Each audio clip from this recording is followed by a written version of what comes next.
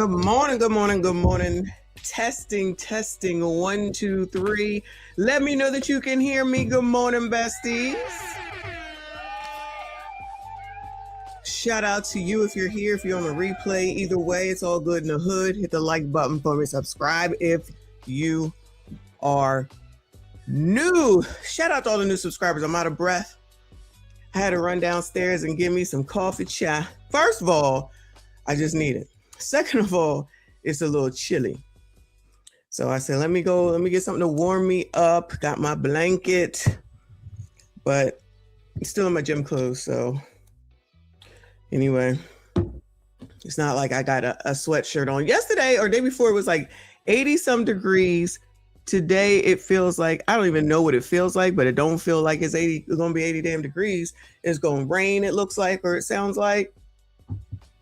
It's dark.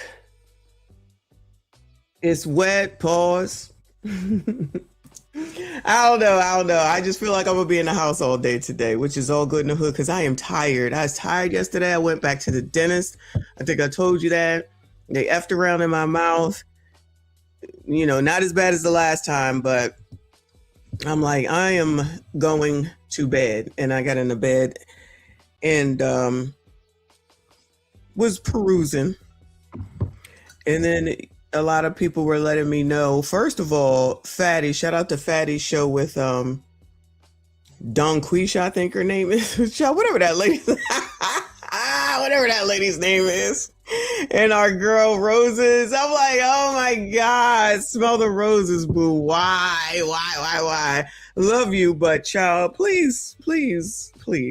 Why are you wasting your time trying to debate that woman, child? I could only take so much of that. Then, of course, it was Ask a Brother last night, had Dondre Whitfield on, for those that don't know. So Dondre Whitfield is the quote-unquote actor.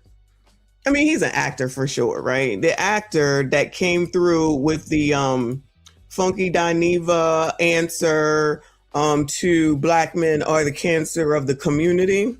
And he had said, I got the call, brother. I knew exactly what he meant. Didn't get up on Jeff's show trying to act like, well, you know, maybe not that. Austin 10 toes down. Nigga, shut the fuck up. But I said I'm not reviewing the video because I'm not. And I could only be there for about a good hour and a half or so because I said, this is silly. I just finished it up this morning, though. Yeah, I did finish it up. And I don't know. I feel like it's an agree to disagree type of situation, in my opinion. He may have had one or two good points, but I feel like he was Homer Simpson it up based off of what he said initially in his two videos, of which I covered, and Kofa covered one of them, which I'm sure he will go over what happened last night. And child, I don't have time for these people. These people crazy. All right. Just the message is from him. SYCBM. So I guess me and him are on the same side at the end of the day. Save your community, Black men. That's what it is. It ain't gonna change. It don't matter if it's not your fault. It don't matter if it ain't your kids. It don't matter if it ain't your woman. It's your job. And even if you don't get thanks for it, appreciation for it, accolades for it, it doesn't matter. You're still supposed to do it. Okay? That's what I got from the end of that show. Congratulations. Y'all should still go watch it because, you know, if you want to watch it. No shade against Jeff at all. But I'm just like, this nigga, I swear. Now you want to come with that same fervor, sir, that you did when you made them damn videos. Okay? But so one part that they did say was right, which I've said already. You can't just, what did BBD say? Trust a big butt and a smile. But we know some people do that.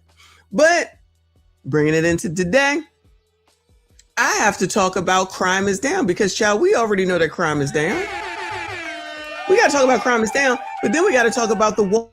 For some reason, the Walgreens and thank you, Terrence. I appreciate you for the jewels. For some reason, the Walgreens in Chicago, if I'm not mistaken, is closing down. What in the world? What is going on? What is going on? I don't understand. So we're going to have to take a look and see what that is about. Okay. Shout out to y'all. I see you. I appreciate you. All the new subscribers. Shout out to y'all. Thank you so much. Y'all hit the like button, subscribe if you are new. Let me go ahead and give y'all a good morning. This is a good morning that shared yesterday from Hollywood Unlocked. Because like I said, this is where the colored community likes to get all their information from and just go along with it. And you know, our friend Sexy Red always has wonderful things to offer the community and things to show the community, and then gets highlighted by a ABCD blog. And child, if the colors are okay with it, I'm okay with it too. So good morning from Sexy Damn Red. I just wanted to let y'all see that. You ain't never gonna have me not like Sexy Red. This is what y'all supposed to be taking care of, gentlemen. This is what y'all is supposed to do something about. You supposed to live with it. Thank you, Terrence. Appreciate you, boo. You're supposed to live with it. You're supposed to deal with it. You're supposed to accept this. You ain't supposed to say shit about it.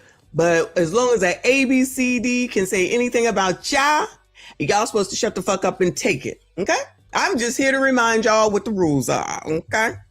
So yeah, so this is what they still will be promoting, and that's why women will be running around the world, continuing to twerk all over the place in public, and it's supposed to be just accepted. Terrence, you are so sweet. Thank you so much for the jewels. Appreciate you. Yeah, it just keeps popping up. It's so funny because I don't know, how YouTube does that stuff, but I know that it's a gift. It's similar to a super chat. So thank you, boo. I appreciate you. So there you go. So good morning to y'all with a twerk Sexy Red. So let me go over here because I just happened to be perusing this morning, right? And I seen this mess right here. Now, you're going to say, what the F is that, Messy? Let me tell you what this is. This is an actual, not an ad, but an advertisement from this girl that does lashes in the AT. Oh, Lord. I didn't realize. She does lashes in the ATL, and she actually put this damn thing up as an advertisement. She was fucking his best friend. So, I mean, everybody's fucking down here in Atlanta. I don't know what to tell you. They breeding like rabbits down here. Everybody getting ass. Okay. So this is Kai Lashes, which I feel like we've seen before, right? And listen, you're supposed to be looking at the lashes. Okay, you're supposed to be looking at the lashes. Now, when I saw this, I thought this was an advertisement for like skincare. Because I don't give a damn. It's just me though. It's just me. I don't give a damn if I'm supposed to be showing you the lashes. If your face look like this, I'm not putting you up. If your face look like this, I'm not putting you up. Child, I cannot get past the face to even care about the damn lashes. Not that I care about the damn lashes. Girl, what is wrong with your skin? And then you see this up closeness of this wig that's crusting at the top. This is what y'all using as advertisement, and someone likes this? Her caption is, have you booked for May? Y'all booking for May, Bueller? Are y'all booking, y'all, the MSDs, or are y'all MSGs who have girlfriends booking this for your woman? Yeah, exactly, right? Was it? First of all, just the blemishes, first of all. Then there's this one that looks really bad by the nose. Like, girl, did you get beat up? Like, what is going on? I can't even get past. You got 2 rings in your nose, if y'all can't see that. 2 rings in your nose. And the wig is not wigging correctly. It's crusting over. Then this piece of wispy hair over here, which I guess you didn't baby hair it down or something. I don't know. Then finally, after all that, I can get to these lashes and say, girl, what the girl, where we at? Shut up, bitch. Hold on. Hey, yo, what the fuck? There we go. Hey, yo, what the fuck? Girl, what the fuck? What? I'm on for May 35th too. Like, when I say that, some people don't know nothing about business and stuff. Like, y'all, please go get the help that you need. Why would you put this up as an advertisement? But some young biatch will say, yeah, sis, go, sis. And this is a hot ass mess. I would never. Child. Child, and it gets worse. Do y'all like these lashes? Do y'all? Good morning, Byron Hammer. Child, yes. Do y'all like these? Like, gentlemen, sassies, do you like this? Do you like these lashes and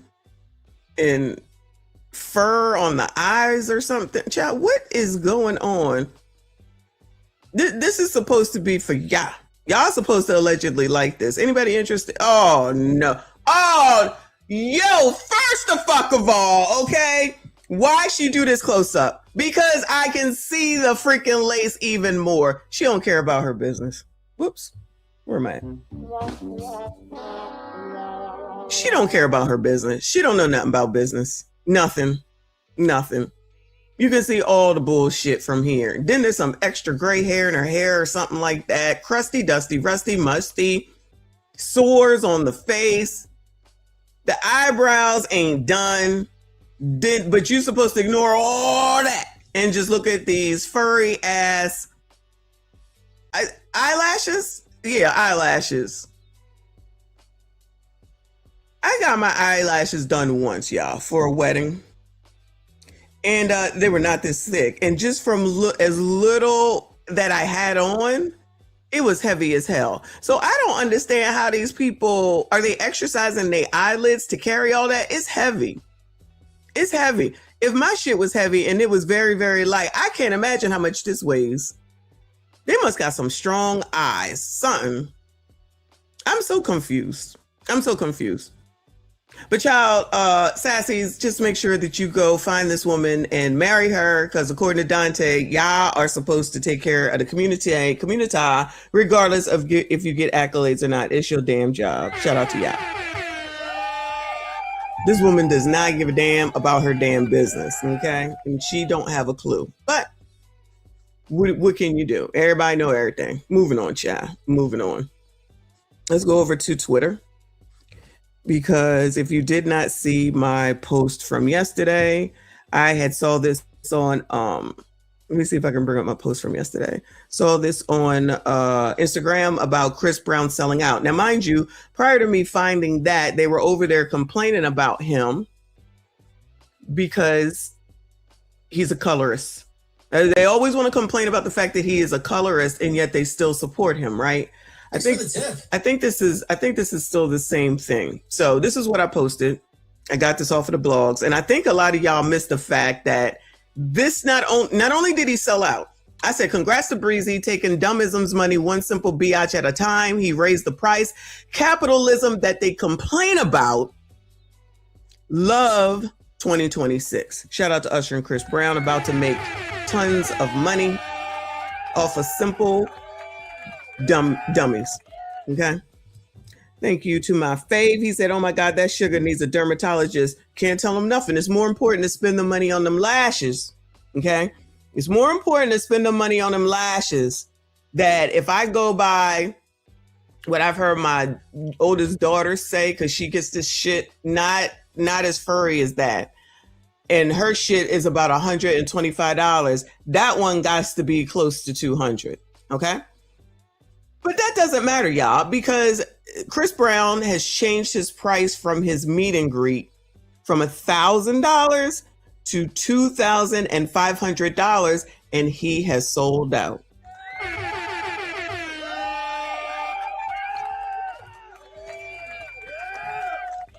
They fake hate him. Okay. So I've seen a couple of comments. I'm like, y'all, no. It's not 1,000 anymore. Breezy has upped the price. Capitalism at his finest. Now, I thought that, the colored community, because I'm colored too, was mad at capitalism. Remember Taraji and Jennifer Lewis just lambasted along with that white woman The people that went to the Met Gala paying $100,000 per ticket, even though they all can afford it. I'm assuming Taraji couldn't, but maybe she's just out here taking a stand, right? Cool. Stand it on up, child. Stand it on up. So this is back down to the regular smegulars, okay? So these are the people that are supposed to be SYCBMing. And then they said that y'all asses ain't got shit, don't know shit, ain't never gonna have shit. And y'all are supposed to SYCBM them up and then take care of everything. You're supposed to be the men of yesterday. If you listen to Dante yesterday and a couple of dudes on the panels, my woman ain't never had to work. Shout out to them. My woman ain't never had to work. My woman don't work. Work. Y'all supposed to grab these sugars up. Shout out to Willie Williams. And then they're supposed to go out here and get these $2,500 per meet and greet. I don't know. If you know, let me know. I don't even believe that this has anything to do with the ticket for the concert. Allegedly, I'm not really sure. Okay, I'm not really sure. But it says Chris Brown meet and greet tickets are $2,500 and only 5 cities that were available for purchases are now sold out. So it was only available in Minneapolis, down there where everybody was carrying on. Jakey, Timmy, and Illy. Cleveland, shout out to Ohio, Charlotte, Nashville, and Birmingham. Now, those places, in my opinion, I could be wrong, are not necessarily highly concentrated Black people. I could be wrong. Let me know if I'm wrong. I don't know. I'm saying allegedly. So that means, in my opinion, this is what I think is going to happen. They're flying out to these places or driving to these places in order to go to see these men. Well, I'm gonna just say this man because it's about Chris Brown.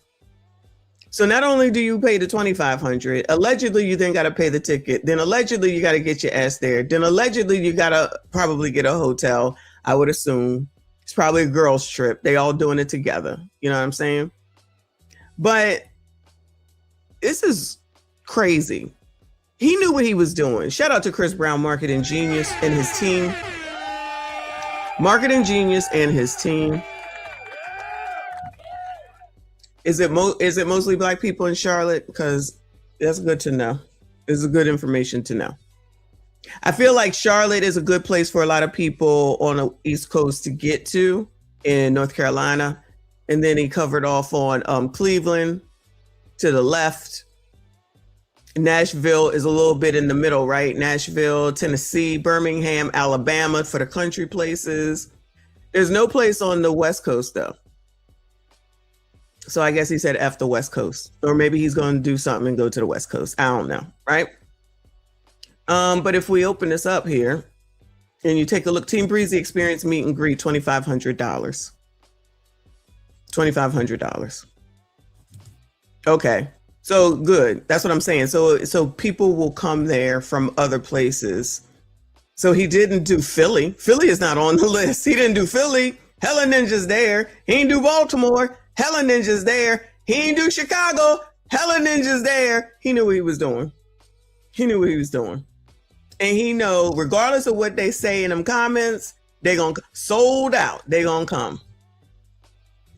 $2,500. Then you got to pay for shipping for fucking what? Then you probably got to pay taxes. But you can also buy with Shop and do Klarna, if I'm not mistaken, or one of those anyway. I don't know. But excuse me, the point is if it's 100 tickets, because he's got to talk to him. So just say that it's 100 tickets. I believe that is $250,000. Correct me if I'm wrong. So that is 1.25, right? 1.25 million. Am I correct? 3, 4, 5. If it's 100 each, 100 people, $2,500. Am I calculating that right? You know I'm not good with this. Is it $1.25 million just to take pictures with Chris Brown? In addition to anything else that they're buying at the venue. Chop. Y'all better get out here and SYCBM these people. Y'all better get out here and SYCBM these people and do your due diligence.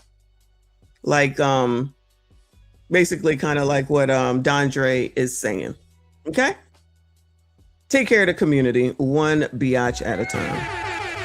Cause let's be honest. Ain't no men buying this. Maybe some funky Dinevas, but for the most part, this is all bitches. Y'all already know it's all biatches. But if you go over here to the blogs, of course, and how they complain about colorism, because Chris does have an aesthetic that he prefers, it don't matter to me, right? Not for that much money, he better clean my house. He better clean my house for the rest of my life. The rest of my life, okay? Shout out to Mike Love, Judge Love to y'all. Appreciate you, boo. He said, help from MSG. Ladies, pay for the meet and greet and write it off as a business meeting. There you go. Solutions, child. Solutions. That girl with the eyelashes probably is gonna go. It says social users noticed viral woman who received compliment from Chris Brown was in attendance for his birthday party. I know they don't like this. I know they don't like this. So I don't know what happened with these people, but this person here was said something on some page or something, and that's his aesthetic. And now she's at his birthday party or something. But you see how these people who don't like Chris Brown always know what the hell it is that he doing, that they saying, oh, this is the girl from, like, child, what? Y'all really? I'm never growing my hair back out. Because what? What? Like, be prepared to be sick of me. Be prepared to be sick of me. Because, exactly. I told y'all, I don't know if I'm ever growing my hair back out. Because what? What? I don't know what she's saying, y'all. I don't know what the hell she's saying, but all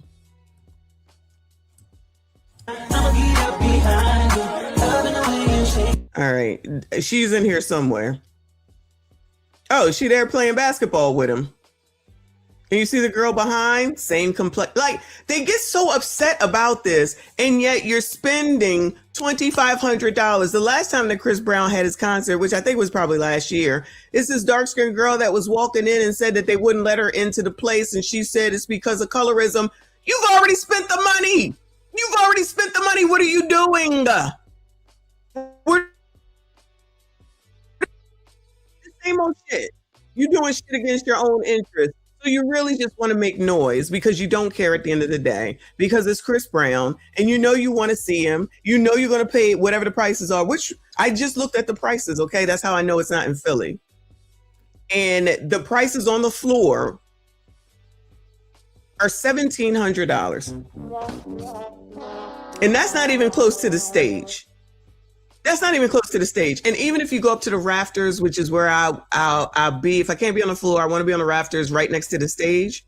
Those damn things are $1,700. And I can afford it. I'm not paying that for one night for that nigga. I've seen them already. Look, I've seen them when the prices was about $125 and I took my kids to go. So I'm good on Chris Brown. I mean, I'll see him again one day, but y'all, not at these prices. I know you effing lying. They're going to be online telling y'all that you broke is a joke, you ain't got shit, and that all you do is get women pregnant and leave them. And yet these people out here spending $2,500, which, don't forget, it is tax season still. So, well, not tax season, but taxes just got calculated, which I still got to do my taxes. The taxes just got calculated. So they got the money from the taxes. These people know what they're doing. They know you're going to pay for it. So they're just going to be like, oh yeah, we're going to just get your tax money because we know you're going to pay for it. Then y'all be broke. Then y'all be back begging on the internet when it's time for your kids to go back to school. Say I'm lying. Say I'm lying. But shout out to Chris Brown for knowing that all these biatches do is talk.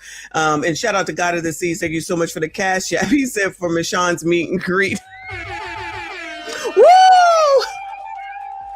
Let me see if I can do a meet and greet for $20, child. All right, so That's what's going on with the kids of today. Foolishness as per usual. But shout out to Chris Brown for making real money moves and knowing how to continue to stay rich because he ain't got to worry about none of these biatches. Moving on, child. Moving on. So let's do it tonight's conversation before we get into it, because then we're going to get into it because I got time today. Let me see. This is, child, I just love these. This is my ex-husband had a baby with her sister. Wait. This is not the one. Why does this keep changing? Hold on a second. Sometimes. How do you know when you've given a man enough time? So my ex-husband. Because we looked at this one already. You know what? They pissed me off. Oh my God. Anyway, while I find it, let me show y'all this. I forget who sent this to me. I think JP sent this to me. It says, who else's mama is acting like this over riding in the front seat? This is something going on that Shannon Sharp and the rest of them was talking about on their show. So here we go. I'm not sitting in the back seat. You need to get out. Come on, I'm sitting. I'm going. You have to get back. What you mean you're not coming? It's not that deep. Just sit in the back seat. Okay, no, y'all not married anyway, honey. I mean, we just going somewhere. You might think you gotta sit in the back seat forever. Okay, bye. I'm gonna just keep it 100. My mama wouldn't trip like that. Thank you, Joe. It seems to me. So I don't know if I can play Nightcap. But who in the hell is going to... Child. Listen, me personally, as even as a wife, but as somebody's girlfriend, if their mom comes, I'm not gonna fight over the front seat. I'm gonna let them have the front seat. It's not even gonna be an issue, right? Then if she will say, you go ahead and sit in the front because, you know, that's your boyfriend, you're your husband, then you go ahead and you go sit in the front, right? I'm not gonna freaking have a spaz out fit over some shit like this. That's his alleged girlfriend, baby mom, potential fiance. Why are we fighting about stuff like this? Why are people even fighting about stuff like this? It's crazy the things that people carry on about that don't make no sense, that really at the end of the day is not that important. You getting a fucking ride at the end of the day, get your ass in the car and shut the hell up. That's just me. But everything got to be a to-do. No. I'm going to just sit in the back. I'm going to just get in the back. And I've been through this before. It hasn't been an issue, but it's just like if my mother-in-law is coming in the car, which does not happen often, chat, not for a long ass time, I'm going to just go ahead and get in the back. Just go ahead and get in the back. And then typically she will say, no, you go sit in the front. One, because she wants to sit next to our kids. This was way back in the day. And two, probably because hopefully she knows it's fucking weird. His whole ass wife got to sit in the back. His whole ass wife got to sit in the back. Only in my opinion would a selfish ass mother do that. Only a selfish ass mother, in my opinion, that would do that type of shit. And somebody who's probably dealing with a damn son husband, to be honest as well. Because why you got to be right next to Sonny Boy, child? You in the damn car, you with the whole damn family. Just carry your ass in the back with them damn kids and shut the hell up. But you know, some people will not do that and just say that, you know, that's my son. That's my son. I knew him before you knew. All that book. Child, ain't nobody got time for these people and they bullshit. I'm telling you. All right. So of course I can't find the one that I wanted to show y'all, but child, it's not like it ain't plenty, but I don't want to show you ones that we've already seen. So I'm trying to filter through. This will be endless, y'all. This is endless. Did we do this one? Somebody let me know. Good morning to y'all. I see you, Blade, RBN, Juan Solo. Good morning. Hit the like button for me. Subscribe if you are new. This says, he asked how much something costs. You say 150 and he sends 100. Did you correct it? I don't think we did this one. All right, let's hear it. Correct a gesture So if you're with someone, you going to get an oil change. Oil change is $150. They only give you $100. You didn't ask for the money. You didn't ask for it. But they gave you a half gesture. So did you tell him how much these things cost? Yeah, if he'll ask, he'll be like, hey, how much is the oil change? And you'll say 150 and he'll send you 100. Yeah. Now, that's crazy. Are you married? About to be. So what's the problem? You already signed up. I am appreciative of his gesture because he didn't have to do it. So why is the correction not with your acceptance, but with his action? Damn. That's good. But I have an issue with a man that I'm telling is $150 and he's giving me $100. So now I'm thinking about your leadership. Now I'm thinking about other ways that you're going to short me. Yes. Now I'm thinking about how you also are going to be frugal and petty and penny pinch in other departments, right? Yes. And so it may not be a heart wound, right? This is just baseline reciprocity. Why is it that I'm showing up for you fully, but you feel a need to give me 100 on 150? You're literally telling him the price and he's giving you a portion of it. So I want to know where's the rest of it, baby? Because when you in my household, you're going to leave my household, right? And you're going to provide a covenant from me, and you want me to respect you and lead, right? And you want me to be submissive. Where is my other $50? Thank you. Period. Thank you. Hey, hold on.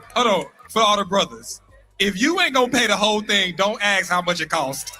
Just don't ask how much it costs. And I'm imagining he got it. Yeah, oh yeah, he got it. And so the fact of the matter that he's only sending you 100 is crazy. It is not crazy. Yes, it is. What am I saving for wife then? If you gonna go there? We got an established black man who loves you enough to put a ring on it and says, you know what? We're gonna start you off with the 65% because I need to incentivize you to get to the promised land. Good point. Now, once we're married, because I'm taking you in now, baby, you upgraded. How foolish of it is me and men like me to tell other men that it is okay to fully provide for a woman that hasn't said yes to you as wife. What am I doing?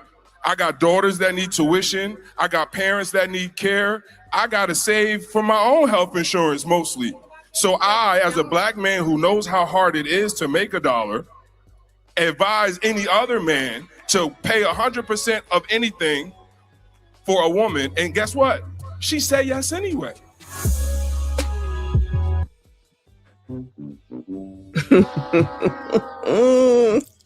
All right, before I get into it, let me acknowledge our favorite white woman, one of a few. Shout out to you, Boo. Thank you so much. She said, good morning. It's 4:30 a.m. over here. Good morning, Vietnam. It's 4:30 a.m. over here. When I first met one of my ex's mothers, the very first thing out her mouth was, she's fat. Oh, I was chubby back then, but real. What in the fuck? Yo, they will say any old thing. Trust me, my mother-in-law has said some bullshit. And guess what? I got with that ass. Not in the beginning. But child, after them kids start coming, she really started coming out of pocket. I said, I don't know who the fuck you think you're talking to. No, I never cussed. But I did let her know, child, I'm not the one. I am not the one. I don't care who the mother you are of. I don't care who the grandmother you are of. We ain't playing them games around here. I wish the fuck she would say some shit like that. Girl, you sitting over here talking about you was chubby. That's all right, because her son clearly didn't have no problem with it. Her son clearly ain't had no problem with it, okay? Shout out to you, Boo. Hope all is well. Speedy recovery for you. Shout out to you and my nephew. I appreciate you. My fave said, ma'am, your knees and back need unbig and get somewhere. Listen, we gonna get to it. Because I'm definitely gonna replay it again. And I wish I had saved this one for Trent, right? Because it's sometimes we definitely see things differently, meaning men and women, obviously, even though these biatches don't seem to see that. But just listening to it off the rip, right? I'm a little confused, and I have to listen when I play it back on whether she asked for it and said what the price was. Even if he gave her $50 just out of the blue, just because, these people are ungrateful. I don't care what nobody say. I don't care. I don't care what Ace said. He crazy. One of the things that Trent said yesterday was that it's immediately, the man is immediately wrong, no matter what it is. He did say that yesterday, and now listening back today, he's absolutely right. The first thing that Ace is saying is that, nah, he should have. How you don't know nothing about anything except for what she just presented here. And why is it that these people can't see that of 150, she was planning on paying 150, and now she only has to pay 50? That is a savings. And you get to keep the rest in your pocket to go do something else that you want to do. It's the ungratefulness. And then this person has already said that they will marry you. So let's go on this show, because I'm going to keep saying it, and put your business out there and embarrass said man. And then if he comes back and says, nah, we not getting married, then it's going to be all of y'all sassy straights ain't shit, ain't never been shit, and ain't never going to be shit. Where is it?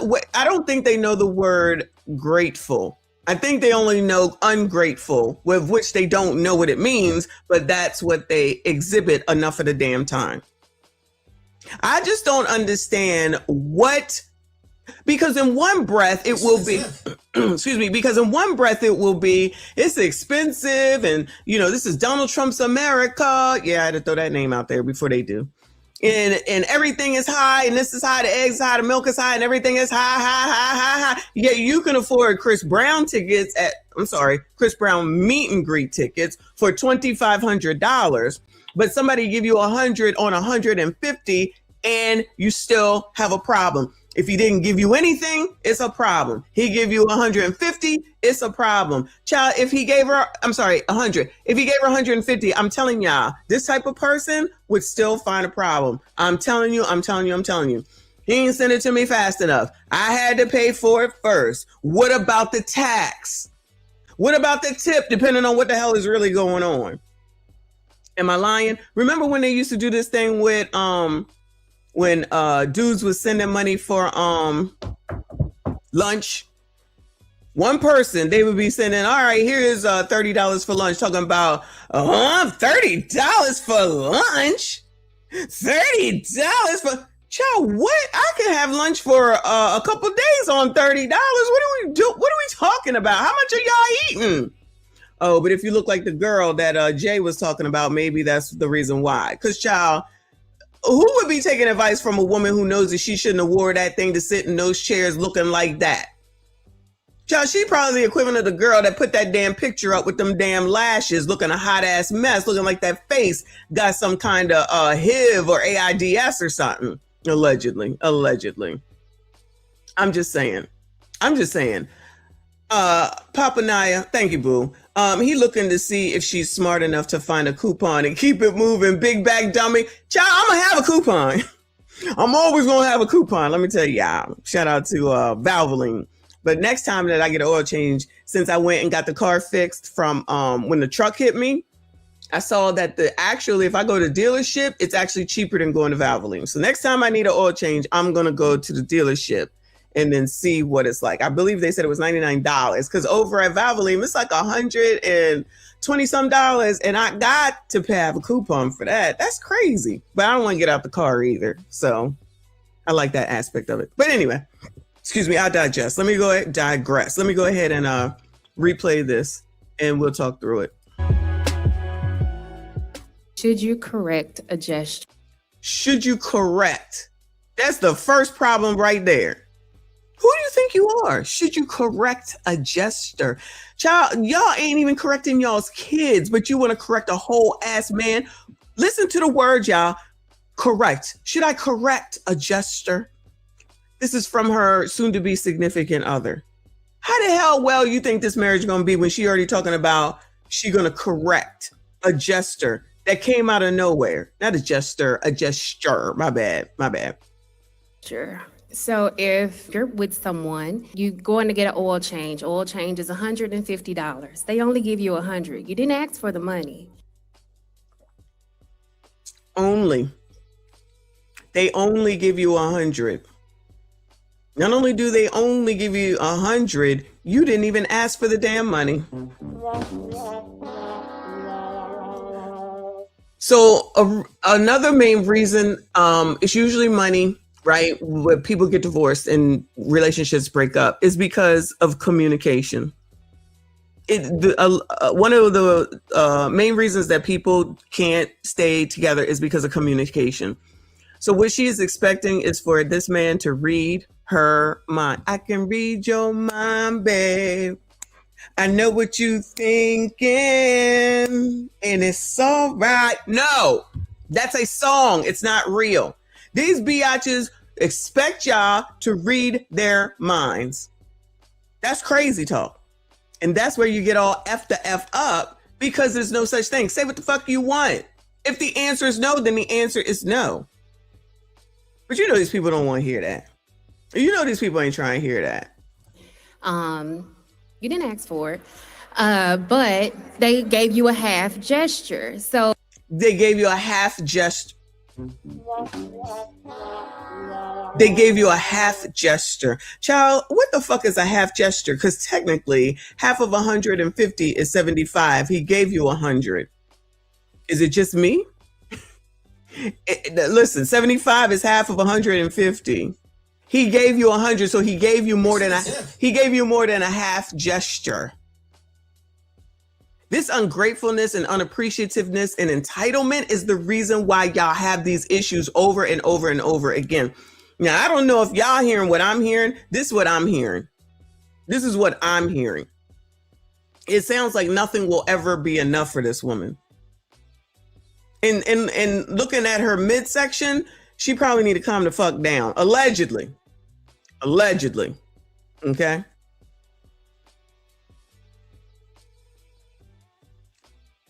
Shout out to my fave. He said, how are below average big backs complaining, Bueller?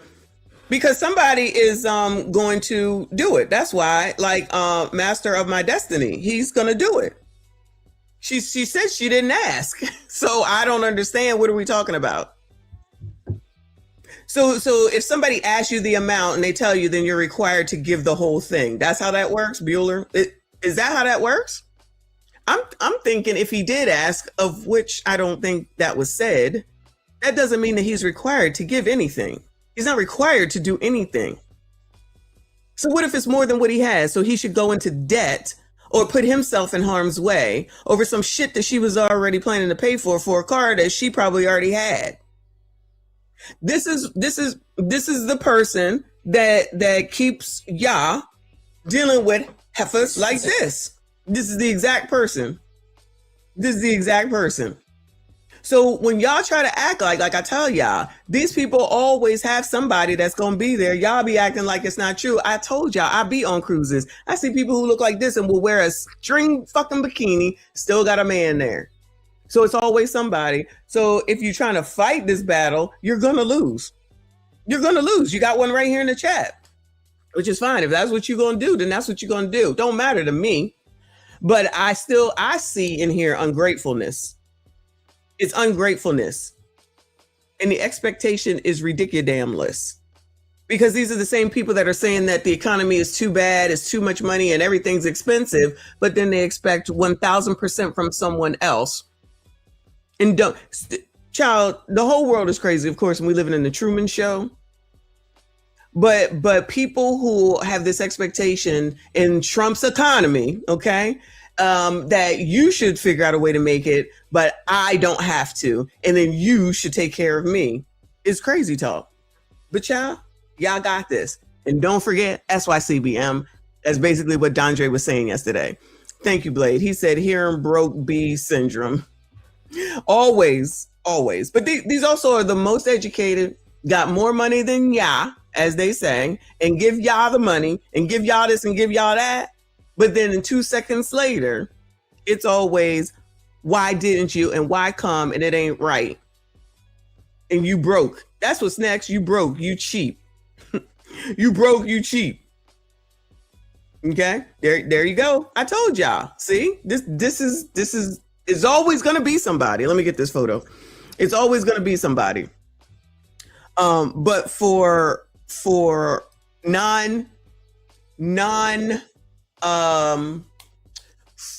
us, what would you call it? Non-poor, for resourceful people who don't have to beg people for anything, because 1, we already got it. 2, they just go ahead and do what they do. 3, because we are grateful. 4, because we acknowledge the fact that the world does not revolve around us. 5, the fact that there could be other things that someone has to take care of. 6, we're not whores. And 7, it's ungratefulness. We see things differently. But go ahead, child. Oh, Did you tell him how much these things cost? yeah, if he'll ask, he'll be like, hey, how much is the oil change? And you'll say 150 and he'll send you 100. Yeah. Now, that's crazy. Are you married? About to be. So what's up? What y'all say about Ace yesterday? Panda Bear. Oh, that's crazy. That's crazy. And like Trent said, it's always the man that's the problem. Every single time. Y'all, good luck to y'all, sassy straights. It's always the man's fault and problem. You don't even know nothing about this except for what she says, but it's still him that's doing wrong. Child, I can't take it. Tag Dondre.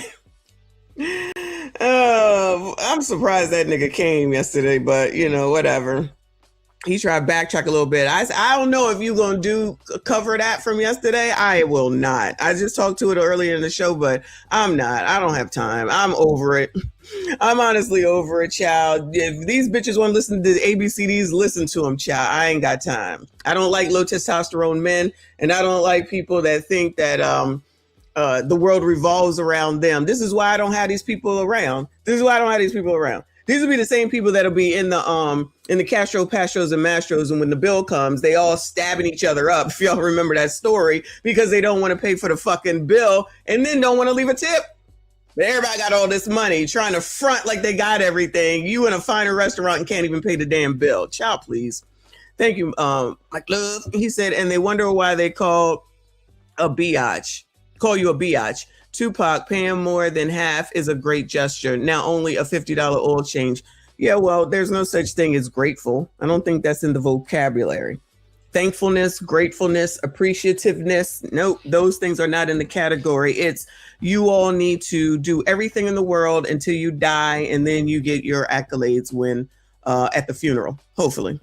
The problem, you already signed up. I am appreciative. Yeah, the man already asked her to marry him already, and this is the things that you get. Isn't enough? When is enough ever enough? Where are the videos where women do things for men? Bueller, where are the videos where women are doing something for men? Bueller, anybody? Y'all don't send me that. What's up with that? Of his gesture because he didn't have to do it. So why is the correction? He didn't have to do it, and yet you're still ungrateful for what it is that he did do. Imagine if he didn't send her anything, what she would be saying. Not with your acceptance, but with his action. Damn. That's good.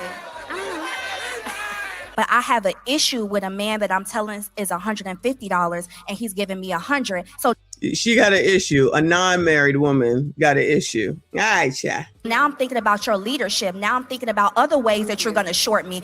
Now I'm thinking about your leadership. What does one have to do with the other? How are you going to short me in other ways? How are you going to short you in other ways? And she's like straight up serious about this. I can hear the conviction in her tone. Now I'm thinking about how you also going to be frugal. She got no ring on her finger. And this is the other thing, y'all. I'm sorry to interrupt it. These people, first of all, the lady out there in the crowd is definitely older than this woman on the stage who didn't know that this outfit is not appropriate for the seating, but I digress on that. But you older persons gonna go to these younger people to get advice on your life. And if she's not older, then child, that wig is just not the right one. But child, to each his own. You're going to go to a bunch of basically 30 and 40-year-olds to get advice on your relationship. You look at a non-credentialed people. But this is where you want to go get life advice on your relationship, which you've already captured the engagement, and you still got to go to other people. to get advice on your relationship, because I'm a firm believer in, if I'm gonna fuck it up, I'm gonna fuck it up on my own, not on the strength of what nobody else says. This is why I don't need no advice from nobody, unless it's a fucking counselor, therapist, psychiatrist, psychologist, or something like that. A professional, not Dr. Cheyenne Bryant and her fake ass. I'm not a doctor. We already know that. She been running off at the mouth, but a real doctor like Iyanla Van Zant don't want to listen to her. Interesting how that works. She contradicted herself because she said she didn't ask for the money and then said he knew it was $150. Yeah, you're right. I did hear that.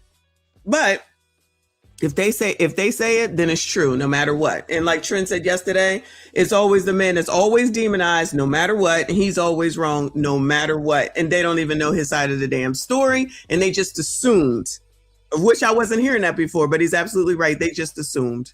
Ace for sure. Ace for sure. Petty and penny pinch in other departments, right? And so it may not be a heart wound, right? This is just baseline reciprocity. Why is this is baseline reciprocity, child? She's just saying shit. What the fuck is she talking about?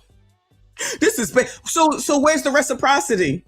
Since you want to bring up reciprocity, what is she giving back to him? Oh, she agreed to marry him. Is that the give back? Is that what the give back is?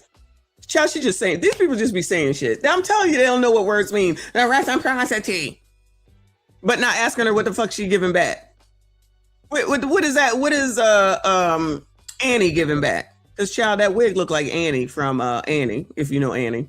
Shout out to Generation X. Jarvis in the building, thank you, boo. He said trial and tribulations. If y'all want to go through it.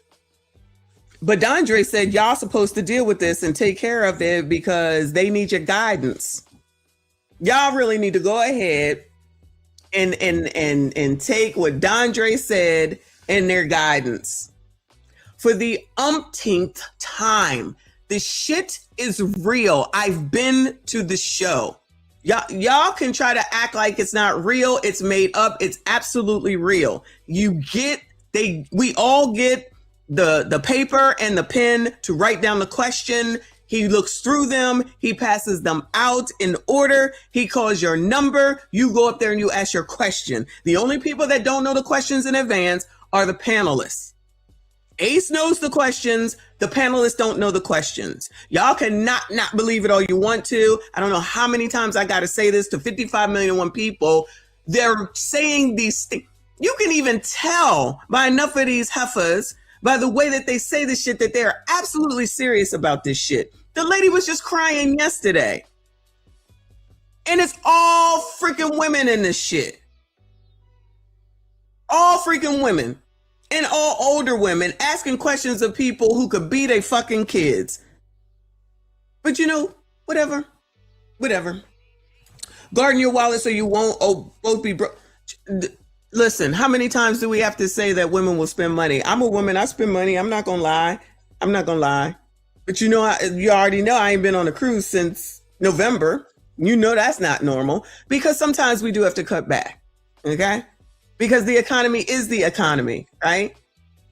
And if these people can spend $2,500 on Chris Brown meet and greet, what you think we about to see next month, Bueller? We gonna see a bunch of beg talk and evictions. Watch. Y'all know this is what happens every single time, and then it will end up being y'all's fault. Y'all already know, because you don't take care of women, because you don't do what the things that women want you to do. Everything's y'all's fault. Shout out to Dondre. It that I'm showing up for you fully, but you feel a need to give me. How does she know that this woman is showing up fully?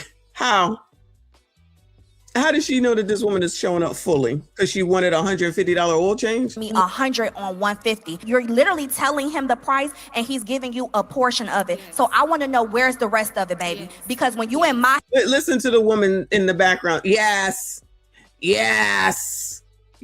Love to hear what they want to hear, right? Love to hear what they want to hear, right? Household. You're going to leave my household, right? And you're going to provide a covenant from me. And you want me to respect. You're going to leave my household and you're going to provide a covenant for me. Child, these people just be saying shit. Where is Kitty on this one? Respect you and lead, right? And you want me to be submissive. Where is my other $50? How does she know that anybody wants her to be submit? Submit to that $50 fucking dollars. It's $50. If you broke, say you broke. If you can't afford it, say you can't afford it. And again, if this who she is and he like it, I love it. If he like it, I love it. I'm telling you. And as soon as this shit don't work out or he decided he not gonna do it, all black men ain't shit. Just like the girl in Thailand, if you didn't see that video. Just because somebody got in a picture at a freaking monument, all of a sudden it's a condemnation against black men because the black man happened to be the one that came into the picture. So no one else walked into the picture. Child, please. Thank you. Period. Thank you. Hey, hold on. For all the brothers, if you ain't gonna pay the whole thing, don't ask how much it costs. Just if you're not gonna pay the whole thing, don't ask how much it costs, yeah, in case you didn't know.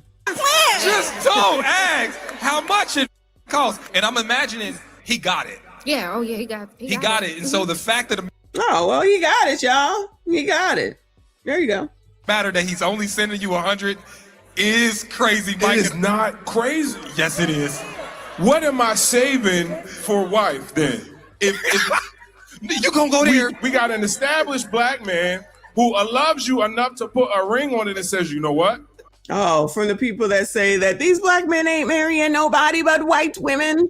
They're not marrying. They're going over to, wherever the fuck y'all go, passport bros. That's what they're doing. And we're going to go follow them and see what they're doing. And then get mad when we get the same treatment over there that we get here because we want someone to pay for everything for us, even though we make all this money and we do all the things and they need us and we go to school. We're the most educated.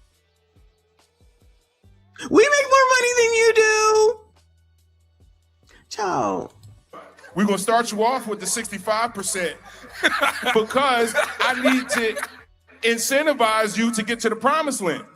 Good point. Now, once we're married, because I'm taking you in now, baby, you upgraded. How foolish of it is me and men like me to tell. Hold on. Look at this lady, y'all. Hold on. Upgraded. How foolish. Just look at her. This is the wide thighs. Just look at her. Just looking miserable. Just demeanor. Your demeanor just comes through as miserable. This is who y'all going to take advice from. This is who y'all going to listen to. This is who y'all going to present these dumbass life questions to, instead of going to a person that makes sense to go to for this shit. She non-married and she miserable. And her whole, what she was saying it was just like, it's about money. So hoard them all 2026. That's really what it comes down to. Hoes gonna hoe. You can't say that. Who can? Who can? Megan Thee Stallion is a whore. She said so herself. And all these people, when you want money for something in return, typically sexual favors, that's whoredom. It is what it is. It is what it is. Foolish of it is me and men like me to tell other men that it is okay to fully provide for a woman that hasn't said yes to you as wife. What am she's gonna say yes. They're engaged, so she's gonna say yes. Listen, and again, anybody can find a man and get married, y'all. I don't care what y'all say. Okay, it don't matter what your body look like. It don't matter none of the attitude. It doesn't matter. Can you find the person is the question. That's the only question, is if you can find them. They out there though, y'all. They out there. What am I doing? I got daughters that need tuition. I got parents that need care. I got to save. Can you imagine if the dude does have children that are still minors and they need something and she thinks that he shouldn't give to them, or the baby mom or the ex-wife or whatever might need something and he helps out and she's going to start talking about they don't need it. I can see this just from her response. I'm telling you. That's the type of, it's pocket watching. It's definitely pocket watching. And it's going to be that way once they get married. And God forbid, if there's a kid and an ex-wife. Whoo, Lord help your people. For my own health insurance mostly. So I, as a black man who knows how hard it is to make a dollar, advise any other man to pay 100% of anything for a woman. And guess what? She said yes anyway. Yeah, she ain't gonna change that, I promise you. She ain't gonna un-yes it. She ain't gonna un-yes it. He would have to un-yes it. But anyway, another one of those, and child, you know I got another one for later. But moving on, child. We're gonna go to crime is down. We're gonna go to crime was down, right? No, not this one. Hold on. We got to figure, well, let me first say we got to figure out what happened with Walgreens, okay? Because for some reason, I don't know. There's a Walgreens that's shutting down. Another Walgreens that's shutting down in Chicago. Shout out to Brandon. It says Walgreens closing Chatham location. Is Kennard here? Is Kennard the DJ here? Chatham location citing theft and violence. Oh, they actually said it. Child, they actually, theft and violence, crime is down. Crime is down. Anyway. Yeah. They'll probably still, I'm telling you, there's always somebody that's gonna marry somebody, y'all. I know y'all don't like to believe that, but they'll probably get married. Shout out to them. Good luck to these people. Good luck to these people. What happened? Oh, happy birthday to your wife, everybody. So I say happy birthday to Kennard's wife. Shout out to the both of y'all. Hopefully you're doing something good for her today or on the weekend. Because child, no, I'm only playing because you're good. Shout out to Kennard the DJ. Always supporting a lot of the content creators. I see you all over the place and we do appreciate you. Shout out to all of y'all that are here. Please make sure you hit the like button, subscribe if you are new.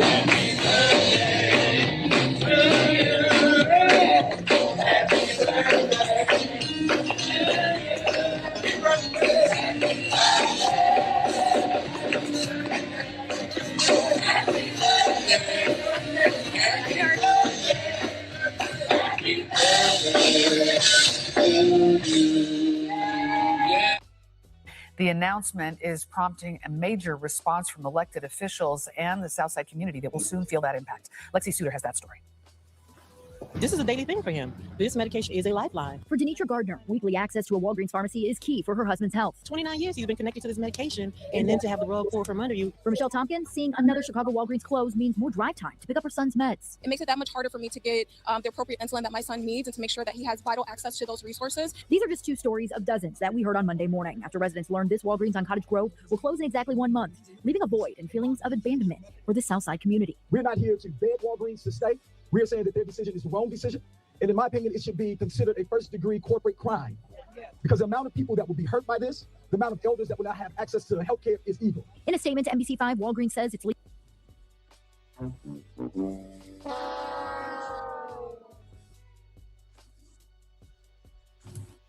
Alderman William Hall from the 6th Ward.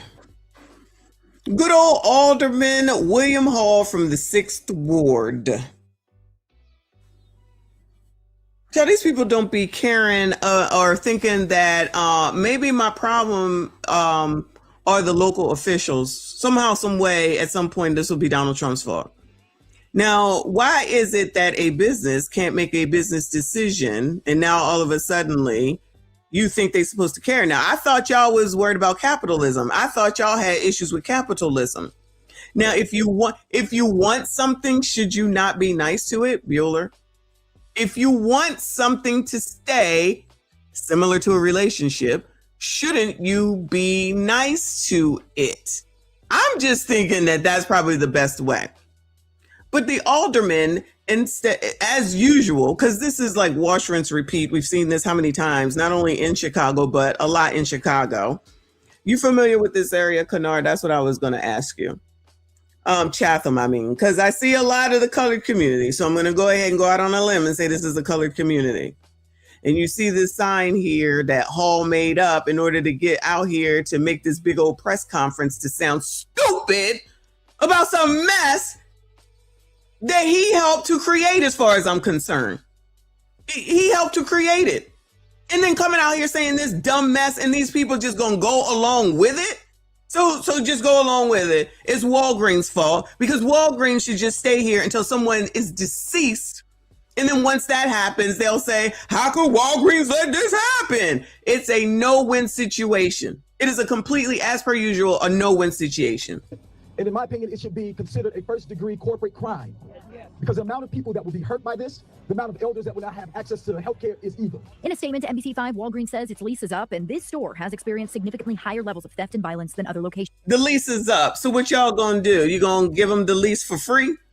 So not only Walgreens are what you're doing is corporate theft, but you need to go ahead and spend more money to lease this place again. And then you need to stay here through the violence. And then you need to make sure that you protect us because it's your responsibility to make sure that these people receive all of the medicines that they need. It don't matter if you're losing money. It don't matter if you're losing staff. It don't matter that you got to lock everything up. It don't matter all the costs that you incur. You have to worry about us, even though we're not worried about us because we're not doing anything about the crime. Because we say shit like, not my baby, and defund the police, and then say that it's racist to hold anyone who commits a crime that's BIPOC. Let's be sure that we're saying the truth here, but you know others will try to act like you're being a white supremacist. Okay, but where I live, they ain't closing down Walgreens, CVS's, or nothing the hell else. Writing, while this was not an easy decision, safety must remain our top priority. If you take away a Walgreens, not so much as 24-hour Walgreens, but a Walgreens, a close staple, how are we going to get there? That's the biggest issue, not just for us, but you are an adult. You need to figure out how to get there. Let me see. You got Lyft, you have Uber, you have taxi services, I guess, if you have those in Chicago. You have plenty of delivery services. I'm sure DoorDash will do it. I'm sure the other one will do it, Uber Eats and all those people. They do everything now. Child, they will go to fucking Best Buy, y'all. So I guess you better start spending your money instead of expecting them to spend their money on you. So either you need the shit or you don't. Now listen, I'm sorry for the elders, but child, the elders, you better get the rest of them people to get their kids under control because I'm going to go out on a limb and say that it's gremlins as per usual, even though they go into their 20s. It's gremlins. So maybe if y'all held the criminals accountable, maybe this stuff would change. But child, that's racist. It's racist to say that criminals should be held accountable because as y'all know, Jazzy says, if you don't think you're a criminal, then you're not a criminal. By that logic, no one ever gets held accountable. This will continue. And as per usual, we already know. I don't know how these people don't know. We already know who gets disproportionately affected. Who gonna get affected first? Bueller. Who gonna get affected first? Then y'all out here. So y'all out here fighting for illegals to stay, and y'all not even taking a look at what's going on in your own damn backyard. Keep following these people, Chad. Elderly people. The next closest Walgreens is over a mile away on East 87th Street. That's where all prescriptions will be sent as of now. As for the closure of this one on Cottage Grove, that date is firm, June 4th. Back to you in the studio. We'll be back on June the 4th. But the question is, are you going to do anything to make sure that the Walgreens over on wherever the hell she said it was, are you going to do something to make sure that that one doesn't close? Are you going to do something in advance? Are you going to be proactive and make sure that you do something so that that Walgreens doesn't close? Officials and community leaders are calling for the pharmacy chain Walgreens to reverse its decision to close a location in the Chatham neighborhood on the city's south side. Speakers say that this closure will greatly disrupt a convenient location for seniors to access their meds. Angelica Sanchez is live with their message. Angelica. Pat and Dina, elected leaders say that thousands of people in this neighborhood rely on this Walgreens location. They are calling for Walgreens to instead do a redesign of this store, not a shutdown. Now, speakers today say that the Walgreens at 8628 South Cottage Grove has long served this portion of the Chatham neighborhood for essential goods and has become a convenient stop for seniors to access their medications. In a statement to WGN, Walgreens says in part that they are shutting down this location because it's experienced higher levels of theft and violent incidents. They say safety challenges have made it difficult to maintain a secure environment. They say this was not an easy decision. Those gathered argue other locations with similar theft problems were offered a redesign, not a shutdown. When 12th and State Street had loss prevention, they redesigned. Again, this neighborhood is not broke. These people behind us have good jobs, retirees, and they want a quality medicine option in their neighborhood. Now, Walgreens says that the shutdown is scheduled for June 4th. Prescriptions will be transferred to nearby locations. Patients of this location, however, will be eligible for home delivery for at least 90 days while this all unfolds. Now, meantime, towards the end of this press conference, one of the aldermen here says that they do plan to reintroduce an ordinance where corporations that get TIF money for development and later leave the neighborhood will have to pay or be held accountable to pay some form of TIF receipt for those. Well, you should do that, which is basically what they're trying to do in the NYC when people leave and so they should, which is kind of what Mark Lamont Hill was talking about. No, that was about inheritance. But one of the things that they was talking about that I had listened to, Hochul and Ma'am Danby, is that if you try to leave, because all the rich people left, they're going to try to charge you a tax to leave. So you can do that. And good. If that's your solution, then do that here in Chicago. But all they're going to do is not come. Yeah, an exit tax. Exactly. That's it. Thank you, Boo. So you can do this.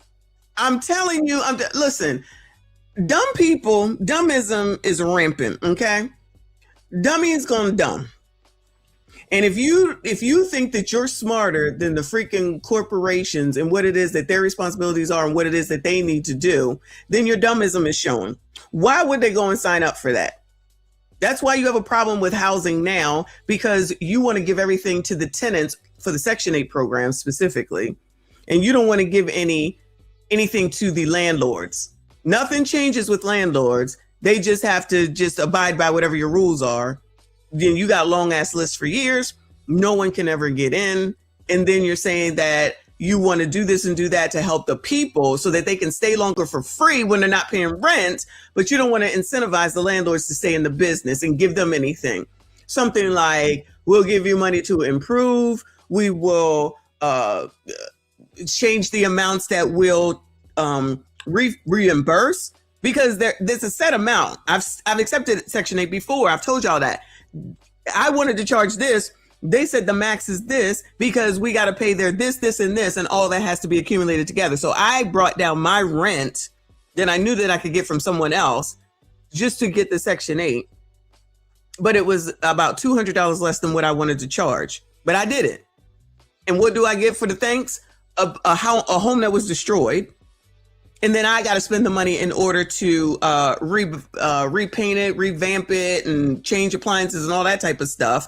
You think that maybe they would say, you know what, at the closeout, blah, blah, blah, blah, we'll give you this much money at minimum. Nope, never think about the landlord, never think about the corporation. Just have people point and say, you're making all this money. Guess what? If you got out here and work, you can make money too. My money don't belong to you. Your money don't belong to me. So why y'all think just because some people have more than you that they supposed to give it to you? That's just not how it works. And this daggone Walgreens said, we tired of y'all shit. Do something about the criminals. You don't hear no one talking about doing anything about criminality. Nothing. It's just like it's Walgreens' fault. Oh yeah? Okay. And then you think these other corporations aren't watching these daggone news stories or know what's going on? It's their job to know what's going on. That's also what a CEO is for, and all the people that work for a CEO, for all the people that's always worried about, oh, they get paid this, they get paid that, because they're doing a job. They're doing a whole ass job for a whole ass company and corporation that involves more than just getting up, sitting at a computer, and coming home at 5 o'clock. They on call all the time. They're responsible for everything that goes wrong. They're responsible for everything that some dumb location does. And God forbid, when someone dies or gets killed, shout out to that person in California, that ABCD person that walked out and thought that nobody was supposed to say anything. These entitled ass criminals. And everybody's just supposed to take it. You don't know. Oh, okay. Y'all, is that what y'all think? That's how y'all think? You show every day that you know nothing about business and you have no fucking common sense. We heard from several people that are living right here in Chatham who actually brought along bags of prescription bottles as a visual representation of how much the closing of this Walgreens is going to impact the community. Residents and community leaders are calling this closing decision corporate abandonment. By closing the Walgreens store on 86th and Cottage, they say that its closure threatens to leave thousands of residents, particularly seniors and individuals managing chronic health conditions, without a nearby pharmacy. Now, this closure comes just over a year since Walgreens closed 5 locations in Bronzeville, Little Village, South Shore, and South Chicago neighborhoods, with another specialty pharmacy closing on 71st Street in just a couple of weeks. Southsiders explaining how this store is vital to everyday life here. I serve 15 families in my home daycare. And out of those 15 families, 12 of them utilize this Walgreens on a daily basis. Not just for convenient items that the store provides, but also medication. Walgreens should be charged with first-degree corporate abandonment. It should be a crime the way they're treating our elders. You should not be reelected, but they will reelect this man yet again while he's out here saying stuff that don't make no sense whatsoever. And they just like, yeah, yes, agreeing with him, blindly just agreeing with shit.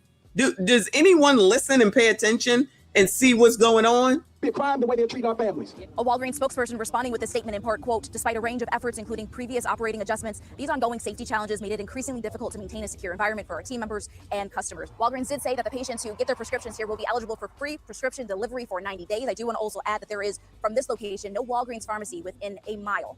This Walgreens is expected to close 1 month from now on June 4th. Elected officials. We'll be there. We'll be there. Child, did we watch this one? And community leaders are. Oh yeah, we did. All right. Anyway, so this is wash, rinse, repeat. How many times have we seen this? How many times do we watch this? It is the same shit over and over and over again. No one learns. Everyone thinks they're special. You're not. It's not the freaking corporation's job to take care of you. Take care of your damn self. Take care of your damn family. And I'm sorry that the elders have to suffer, but if people are not going to make their little bastards stop being gremlins, I don't know what the hell people are expecting. This is absolutely ridiculous. But lest we not forget that crime is down. Okay, lest we not forget that crime is down. And yes, we definitely have to cover this damn story. I'm not well versed in what happened. I know that these two people are deceased, and this man over here, I don't know if you can see the mouse on the right, is the one that did it. So allegedly, this man on the far right is the boyfriend. Now, who the fuck got this nigga as their boy? Now, who the fuck got this nigga as their boyfriend, yeah? Who? Somebody already that don't make good decisions. Yes, I definitely stereotype. Ain't no way. Honestly, I would never deal with none of these people, meaning I'd be crossing the street for all three of them. But this one right here, woman called her two brothers to protect her from her abusive boyfriend. He deleted them both. Shout out to the right-wing danger. He said a Florida man accused of fatally SHOOTing his girlfriend's two brothers in Miami's Liberty City neighborhood was arrested Saturday and charged with first-degree red rum. Antoine Carter, 31, is accused of deleting Jaheim Pierre, 23, and Gianni Pierre, 28, inside an apartment on Northwest 17th Avenue. Police said Carter admitted to having the firearm when officers arrived and was found with a 9mm Glock in his pocket. Jaheim Pierre was pronounced at the scene, and Gianni Pierre later died at the hospital. Authorities said the victim's sister approached officers covered in blood and identified the men as her brothers. Lord help your people. A first-degree murder. This is a capital offense if you're... Child, he just didn't get to look like this. Child, he just didn't. Child, this lady is tired. This judge is tired. This lady got to be... Is she the only judge in Florida? Where is Skinny Boy? Is she the only judge in Florida? Because I swear she on all these damn cases. Found guilty. Invoking his right to counsel and right to remain silent. Right, his mother's in court. Good morning, ma'am. Good fucking bye. Y'all, I've not watched this. If she says not my baby, y'all, I'm shutting this shit down. If she says not my baby, I'm shutting this shit down. Let me tell y'all something, okay? I am not normal. I'm gonna tell y'all that right now. I'm not normal, okay? What I'm not gonna do with my own children is be a part of your foolishness. I will not. I have taught you. I have told you. I have offered you. You know the differences. If this ain't got nothing to do with something happening to one of your kids, my grandkids, no. Don't think you're going to see me. Don't think you're going to see me Good luck to you.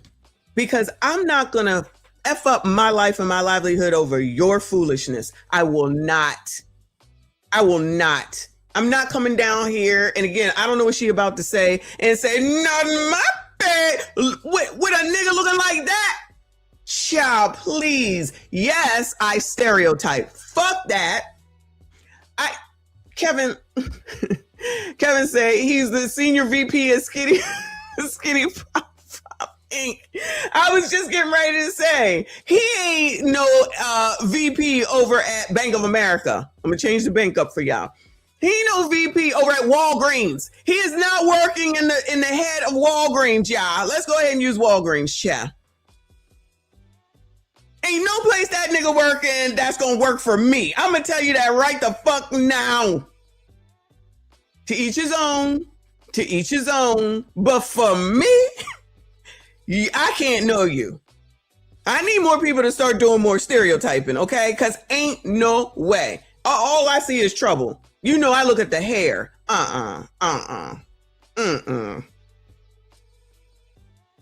Child, Mima, you best not. Morning. There's probable cause for the charges. It looks like he shot and killed a girlfriend's 2 brothers. I'm going to grant the state's motion for pretrial detention pending final hearing and hold you with no bond. You will see a judge tomorrow. That judge will set a final hearing on the state's motion for pretrial detention. Good morning, Mr. Carter. You were arrested for 2 counts of first-degree murder. This is a capital offense if you're found guilty. Will be invoking his right to counsel and right to remain silent. His mother's in court. Good morning, ma'am. Good morning. There's probable cause for the charges. It looks like he shot and killed. Everybody's sad face now. Imagine what the mother's girlfriend's wives or whatever of the 2 dude, whatever, how they feeling. Anybody ever think about that? Hold on, I got a story over here. Police, this is as of 10 hours ago. Police say video show. Goodbye. And it's on video. Police say video shows Liberty City man fatally SHOOT and girlfriend's So what you think the girlfriend about to do? Child, what y'all think girlfriend about to do? So listen. This is where we need Dondre. Kofa. Yeah, I think I heard this. This is where we need Dondre. Dondre. So what are these sassy straights supposed to do for this? What's these sassy straights supposed to do with this? So the girlfriend, who might still be his girlfriend when this is all over. So the girlfriend was already in a DV relationship. Surprise.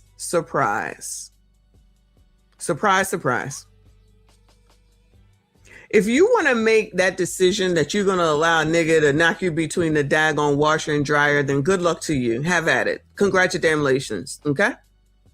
That's fine. If that's what you want, you like it, we love it. You know, Jammy Jam said, Jamel Hill said, the hardest time to leave is to leave a DV relationship is when you're trying to leave, and it's the most dangerous.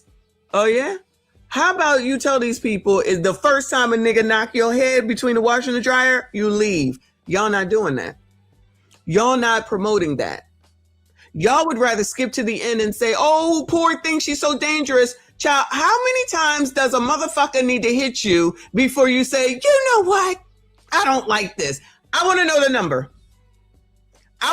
number. What's the number? I'm not going to go through the story again. One time for me. For a nigga that I wasn't even in a relationship with. One time. What's y'all's limits? What does it take? Does it take for you to be knocked into your cycle? I forget which story that was, yeah. For you to pee yourself and be knocked into your menstrual cycle? Does it take for your kids to see it happen over and over and over again? Does it take for your face to be unrecognizable? Does it take for you to be taken the fuck on up out of here? How long does it take? I want to know, what's the number? What's the magic number? What is the number? Because the people that supposedly care about ya, okay, and try to lead ya to do the things that they want you to do, politically, I'm specifically speaking about, won't tell you to get out from the beginning. Because when I say shit like, child, y'all got to know who the hell you fucking, y'all tell me I'm a white supremacist. Fine. When I say, you shouldn't be starting to fuck these motherfuckers immediately, you don't know, fine. I'll be a white supremacist, okay? When I tell y'all that you really aren't having all these issues with all these men, it's the ones that you're choosing because you choosing ain't shit niggas that you think are supposed to be the VPs of fucking Walgreens. You don't know? Fine. I don't know. Then keep doing this dumb shit, being with people that I know about hybristophilia. A lot of people don't. We know about that. Y'all like this? Have the fuck at it. Do not look for empathy and sympathy at the end for some shit that you chose to be a part of. Now, the biatches is always going to say everybody is a victim. No. Many of Parsons and people like this shit. So my advice, because I'm just a woman and I don't know shit, okay, is that you don't get into these relationships, is that you do have conversations and know who people are before you get pregnant, before you fuck them raw, before they put hands on you. If you're having conversations, you get to know people, that gives you a clue. If this person is 31 years old, shouldn't he be working someplace decent by now? Does he have his own home? Does he have his own car? And child, a home can be a fucking apartment. Or is he living with his mama, of which I'm sure we will find out soon damn enough. Since his mama's quick to come up there, you will not see me. You will not see me for some dumb shit. If you want to be a part of that, be a part of it. Don't bring me into it. And you know what else? Don't come to my house. Don't come to me to ask me to do shit for your ass, because I'm not getting involved. You got yourself into it. You're going to have to get yourself out of it, because that nigga is fucking you up and he allegedly cares about you. What you think that nigga gonna do for me if he finds out that I'm helping your ass? A lot of y'all don't think that far ahead. I'm talking to biatches right now. Y'all don't think that far ahead. Then you want to get in there and say you're gonna help, and she need help. She do need help. She need mental help. She don't have to find her way to fuck on up out of there. That's not my issue. That's not my business. It ain't shit that I can do for you except to tell you, child, call police. Then y'all think the protection of abuse order is going to do something to help you. Dude, these motherfuckers don't give a fuck. All that does is help people to find out where to start should something happen to you. That's all that's for. I don't know how many times I have to say that. I don't know how many times I have to say that. That POF means nothing.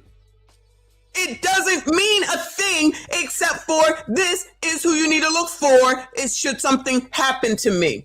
The police are not there to be on guard for you 24 hours a day for a situation that you allowed yourself to get into. Notice I said allowed yourself to get into. If you need help that bad, hire security. That's an option. Hire security. But the thing is that if you're going to go back, why even bother doing all that? You don't know. She might have to, child. Keep making excuses for a fucking roach. I'm not trying to hear this. For the people that are big and bad when it comes to you sassy straights, for the people who are big and bad to say that we make the most money, that we got it going on, that we help y'all out, that we give y'all shit, that we know what's best, that y'all need to leave Kevin Samuels, Tarika Sheed alone and get behind the women, and then turn around to saying that all these people is doing all these things to you. You allow it. You allow it. You cannot hit me but one time. And guess what? I stay away from people so much so that's why it only happened one time when I was a fucking minor, and it ain't happened again, because I discern people who are not good for me, people who are not good for anything at the end of the day. And I don't need to be around nobody that damn bad. I don't care what the dirty socks and the Nike slides look like. I don't care about pretty hair and bow legs. I care about safety and common fucking sense. The lames, not only are they safe and secure, they fuck and they got money. And if it's 100 on 150, I'll be thankful and grateful. Too busy looking for things that aren't important instead of looking at the things that are important. So you got that biatch on that damn tonight's conversation saying, you not taking care of me, you not taking care of me, you not doing this, you not doing this, you not doing this on $100 out of 150. And then you got somebody in the chat talking about, well, why ass? You shouldn't date. Okay. What do y'all say to these people that choose to be in these relationships? Yes, they choose to be in these relationships, quote unquote. They want to be there? Have the fuck at it. I don't want to hear shit. Don't come here with nothing. Don't come here with no bloody nothing. Actually, don't come here at all. If I know that that's what's going on, and I don't, because I don't deal with bitches, y'all already know, and I don't deal with stupidity, you wouldn't come here anyway. You wouldn't come here anyway. Just like the people that's going on this damn tonight's conversation talking about my friend slept with my man, now they're together and had a baby. That's what you get when you got to have all these fucking women friends. And I tell y'all, ain't no fucking sisterhood, because if a bitch wants something, she gonna go for it. It don't matter if a sister has it or not. That's how enough women are. And they're competing with one another for you, sassy straights. I don't care what come out of their mouth. I don't care. They be lying. Child. Police say the video shows Liberty City man fatally SHOT and the girlfriend's brothers. Child. Before I let this play, I'm sorry. Don't get involved in some bullshit. I don't care if it's your sister. I don't care if it's your mama. If the pattern is that they're gonna go back, why waste your time? Why waste your time? You're gonna make an unknown enemy for no damn reason. You are going to make an unknown enemy, or make an enemy, I should say, my bad, for no reason whatsoever, because this person is hot in her pants. So then it becomes a you problem. I got my own problems and I can handle them. I don't need yours. Shooting that left two brothers dead in a Miami apartment. It's video you'll see only on Local 10. Magdala Lucen is live in Miami with the exclusive. Magdala? Yes, Nicole and Louis, this video that we were able to get tonight gives a glimpse of what happened on May 2nd. And we want to warn our viewers, those who will be listening to this, it's going to be hard to hear. Listen for the barrage of gunfire hailing inside of this Liberty City apartment. I'm not trying to be rude. I'm just being bougie. I can just tell right here. I can tell the class right here. Okay. I'm not ever going to be here. Praise the Lord. Okay. I'm not going over here. I'm not coming to visit you here. I'm not going to see about you here. This is just not where I'll be at. Okay. I know. You never know. You are absolutely right. You are absolutely right. You never know. Okay. But this is a problem already for me because I stereotype. I'm never going to be in a place like this. I'm not coming to see you here. I'm not doing it. That's just me. To each his own. Of what happened on May 2nd. And we want to warn our viewers, those who will be listening to this, it's going to be hard to hear. Listen for the barrage of gunfire hailing inside of this Liberty City apartment unit for a while.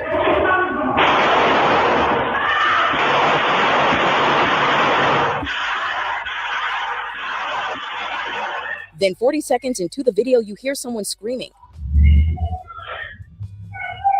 Moments later, a woman runs out of the apartment yelling down the hallway. He, police say, is Antoine Card. Now I'm looking, I'm like, I'm trying to find any attractiveness in this. Like, this piece of hair that stands out annoys the hell out of me. First of all, that piece of hair that stands out looks annoying to me. Then it's unkept, right? So where do we think not Anton, my bad. Sorry, Anton. What is his name? Child Pooknug. Where do we think Pooknug work? Because this is what I believe is important, okay? Where the fuck you work? I don't ask the question. I'll get the question because as we're getting to know one another, it's going to come out. It's going to come out. Now, at 31, if you're telling me that you dropping fries at McDonald's, this conversation is over. Yes, I'm bougie. Yeah. If you 31, you telling me that you picking up trash on the side of the road, yep, I'm bougie. Yep, it's not gonna work. Not gonna work. For me, I'm talking for me. I'm the white supremacist talking here, okay? Thank you, boo. This is what it is. It's unkept. Thank you. That's the word. Appreciate you. That's why I need y'all. This is an unkept look. This is gonna unkeep me from ever allowing you to talk to me and me to talk to you. I'm crossing the street. I'm crossing the street. Now, if you tell me that you CDL blue collar driver and you've been doing it you work for sanitation department for 3 years, all right, I can know you. All right, let's talk, boo. Let's talk. You tell me you're a dump truck driver and you've been doing it for 10 years, all right, let's talk. If you tell me that you're working at McDonald's on fries for 3 weeks, it's a no for me, dog. It's a no for me, dog. Not an aspiring drill rapper. If you say that you're an aspiring drill rapper, cool. First of all, we're never going to talk. But second of all, as soon as you say that, it's like, nice to meet you. I'm the fuck out of here. But your standard and my standards are different, and that's fine. So when your standard produces your result, and I'm not saying that people of a higher standard don't get DV situations. I'm not saying that at all, right? But what I'm saying is that when you're doing the get to know, and then you do the judging from face value, and then you do the get to know, and then when you hear something that you don't want to get to know no more, nice to meet you, I'm the fuck out. But a lot of women, whether they want to admit it or not, are so desperate. Yes, I said desperate, that they will go ahead and take any old thing. They're so desperate they will take any old thing. I'm just saying. Argue with your mom. If it ain't you, that's fine. If it's you, carry your ass on somewhere. I don't give a fuck. I said what I said. There need to be more stereotyping to get on up out of these situations. And you need your people that you be listening to that should be saying to you, the first time that something looks crazy, act crazy, or DV type of situation, you get out then. You don't wait till later. But y'all would like to stay there because you want to fix somebody. Shout out to Terrence. Thank you for the sparkles, boo. Y'all want to sit there and try to fix the unfixable. Child, go fix yourself. You are grown. Child, you grown. And child, don't come back to me once you fix yourself because I'm not the person. I ain't got time. Do I say this shit? Would I say, let me rephrase. Would I say this shit to these people directly? Hell no. Hell no. Child, just be like, child, it was nice knowing you. Stop making phone calls. Stop texting. Be on the drawback, child. Stop bringing people to your house on day one. Stop letting people know where you live. Stop letting people know where you work. I mean, come on now. Can we use some common sense around this bitch? A little bit. You don't like black people? Okay, fine, I don't. You're a white supremacist? Okay, that's what I am. But if you take the time to listen, the shit makes fucking sense. You be getting yourselves in these situations that don't make no GD sense. And then all of a sudden the rest of the world is supposed to acquiesce. Just like fucking Walgreens is now supposed to listen to that alderman over there and not leave after all of the theft and the loss of money. Ain't people, y'all, the funny part about it is, and then I'm gonna let this play, is that nigga and none of them people that work will go to work and work for free. Say I'm lying. They would not go to work and work for free, but they basically want Walgreens to sit there and work for free, meaning they're taking a loss just because they're them. Interesting how people can put themselves in nobody else's situations, all they think about it themselves. Shout out to Jay. He said Buddy was giving his sugar smacks, like dig 'em from, to say the least. Thank you so much, boo. RBN, thank you, honey. Said, wait, these are supposed to be the fine alpha we all supposed to be like?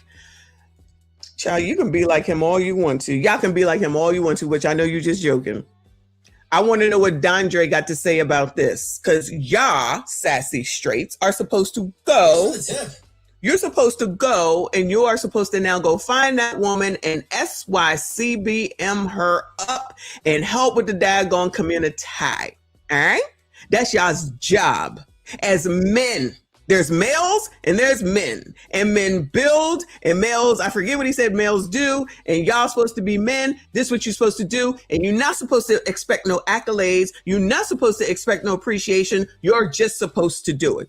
That's basically what I got from the end of that damn conversation. James, thank you, boo. He said, I'm bougie too. The projects is not for me. Child, not one damn bit. The 31-year-old is accused of killing his girlfriend's brothers, Jaheim and Gianni Pierre. This is a capital offense if you're found guilty. Miami police say they have video of Carter running to a car to get a gun after he and the brothers got into an argument that turned into a fight. The sister tells police her brothers came to protect her because of a past domestic violent incident. There's a GoFundMe page online to help support the family with funeral expenses. Police say before the shooting, Carter... Another GoFundMe for the community. Now he's looking all sad. Rest in peace to these young men. But This is a capital offense. Now he want to look sad. The mama want to look sad. Now you didn't sound this sad when you was on that video we just watched, cha. You didn't sound that sad when you was on that video we just watched, cha. And these are the reasons why. Where's his father at? Where the daddy at? Where the daddy at? But he's 31, so this tells a story right here, y'all. This man is 31 years old. His mama comes down there. So even though we didn't hear her, I'm going to go out on a limb and allegedly, but allegedly, she's saying, not my baby. 31 and your mama is showing up like this and no father? Dondre, what's the answer here, boo? Sassies, you need to go get mama too. Y'all need to go get mama too. SYCBM her up. That's y'all's responsibility. Save the community. Yeah, save the community. Because Dondre said. Now it's because Dondre said. I'm going to start saying that. Shout out to Kofa. He said 3 for the price of 1. She lives to suck another D. Abso-fucking-lutely. 2 on up out of here. Family ruined and decimated. And then this ninja going jail, which probably he was going to end up there any daggone way. He has absolutely no self-control. He's clearly emotional. He don't think. But this is the person that she chose to be with who had some DV every now and again. Child, how does DV, I don't know. How does DV work? You just get it every now and again? You just get it ever so often? Is it on Tuesdays and Thursdays and the other days you good? Is that, I don't know. Offense if you're found guilty. Miami police say they have video of Carter running to a car to get a gun after he and the brothers got into an argument that turned into a fight. The sister tells police her brothers came to protect her because of a past domestic violent incident. The brothers came to protect her over past DV incidences. That's what you don't do. You let her be.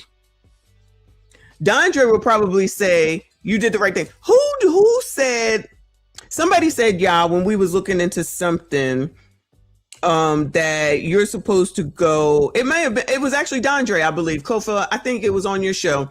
He said, you're supposed to go over there and handle it. I think it was him. If it wasn't, somebody recently said, basically go take people out. That's your solution?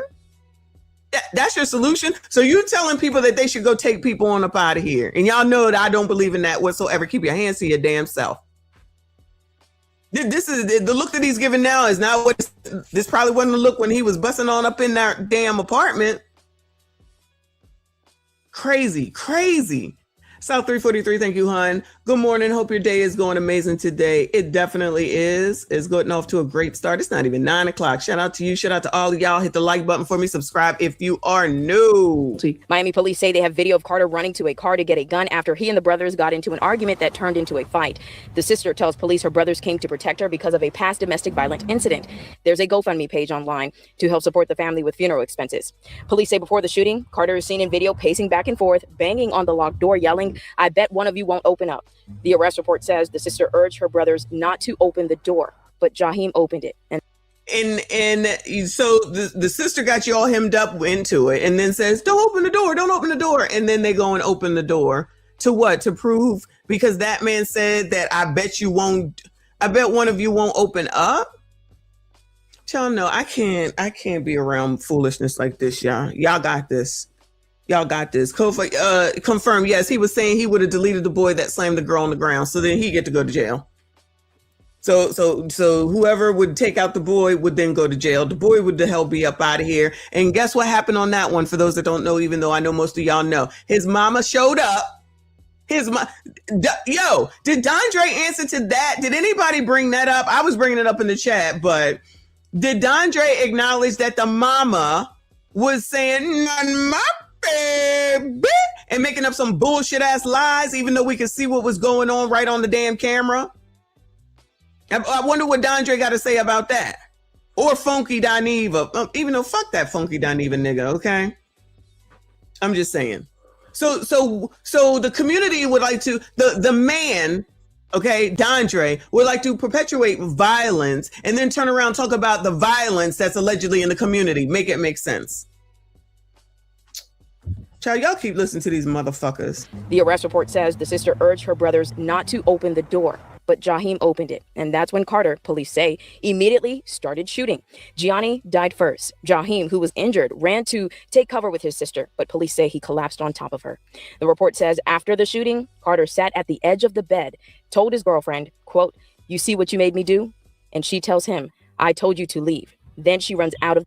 And then this nigga said, "You see what you made me do." That nigga told that biatch, "You see what you made me do." Well, I guess you don't have to worry about DV anymore. I suppose she'd probably be putting, somebody said it earlier, put money on his books and there to support him. Child. Quote, "You see what you made me do?" And she tells him, "I told you to leave." Then she runs. Ain't no conversation. My brothers is dead. What I'm talking to you for? What is there to talk about? Yeah, she's still gonna hang around allegedly. Allegedly. The report says after the shooting, Carter sat at the edge of the bed, told his girlfriend, quote, "You see what you made me do?" And she tells him, "I told you to leave." I told you to leave. I told you to leave. I told you to leave. Exactly. You see what you made me do? Nobody accepting any accountability. Two brothers is dead. This nigga going to jail, which the odds are he was going to go there at some point anyway. We'll find out, because if there's any previous, which the odds are there probably are, previous criminal history, then it'll all come out. But that's who she chose. That's what she wanted. So on Wednesday, maybe he was DVing her and she didn't like it. That's why she called the brothers. And I'm sorry, rest in peace to those two. They don't ever get involved in somebody else's DV bullshit. I don't care what Dondre says. I don't care what Jamel says. The first time that somebody does some shit, you leave then. You leave then. Then she runs out of the apartment. A difficult situation for all involved in this. Police say that Carter actually confessed to them that day, telling them that he's the person they're looking for and that he had a firearm on him. And tonight he still stays in jail with no bond, charged with murder. We're live in Miami. I'm Magdalena. And it's capital punishment, so then that means that ass can be get the death penalty. Let me see if there's any updates on it. 1 second.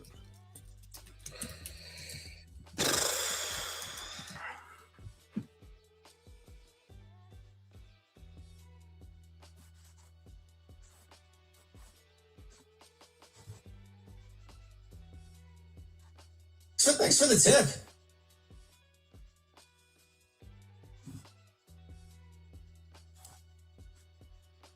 I thought they said there was a hearing or something. No. All right. So no, the last thing was from, okay, that was 10 hours ago. So there's nothing since then. Maybe it'll be something later, but we'll definitely keep an eye on this foolishness, child.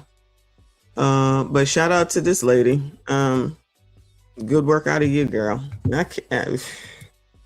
Crime is down though, y'all. Crime is down. Thank you, Kofa. He said, "I told you to leave" equals I already called my brothers. People arguing online talking about she didn't call. The brothers just happened to stop by.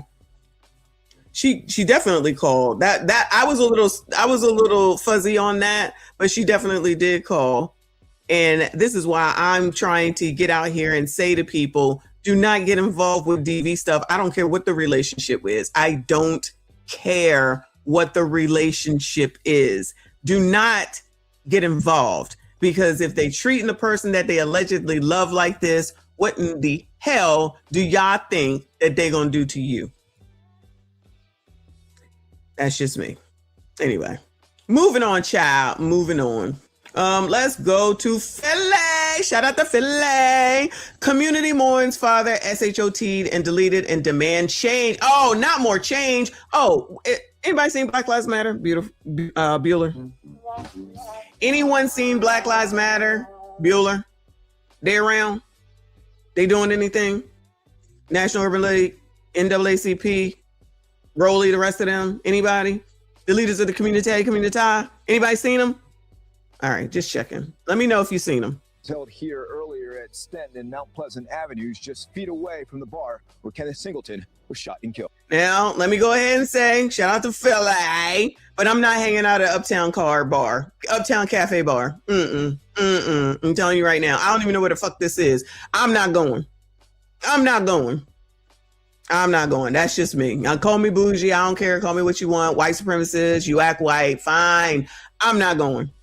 And I'm not going to a sundown town to their bar either. I'm not doing it. We lift up our hearts in prayer for Kenneth, affectionately known as Scooter, who was taken from us. He was taken from us. A prayer for 38-year-old Kenneth Singleton Wednesday night. People gathered to remember him where he was shot and killed in East Mount Airy. I want to say that I am about love. I've always been about love. Through all that I go through with my baby boy who got killed, I embrace love. A mother's love for a son she lost, shot and killed Monday night inside the Uptown Cafe. Police believe the shooting stemmed from a fight there. This is the second child she's lost. 4 years ago, another son was shot and killed about a half-mile away. I don't want nobody else to go through the pain that I'm going through, because it hurts. It hurts real bad. And everybody say, oh, this is you strong. Damn, when can I be weak? When am I allowed to be weak? Y'all get on down there and SYCBM that mother up. She needs y'all. Okay. Move, ma'am, move. And your aldermans and your senators and all of them, what are they doing? I mean, it is Philly. What are they going to do to help? Remember, defund the police, because Philly was definitely on the list of defunding the police. And anytime you try to hold anybody accountable, it's racism. All the BIPOCs. Sorry for your loss, man. But she has much support. A coalition of family, community, and even political leaders. Pennsylvania Senator Sharif Street knew Kenneth, who he called Scooter. Hey, okay, here's your official. He's black, you black. What's he doing to help you? Family, community, and even political leaders. Pennsylvania Senator Sharif Street knew Kenneth, who he called Scooter. When I heard about it, I heard the name Kenneth, and it didn't click. And then I talked to Chief, and he said Scooter was killed. And then, because I always call him Scooter, it didn't even click, and it just hit me. It's overwhelming for me right now, but I'm grateful and I'm glad that everybody is here supporting me. But not only do I want you to come here and support me, let's go out in the streets. Let's march. Police have not made. Let's march. What's that gonna do? What's marching gonna do? I want to know what Sharif gonna do. I know Scooter child, and then he gonna go home because he don't live here. I promise you, he don't live here. So what you gonna do, Sharif? Y'all gonna still reelect him? Nothing gonna get done. Another program will come through. Let's see if we can keep an eye on this one. Any arrest in this case, but a $20,000 reward is being offered to anybody who comes forward with information leading to an arrest and conviction. I mean, no shade. If you look back here on the right-hand side, you see all this? I'm not going to this gas station or this store, laundromat, shopping center, people standing around. No, it's not for me.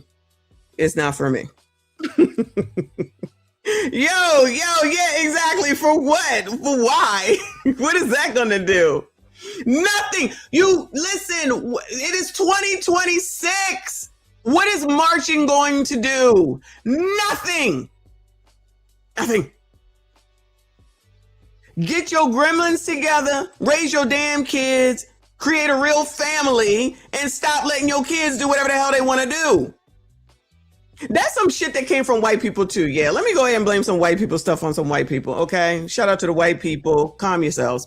But what black people decided to do is to listen to white people in the way that they raising their kids, talking about quiet parenting, I think it's called, and not slapping the shit out of them, because I'm a firm believer in slapping the shit out of a kid if it needs to happen. I don't care. I said that. I meant that, right? Punishments, getting shit taken away from you. But beating that ass, oh, that's like slavery. Well, child, I guess it fucking worked, okay? Now, while I told y'all my husband did not beat our children, I certainly got in their fucking face. I don't give a damn. I don't give a damn. You are not gonna think that you running shit up in this motherfucker that we pay for. You gonna show some fucking respect and you gonna pretend. But what we not gonna do is think that you gonna come up in here and do what you want, or sit up here and say what you want and think you gonna do what you want when you don't pay for shit. And my thing for them was always, once you leave, you can do whatever you want in your apartment, I promise, or your house. Whenever you get your own car, you can turn it to whatever radio station that you want to, I promise. And then I politely reminded them of that as soon as they got all those things. You don't see me coming over here telling you what to do. Now, this house is a mess, and I'm not going to keep coming over here because child, I don't trust it. I was like, but you can live the way that you want to, which is how you live when you was in my house, and we was arguing over the fact that I told you clean your fucking room. So if you a slob, you a slob. Y'all like it, I love it. I'm gonna head on out. That ain't what you see when you come. Any house that we've ever had, that's not what you've ever seen. So I don't know why this is how you want to live. You got that. And I said all them things. But I also beat some asses and slap some faces when I needed to. I don't care. No, I'm not trying to hear it. Y'all could do all this, do what white people do, and then turn around talking about white people and they racist and all this other shit. But y'all ain't got no problem with following the shit that you want to follow. And then somebody else says something and you want to act like we crazy. I'm not crazy. I mean, I am, but not when it comes to raising them motherfuckers. Fuck them kids, child. I mean that. Mine too. You do not run the adults, and that's the problem. These little crumb snatchers don't know shit, and y'all giving them too much carte blanche ability to do and say what they want. That's why they turn 18 and become whores, and y'all don't think that's not a reflection of y'all's bullshit? It absolutely is. How? Because they've been thinking about becoming a whore since before they turned 18. That's why on day 18 they become whores officially.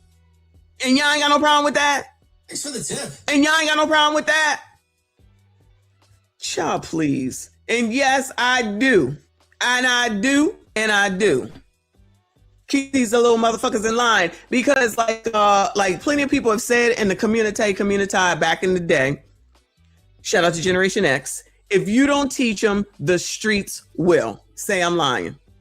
Shout out to Queen. Thank you, boo. She said add Sharif to the list. We only have women lists. I know that's racist. That's sexist. I know. We only have women lists. Thank you, boo. Sharif is not that bad.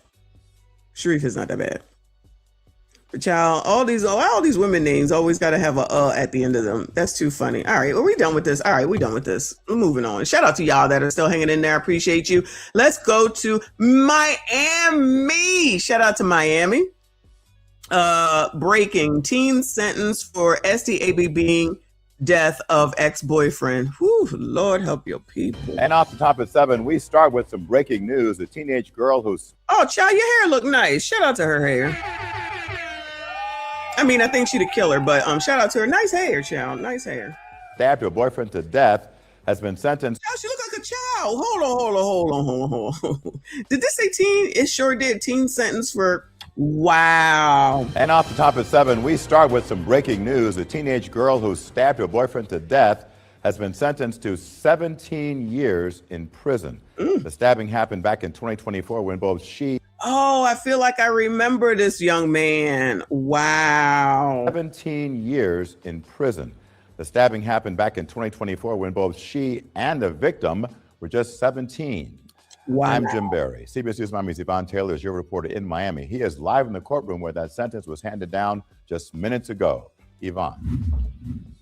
Jim, no question about the fact that it was a very emotional day. And let's keep in mind that the state was asking for 20 years in prison for the defendant and 10-year probation. She actually got less. Let's take a listen to the moment when the judge actually read that sentencing. The court will sentence you to 17 years in Florida State Prison, followed by 5 years of reporting probation. Special condition of that probation, you will have to go a mental health evaluation.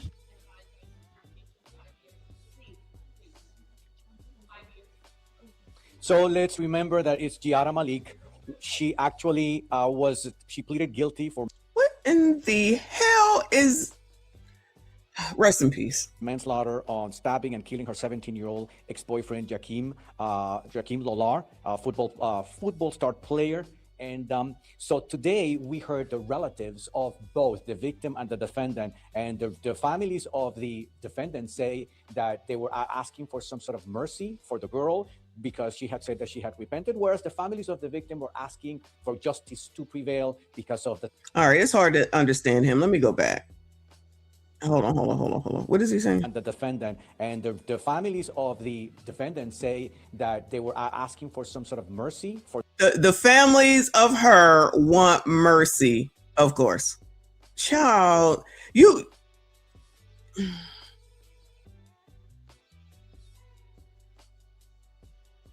So even when your babies delete other people, you still want to be out here cutting for them.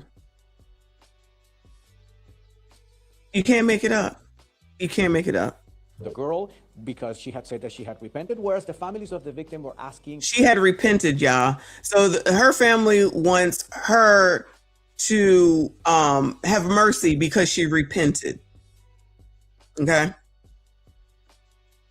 Mercy for the girl, because she had said that she had repented, whereas the families of the victim were asking for justice to prevail because... You see them nails still done right there, right? They're grown out a little bit, but the nails is still done. Whereas the victim's family said, hell nah! Of course, that's what they should be saying. She had said that she had repented, whereas the families of the victim were asking for justice to prevail because of the time that they have endured without their loved one. So let's take a listen to the moment when the defendant, Jakim Yahara Malik, takes the stand, and after that, we'll see. Child, Florida is a special place. I got to pay attention listening to this tether. We'll hear the victim's father.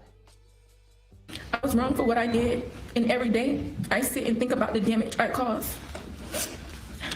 The family wants me in prison, but I'm in my own prison for the rest of my life. The family wants me in prison, but I'm in my own prison for the rest of my life. Well, maybe they need to take this to some of the schools so they can listen and hear in advance so that they can not make dumbass decisions. I'm wrong for what I did, and every day I sit and think about the damage I caused. The family wants me in prison, but I'm in my own prison for the rest of my life. That's how I had to identify my son, by a picture. And he died with his eyes closed and his mouth open like he was shocked. He was in disbelief. Thanks for the tip. Imagine going through that. So this crime happened on December 20th of 2024 at an apartment building in Liberty City. Just a few minutes ago. Liberty City? What is going on in Liberty City? Skinny boy, we need answers. What the fuck is going on in Liberty City? Let me make a note. I was trying to go to Miami. Let me make sure that I stay out of Liberty City because, child, they sound crazy around there, yeah. They sounding crazy around there.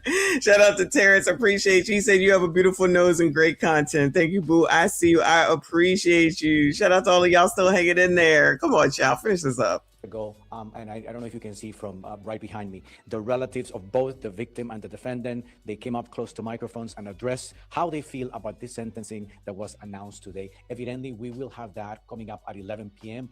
when both families speak of what it meant to have to hear this sentencing today in court.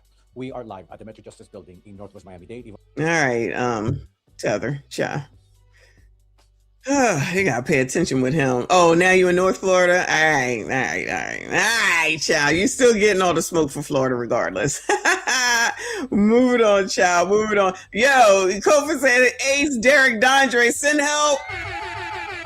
Oh, yeah, that's right, y'all. Don't forget, gentlemen, SYCBM, because Dondre said that y'all give and do the help as men, not males, and help your community. All right? Go marry these women up. Go take care of these kids. Go in the communities and fight for everyone. Go over there and save that girl from DV. Yeah, get to work. Get to work. I don't know what's wrong with y'all. Moving on to back to Illidamnoid. So this is Harvey, I believe, down in Child Thornton Township. Shout out to Big Tiff. Shout out to Tiffany Henyard. Good luck to her in her quest for whatever she's running for down there in the ATL. Because y'all got false narratives out there, and y'all should be ashamed of y'all stuff. Y'all black. Y'all are black. And y'all sitting up here beating and attacking on a black woman that's in power. She's trying to be in power again down there in Georgia, which we just gonna say is the ATL. She was fucking his best friend. So, I mean, everybody's fucking down here in Atlanta. I don't know what to tell you. They breeding like rabbits down here. Everybody getting ass. You heard what TLA say. That's the law. Shout out to TLA. This says, mother speaks out after 13-year-old son deleted in Harvey shooting. This is as of about 9 hours ago. Who I hate to help me. So I want them to feel my pain. Like, I don't have my baby no more. You heard it there. An emotional message from a mother tonight, mourning the loss of her 13-year-old son. This is family members gathered to honor Josiah Brackens. And deputies are saying he was shot and killed in Harvey last week. WDSU reporter Jasmine Franklin is live hearing. I didn't get rid of that emoji, but I'll take a look. I think as the memberships go up and down, they probably lose themselves, but I'll take a look because I still got to do the blue face one. From the victim's family and police. Obviously a tough time as they're grieving, Jasmine. Yeah, and tonight JPSO says a 15-year-old is in custody facing charges related to the shooting that deputies. Rest in peace to this young man, but who chose this damn picture, child? Shout out to Mona D up in here. Who chose this picture? All right, my bad. Say claimed the life of a teenager in broad daylight. The victim's family says they're devastated because his life marked with so much resilience ended in gun violence. New surveillance video shows 13-year-old Josiah Brackens walking outside of his grandmother's home in Harvey last Thursday. This video recorded just 15 minutes before police responded to a shooting on Angus Street. Because you were supposed to be his friend. I done dropped my baby off to this house. I met his mama. I talked with the. All right, I'm going to have to add this name, y'all. Hold on a second. I got to find the list. Oh, Lord, help your people. Darenika.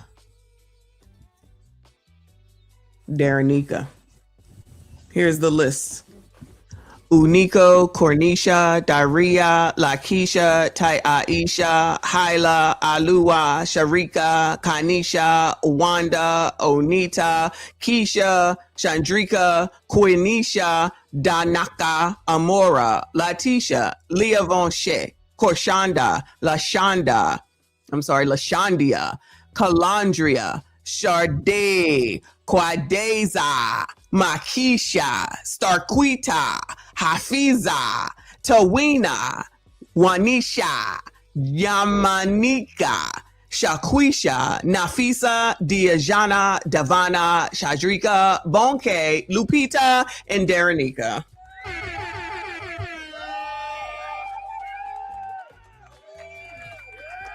If you ever need a name for your baby girls, we got names for ya. These people. And, I never thought that he'd have killed my baby. Josiah's mother says she believes her son was targeted and lured outside to meet up with someone he thought was a friend. My son, he wanted to hang with the wrong crowd. I tried to stop him from hanging with that child, the same child that killed him. According to JP. Oh, so the mama know. Oh, the mama know. She tried to keep him from hanging out with the kid. And, I never thought that he'd have killed my baby. Josiah's mother says she believes her son was targeted and lured outside to meet up with someone he thought was a friend. My son, he wanted to hang with the wrong crowd. I tried to. She said that her son wanted to hang with the wrong crowd. She just said that. Stop him from hanging with that child, the same child that killed him. According to JPSO, a 15-year-old male is in custody facing charges including second-degree murder, juvenile. 15 years old, child. 15 years old. In possession of a firearm and obstruction of justice. How come nobody ever speaks about the fact that these gremlins be having weapons and they ain't even old enough to have weapons? They just look all over that. They just don't even have nothing to say about none of that. D1957, thank you, boo. Combo name, strike again. Child, you need a name? I got a name. We got names. I got hoes. Just add names. I got y'all. Family and classmates of the 13-year-old held hands in prayer, remembering the young life taken too soon. So this is really hard because we just recently lost another student last month in a car accident. And so the kids are... Rest in peace to that person. It's a little bit different if it was a car accident, which is not good. So rest in peace to that person. But it's different when someone lures you away. Your mom is trying to keep you from going out there to be around that person, and then they allegedly are your friend and they take you out. I'm sorry for their losses, but that's a little bit different. This is freaking ridiculous. And they knew basically who it was. They clearly know who it is. An alleged friend. Child, good luck with y'all raising these kids today. Good luck to y'all. They're dealing with it. It's another heartbreak for his mother, who already lost her other son in a house fire. Oh, Lord have mercy. I can't. This is too much. That was my backbone. When it came down to me needing help, that's who I had to help me. So I want them to feel my pain. Like, I don't have my baby no more. And tonight, the sheriff's office says a motive for the shooting is still under investigation and the suspect's identity will not be released. Reporting live in studio, I'm Jasmine Franklin. It won't be released to us, but clearly they know who it is. So you might as well just tell us. Well, I guess they can't until they charge them, though. So yeah, so that's true. So let me stop. My bad. So they can't release the name until they charge them. But clearly they got somebody real quick. And the mama says she knows, basically. So there you go. Black Lives Matter, y'all. Black Lives Matter. Don't forget. Tishawn says, right, they overlook kids having illegal guns, but try to pass laws to restrict legal gun owners from having guns. Exactly. It's ridiculous. It's crazy. And the amount of people in the BIPOC community, the color community, that's like, yeah, that's the problem. Criminals don't give a damn, just like with the curfews. Child, these kids is out here wild, and you think they give a damn about a curfew? They'll deal with it when they need to deal with it. And even when they got to deal with it, they mama don't care. Because my mama said, we just watched them standing on the corner. What is your mom going to say? My mama said, my mama okay, she know, my mama know. Don't let me find that again. But Dondre, what should be done? I want Dondre to come through and let us know what should be done. Make sure Dondre can take a look and give us some tips. Oh yeah, you sassy straights are supposed to go and find these people, go help this community, go out there in the streets, make sure y'all marry these women up and formulate families, okay? These will be your bonus kids. That's what that ninja was saying last night. He got bonus kids. Y'all got bonus kids out here that y'all need to go get. RBN, Kofa, Jay. Y'all better get on out here and get these bonus kids. Big boy. Is K here? Skinny boy. Go get them. Thank you, Boo. He said, laugh out loud, Messy singing, I got hoes. I'm just saying. Just insert the right word that we need, okay? I cannot. Shout out to y'all, though. Where are we going now, child? Because crime is down. Never forget. Joe Biden said that crime is down. You got more questions, but I tell you, if you have a problem figuring out whether you're for me or Trump, then you ain't black. I'm just saying, if he says it, then it must be true, okay? In the BIPOC community, wants to continue to act like that nothing is going on and everything they saying is doing right, and y'all should make sure you continue to follow, allegedly.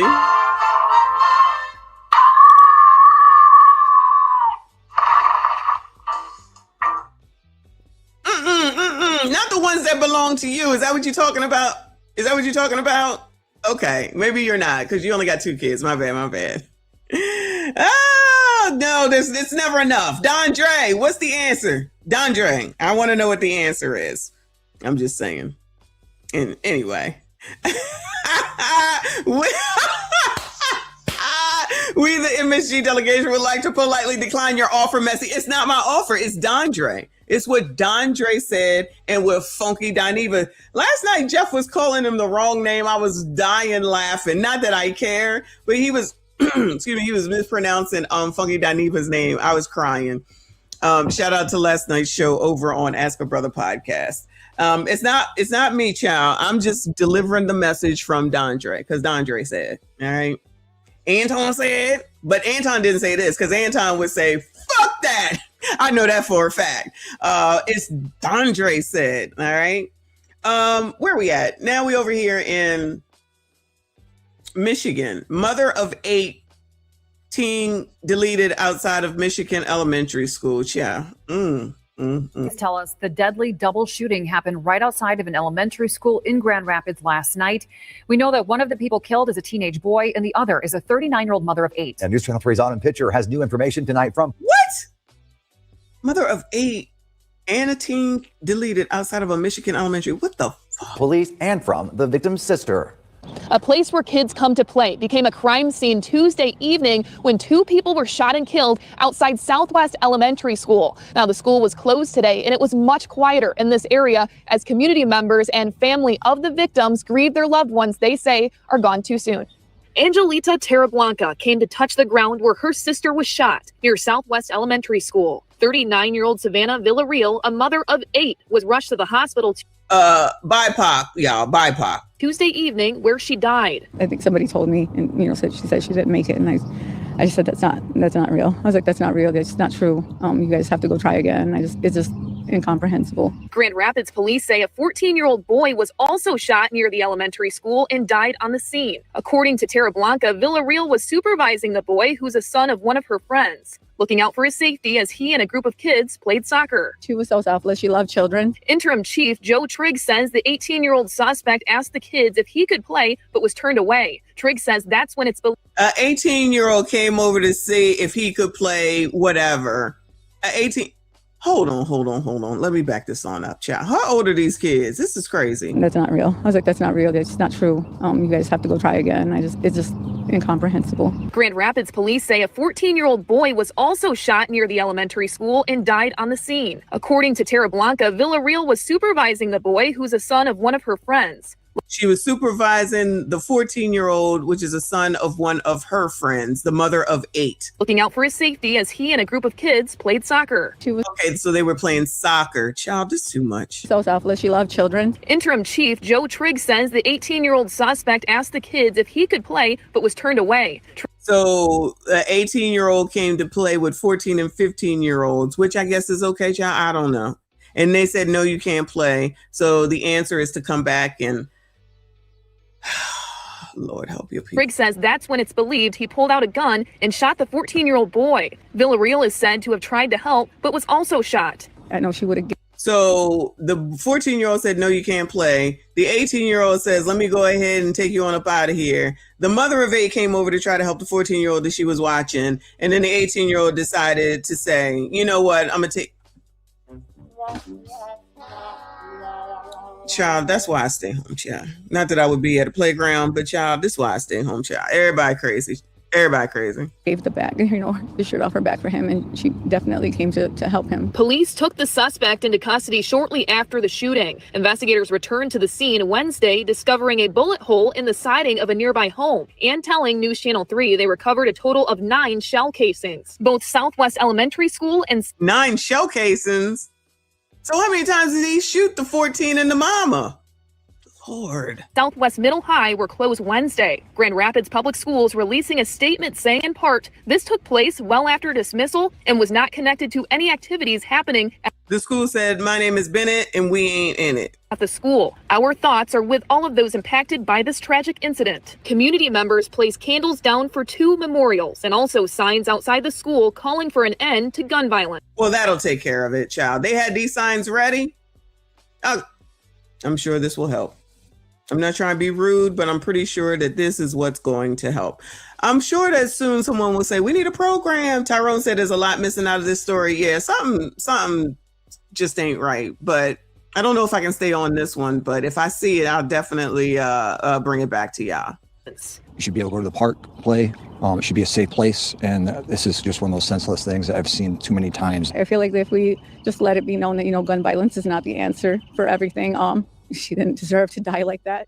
And today I put in a Freedom of Information Act request to the Grand Rapids Police Department for surveillance video of the shooting. I also reached out. All right, girl, with the FOIA request, this reporter is doing the damn thing. She said, I want a FOIA, the daggone video cameras around this bitch. To Kent County Prosecutor Chris Becker to find out when the 18-year-old suspect will be arraigned. He told me that charges have not yet been submitted to his office. But of course, as we get the latest updates, we will continue to update you both on air and online. In Grand Rapids, Autumn Pitcher, News Channel 3. Well, we look for, shout out to this reporter. I like her. She gonna get that information because we need to know. We need to know. All right. That's Michigan. I think it was Michigan. Let's go to Texas, child. Security guard deleted, 5 others SHOT'd in Deep Ellum. Deep Ellum. I don't know what the hell that is, but I guess we better find out. Family members say a security guard shot and killed in Deep Ellum overnight was going to be a father. Hello, everybody. I'm Heather Hayes. And I'm Steve Eager. It's 9 o'clock. There were 2 separate shootings in Deep Ellum overnight. Oh, One left 26-year-old no. Joseph Gray here dead. The other left 5 people wounded on Commerce Street.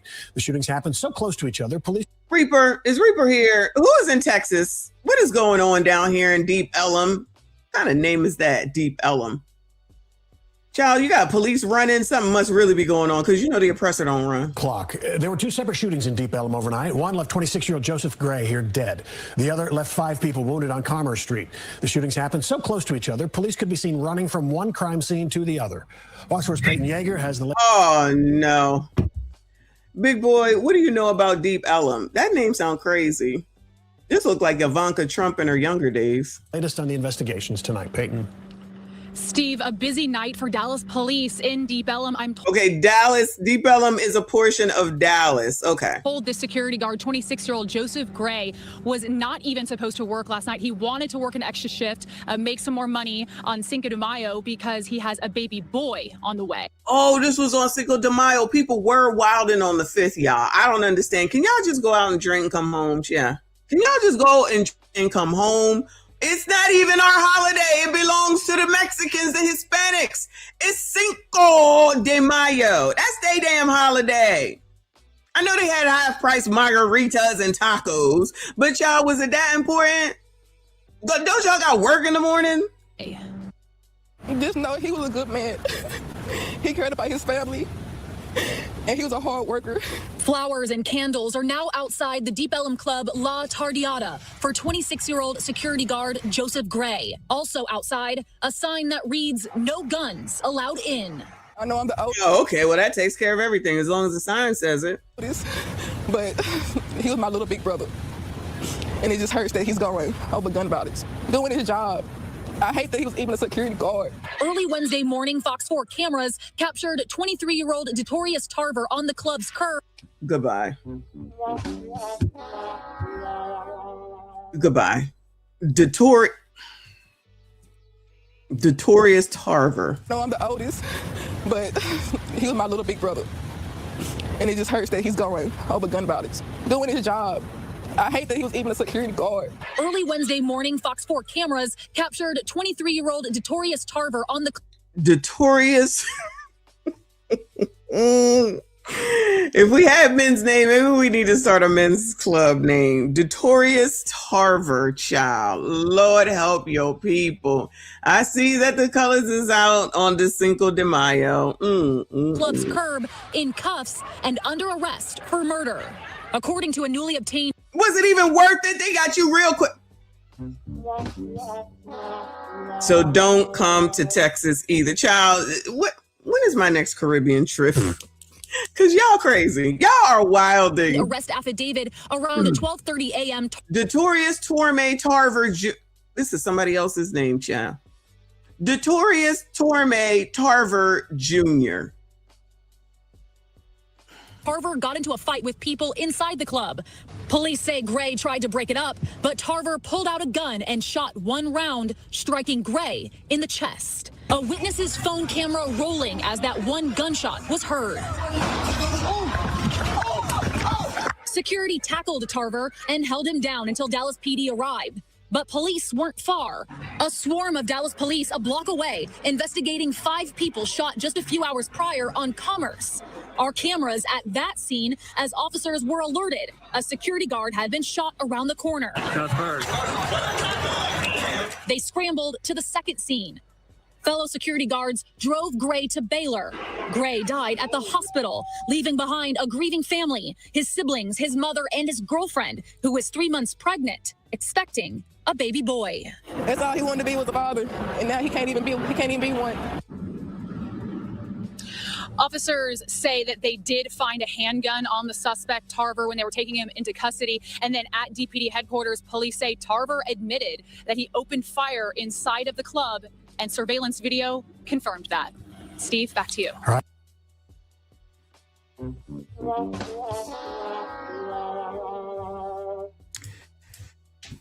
right, we got to start a men's names list. Sorry, y'all, because this is ridiculous damn list. What was that name you wanted me to add, Queen? What is this man's name, child? This is stupid. This is such a stupid ass story. Detorious. We starting off with Detorious. Okay. Anybody? We're gonna have names for men and women. Queen, what was that name? You tell me that name. I'll put it up. Now, let me see if I can find a super chat. Hold on. Shref.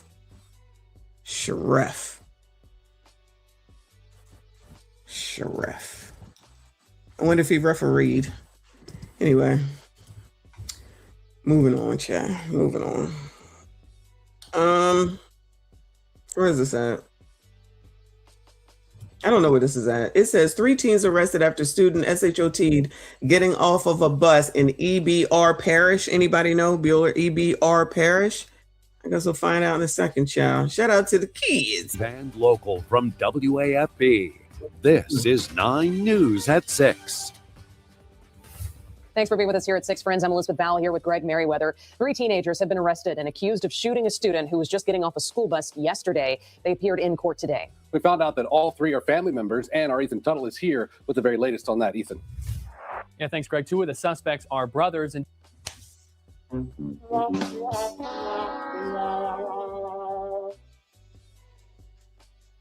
nobody looks happy here.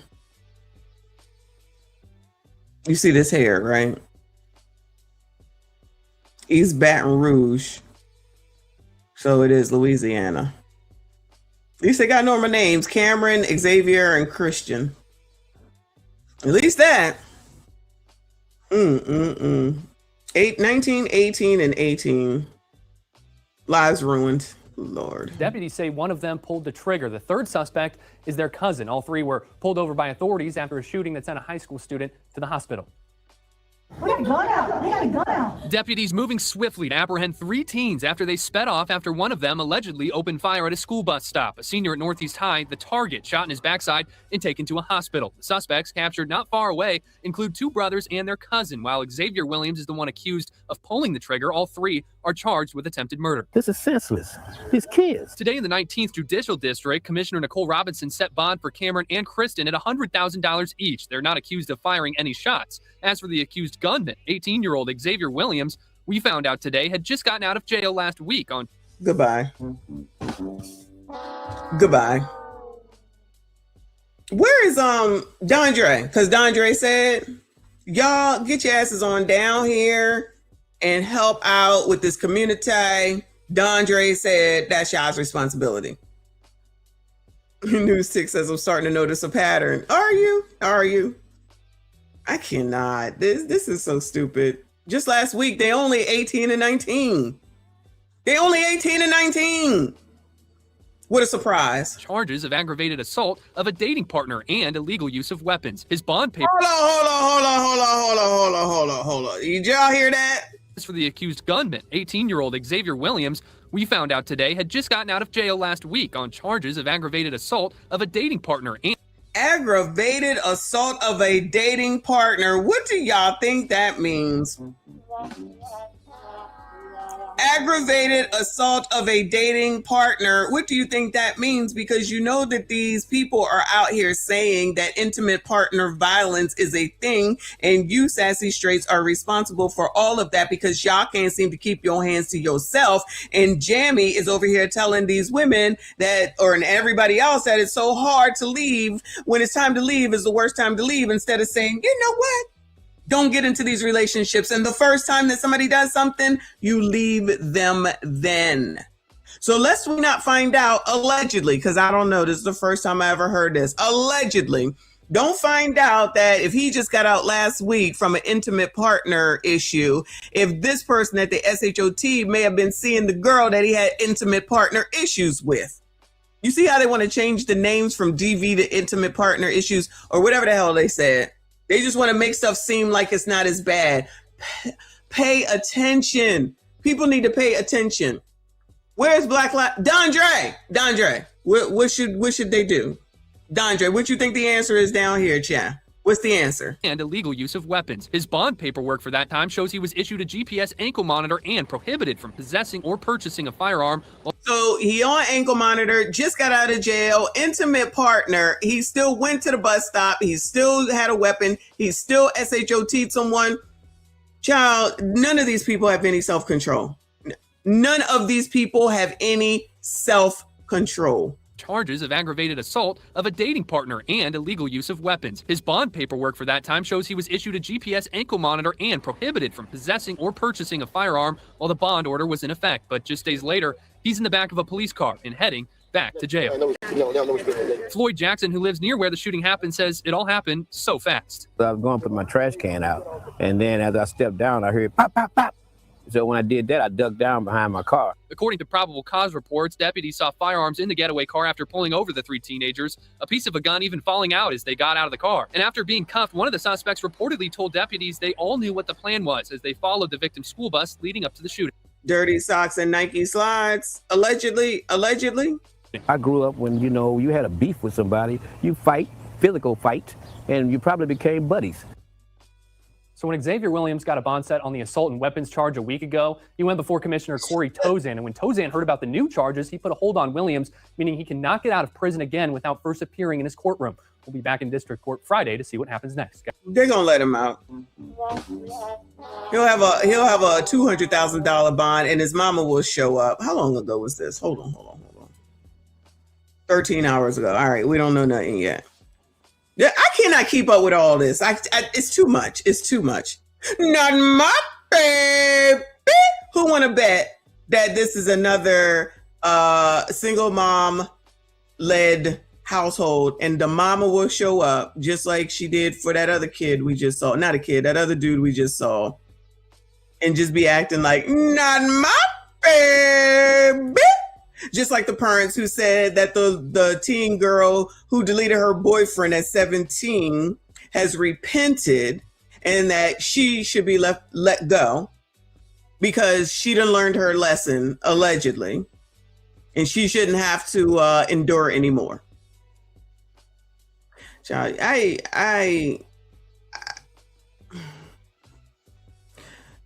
anyway. Shout out to Uncle Rick. Thank you, Boo. He said, sounds like the kids is the cancer of the Black community. Good morning, Boo. Woo! There you go. There you go. It sounds like the kids are the cancer of the Black community, the BIPOC community, actually. And somebody need to call Dondre and ask him what the plan is for all these situations. What is Dondre? I'm sorry. Dondre, what is the solution, sir? What is the solution, sir, to all these situations? You men are supposed to be men. You men need to step up. You men need to go ahead and answer the call and get out here and make sure that you take care of this community, that you can take care of these women, that you take care of these children, and that you do what needs to be done because you're men. You men, ain't we? Shout out to Manosphere Highlights Daily. You men, ain't you? You men, ain't you? This is what you're supposed to do. It doesn't matter whether you caused it or not. You need to fix it. Fix it. Okay? I'm just saying. This is what Dondre said. This is what Dondre said. Anyway. I think that's all the crime I got for now. I mean, I'm sure there's more, but there's only so much that I can hold, y'all. Let me go to what is this? Woman. Okay. Woman paid. Now we just going to dummism at this point. Okay. Woman paid thousands of dollars for a car she says she never received. Child, what is going on? Thank you, D57. He said, bro, write it on his other brothers. We all knew what the plan. Listen, I guess we can say at least he don't abide by no snitching. He abides by snitching, okay? He said, I abide by snitching. He said, I'm not trying to go to jail. Then don't do this dumb shit, right? I don't know. This is all y'all's fault, you sassy straights. Anyway, let's see what this mess is about. Tonight, a CBS News New York investigation after a woman paid thousands for a car she says she never received. Then the loan payments were due, but still no car. And she says she refused to pay for a car that she didn't have. But then her credit started taking a hit. Out of Lord help your people. I can't wait to hear this. options, she turned to investigative reporter Masa Saidi. I never had my son hug me so tight. Goodbye. All right, let me not stereotype right now. Let me hear the whole story. Let me be good. Let me be good. All right. Sheesh. When we left that dealership, be so happy. I couldn't even tell you the last time he even smiled. And you took that away from him. Tiffany Seawright's youngest had just graduated high school. Her son found the exact car he wanted online at Regal Auto House, a dealership on Long Island. Time he even smiled. And you took that away from him. Tiffany Seawright's youngest had just graduated high school. Congratulations. Let me go ahead and congratulate the young scholar, as BCP calls him, for graduating from high school. That is an accomplishment. Okay. So he wanted a 2015 Infiniti Q54 door. Oh, that's a nice. Okay, that's a nice. I understand. I get it. I understand. All right. Her son found the exact car he wanted online at Regal Auto House, a dealership on Long Island, nearly 400 miles from their home near Rochester. On December 20. Well, why are we going here? Why we just don't go down to the Infiniti dealership? Why we just don't go on down there to the Jeep dealership? They might have it too. Why are you going all these miles away to a side of the road? This is what we call it. We call it a side of the road dealership. A bootleg car. Listen, this is the place where people go when they don't have good credit. Say I'm lying. This is where people go when they don't have any credit. And this is a place where you go where you make payments to them. And this is a place where they put shit on your car where they will turn that shit off if you don't pay them. Allegedly. Allegedly. But true, but allegedly. I can't believe this. All right? Allegedly. But true. I'm going to go out on a limb and say that's what's going on. Out on a limb and say that's what's going on here. Because I'm sure with this long ass ways away that there was several car dealerships in between. But you're going to have some good credit, some decent credit in order to get a car at a regular dealership. So I'm going to go ahead and use my finance mind right now and say that we had some credit issues. And what I'm not going to do if I have credit issues is do some shit for the kid just because he graduated high school. Nigga, get a job and I will match you. That's what I was told. You want a car? You come up with however much money you come up with, we will give you half because you need to work for your shit because that's how life works. But I'm old. Shout out to Generation X. And that's not how things go. People, mamas, good mamas, put themselves behind the 8 ball just so that they can say that they did this for their baby. I'm not doing. I have done it. I'm not gonna lie. I have done it. I actually co-signed for my daughter to get a car, the oldest daughter, which I should not have done. But I did it.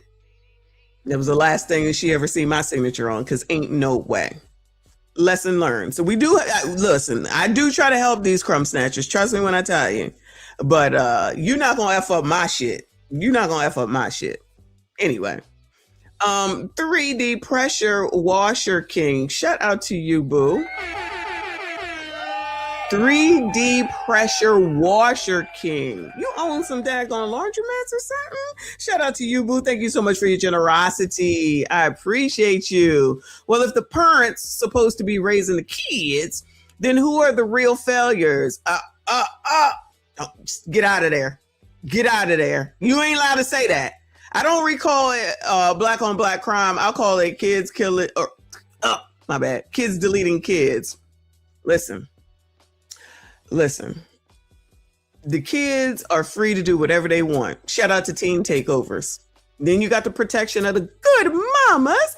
Then you got the protection of the aldermans. Then you got the protection of the mayors that says, don't talk about our kids if you don't live here. Then turn around to say, we need to change something. Do you? Do you? We just be here watching. Do you? What you think you're going to change? Never hold a parent accountable for minor kids. Never hold parents accountable for kids when they do ish. They just say, we need a new program. It's a program. It's a program. It's a program. It's a program. It's a program. It's a program. Everything is a program. All we need is a program. These people crazy. They like it. We love it. They like it, we love it. Just like saying that the Walgreens is closing due to theft and violence, which is really not too hard to think in Chicago. Shout out to Chicago. And they're saying that it's Walgreens' fault that they're leaving it. They shouldn't be allowed to leave because they should be made to stay, because they should just go into the red just to service the community that doesn't seem to appreciate having them in the neighborhood. Because the BIPOC colored community is into reaction instead of in advance, child. What the hell is it? Pre-action? I always get it wrong. Being proactive. My bad. I always get it wrong. Instead of being proactive, they would rather be reactive. And no matter how many times we say it, they want to keep doing it, keep getting these results. Content for days. Thank you so much, Boo. You're definitely a stream sponsor. Let me go ahead and update the banner in 1 second. Let me go ahead and acknowledge D57 said dealership ain't slanging 2015s. Listen, clearly somebody around here got some issues, okay? And that's fine. Some people got credit issues, right? But what we shouldn't be doing, in my opinion, is taking on more debt when you can't even basically handle the debt that you have, which is why you have to go to a place like this. But what do I know? Nothing, clearly. Shout out to Paul Revere up in here. I see you. I appreciate you. Boo. He said on my way to Daytona for a rock festival. Oh, the White Side coming out this weekend. It should be safe from all the young scholars and future and the future doctors. Y'all have a great Thursday. Child, he's just going to come in with all this racism and then turn around and try to act like he wasn't being a racist. Racist! Out here being racist on this fine Thursday. Shout out to you, Boo. Have a good time. Be safe as always. Y'all hit the like button for me. Subscribe if you are new. 26th, Seawright made the more than 6-hour drive. Records show she put down a $1,300 deposit and signed a contract with Regal Auto House. The financing through a third-party lender. Child, pause for a second. Let me update this banner because I got to pay attention and point out all this foolishness. I got to point out all this foolishness. I got to. Hold on. I got to get 3D in the banner here. Shout. This is ridiculous. All damn ready. Woo! But I don't know what I'm talking about, y'all. All right. Let me pay attention. Let me rewind it, child. He wanted online at Regal Auto House, a dealership on Long Island, nearly 400 miles from their home near Rochester. On December 26th, Seawright made the more than 6-hour drive. Records show. I'm not going 6 hours. I'm not going 6 hours to buy a car. I am not going 6 hours to buy a car. Do you know how many dealerships you passed in 6 hours? Do you know how many dealerships you've passed in 6 hours? Okay. She put down a $3,300 deposit. And okay, shout out to her for putting down a down payment. Let me see these terms. Annual percentage rate, 15.49%. Hey, to each his own. Finance charges are $4,400 approximately. Amount she financed is $12,000. Total amount of the payments are $17,000. So number of payments 48 for $355. That's not bad. Beginning on 2/2. All right, that's not bad. That's not bad at all. All right, good for her. So her putting the $3,300 down is what brought it down to $20,000. Not bad. Not bad at all. Signed a contract with Regal Auto House. The financing through a third-party lender, Westlake Financial. But on that December day, Seawright left without the car. I'm not driving 6 hours and I'm not taking the car. I am not driving 6 hours and then I'm not taking the car. That means you got to drive 6 hours back and then come 6 hours back. This is good for her and their credit. This is what I'm saying. This is good for them. This is good for them. That's what the boy wanted. She wanted to get him what he wanted. This is good for them. I was expecting a higher interest rate at this side of the road. That's what I'm saying. I thought it would be something like 28, 30 some odd %. So She good on 15. I wouldn't pay it, but she good on 15. 2 weeks passed. A January email to the dealership shows Seawright laying out what she says she'd been told. A running list of reasons the car wasn't ready. First, an oil change. Later, a weak pulley and a malfunctioning sensor. The following month. So what, I hate to keep interrupting y'all, but what if I said when I go to buy a car, I always take a man with me? Always, always, always. So did y'all test drive the car? Did y'all look under the hood? Did you check for oil leaks? Did you check the tires? That type of stuff. Like, I know it after all these years, but I still take a man with me. One time I bought a car on my own, which is fine. It ended up being fine. Shout out to my BMW. But I'm 54 years old. I'm 54 years old. If I go and buy another car and it is not brand new, I'm taking a man with me. I'm taking a man with me. I don't care. One, because I just feel like people will take advantage of women. Two, it's going to be a man that's going to know what the hell you're looking for and what the hell you're looking for with regard to the car. I know what to look for as far as financing is concerned because I'm going to have financing in place before I go. But you think these people took a man with them to look at the car? So it looked good on the outside, so you went ahead and did it. And now they try and tell you that there's all these things wrong with the car. Plus, I'm not going 6 hours and not coming home with a car. We would have did as much as we could over the phone before I even wasted my damn time. Before I've wasted any of my damn time. Seawright had to start paying off that car loan. In March, still no refund, no resolution. Seawright made the drive again, her third trip down. We working on 18, 6, 12, 24, 36 hours for a car. 36 hours for a car. Child, I can't. It's an installment contract. How you signing something that they can't even spell? I didn't even notice that. Was it misspelled? I didn't even notice that. Yo, I knew this would be funny though. It's not funny, but funny. You know what I'm saying. This time with her father. Seawright says she turned to the lender, asking to have the loan canceled. Emails show Westlake Financial told Seawright a fraud review had been filed, but the loan was active and would remain open, quote, until the dealership returns the applicable finance charge.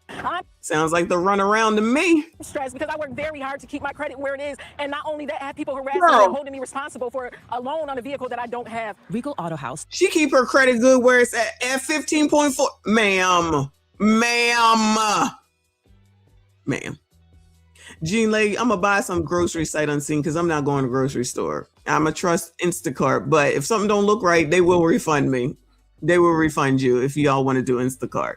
I abide by Instacart, child. I need them hours of my life saved so that I can sit here with y'all. Declined an on-camera interview. And an email March 11th, it stated Seawright's finance loan application was canceled and her down payment refund of $3,300 is being processed. Oh, run around. This is March 11th, 2026. Run around. You know, we're processing your refund.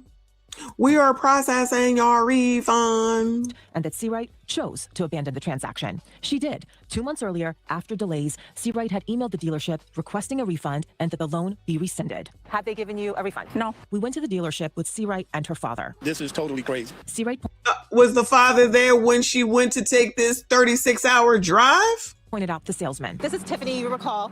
She gave you guys $3,300 and signed a financing agreement. Child, listen, Habib, child, y'all went and made a deal with Habib and them. Y'all went and made a deal. Troublemaker. This is the most educated chat. The most educated. No shade against, these car dealership people, but I wouldn't do it. That's just me. Exactly. He should have been there beforehand. She gonna call him afterwards. Just the same with the story we just saw with the Liberty City shit. You get into the damn relationship, now you want to call the brothers, now they on the hell up out of here. Now the father down here is stressed. He said, girl, how many places did you pass coming all the way down here? This long ass drive.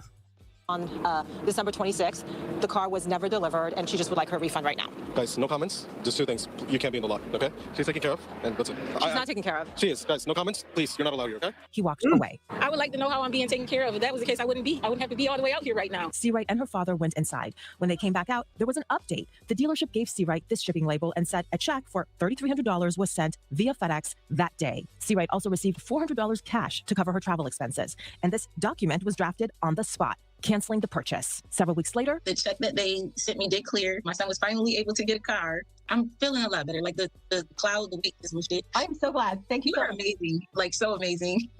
And we asked the New York State DMV if they had received any complaints about this dealership. A spokesperson said there is an open investigation into this facility, and so they cannot comment while that is ongoing. Also, I contacted the third-party lender, Westlake Financial, to see if they had any additional context for us. They declined to comment, KJ saying that they only provide responses to their customers. Look at how the dad went on up in there, and then all of a sudden the check was available and she got the money.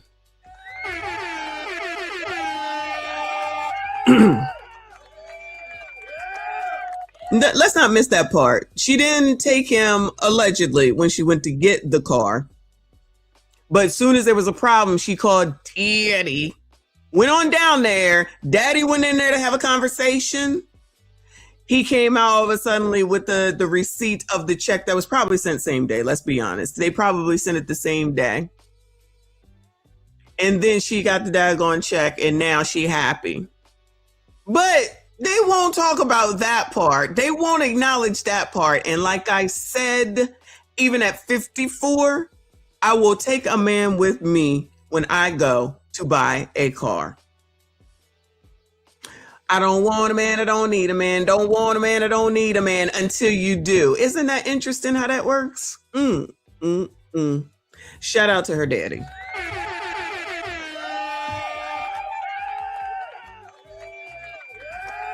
Mike said, my goddaughter does that all the time, buying cars without me and call me later when they're broken down. Oh, child, my kids do that all the time. And you know who they call? They father. Don't call me, child. I ain't got nothing for you. I ain't got nothing for you, man. I ain't got nothing for you, man. Shout out to Public Enemy. Where are we going now? Let's go do some rent. We didn't do a eviction night, but I have some. Over back in Chicago. Chicago is on the map. Rent spikes in Chicago leave tenants and landlords frustrated. Oh, no. Everything is going up. Whether you're paying a mortgage or paying a landlord, the price to keep a roof over your head keeps climbing. Renters want relief, while landlords say their hands are tied. With gas nearing $7 a gallon and grocery bills steadily increasing, it's safe to say most people are watching how they're spending every dollar. But there's $1 or hundreds of dollars people they're spending $2,500 on a meet and greet with Chris Brown. Can't control. The rent keeps increasing year to year, just keeps going up and up and up. From the south side to the north side, renters are feeling the pinch and looking for relief. It seems like there's annual increases of $200 to $300 in rent in different spots, and you just got to move and find something that is affordable. Many groups are calling for Illinois to change a law that's nearly 30 years old. They want rent control so people don't get forced out of their apartments and neighborhoods. Just kind of a thing where they're like, deal with it or, move somewhere else. People think if you own property, then that must mean that you can pay the bills for it. Ebony Lucas is a landlord. Girl, what? Hold on.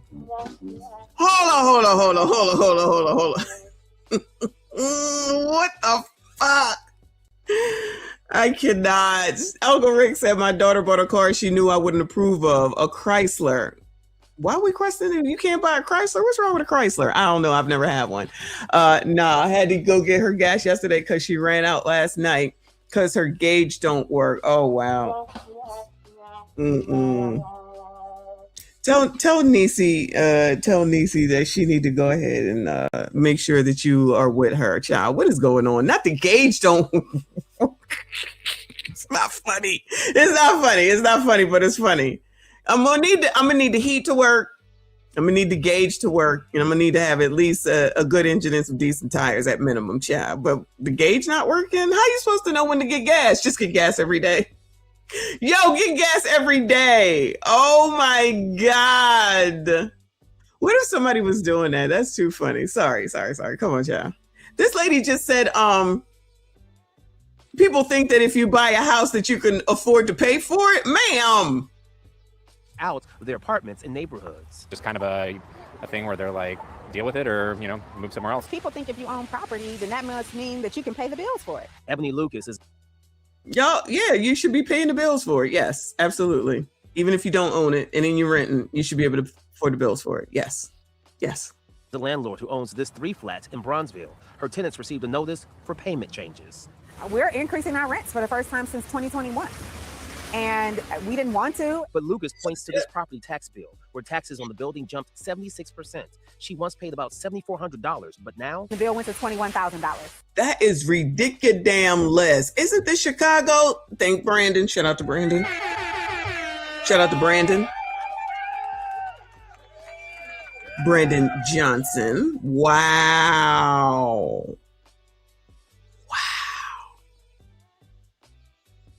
Y'all, how?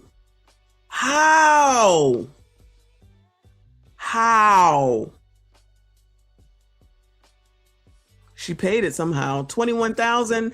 I am leaving. I am going to go rent an apartment. And then I'm going to leave that shit to foreclosure. I'm not paying $21,000. I'll tell you that right now. I'm telling you that right now. I'm not going to be able to do it. I'm not going to be able to do it. That's crazy. Hell, honestly, these other amounts are crazy too. 9,000, 7,000, basically 8,000, 6,000. Jersey is high too. Jersey is crazy high. 3D, thank you, Boo. He said, but if we call it kids deleting kids, that would force the Better Parents movement, and the prison systems wouldn't like that. Nobody's going to allow anybody to talk badly about the kids. They're not going to allow anybody to talk badly about these kids for some reason. They're off limits while they cause enough confusion and chaos and be taking people on up out of here. Then they mamas keep showing up. We do notice that pattern too. The mamas keep showing up now, don't they? Interesting how that worked. Thank you so much, Boo. Shout out to all of y'all. Hit the like button for me. Subscribe if you are new. 76%. She once paid about $7,400, but now... the bill went to $21,000. Lucas insisting most independent landlords are not trying to push tenants out or just increase the rent for greed. She believes most are in her shoes, forced to pass the extra cost on to tenants. Currently, 7 states allow rent control, but Lucas says that's not an easy fix. If we have rent control, we have to have expense control, because otherwise what you're going to do is you're going to force the small people who live in the community, who love the community, and who do this because we enjoy it. You're going to force us out, and all you're going to have is the big major companies that are not going to treat their tenants the same. What they're going to do is they're going to redo everything, and all the rich people will come and live there, or the people who are because I know y'all don't want to hear this, not y'all, you know what I'm saying, or all the people who have an actual family, meaning a husband, a wife, and children who combine incomes and they work together in order to produce. Those people will come and they will buy those places, and then they will be okay.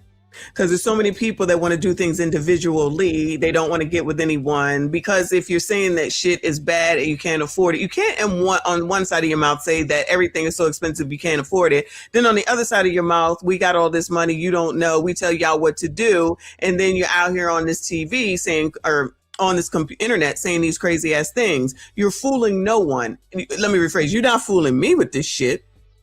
You're not fooling me with this shit. If you want to do it on your own, then do it on your own. Be glad, be sad, be mad. It don't matter. But how it's supposed to work in order for it to be easier for life in life is you're supposed to come together.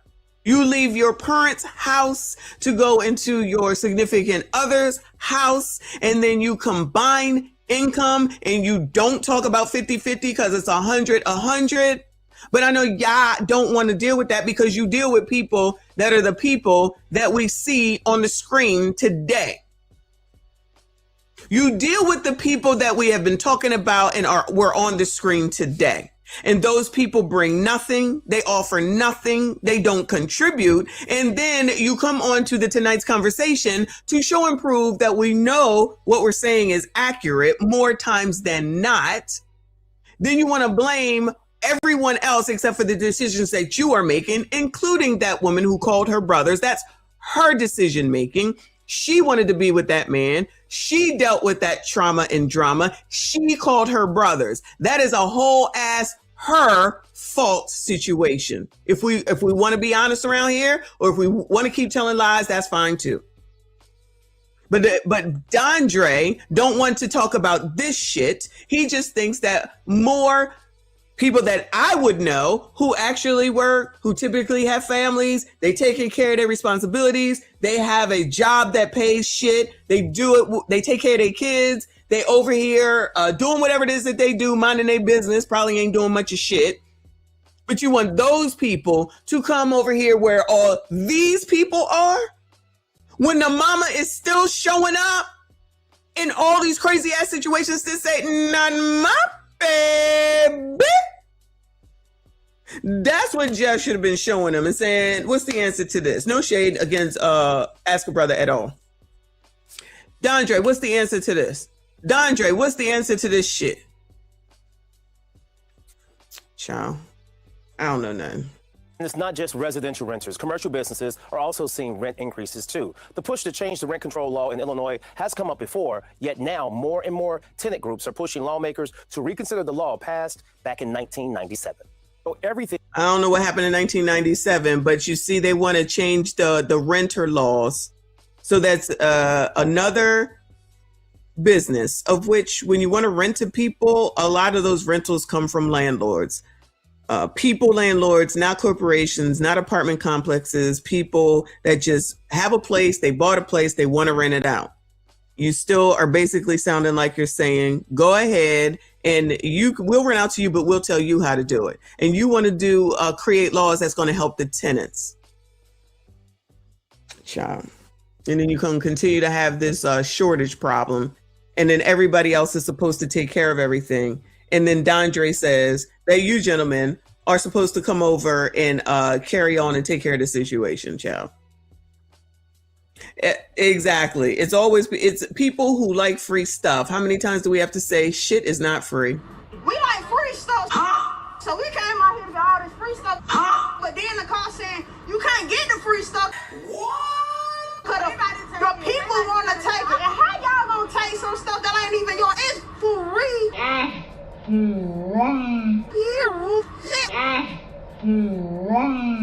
So I got my 2 baskets and took the bus or whatever.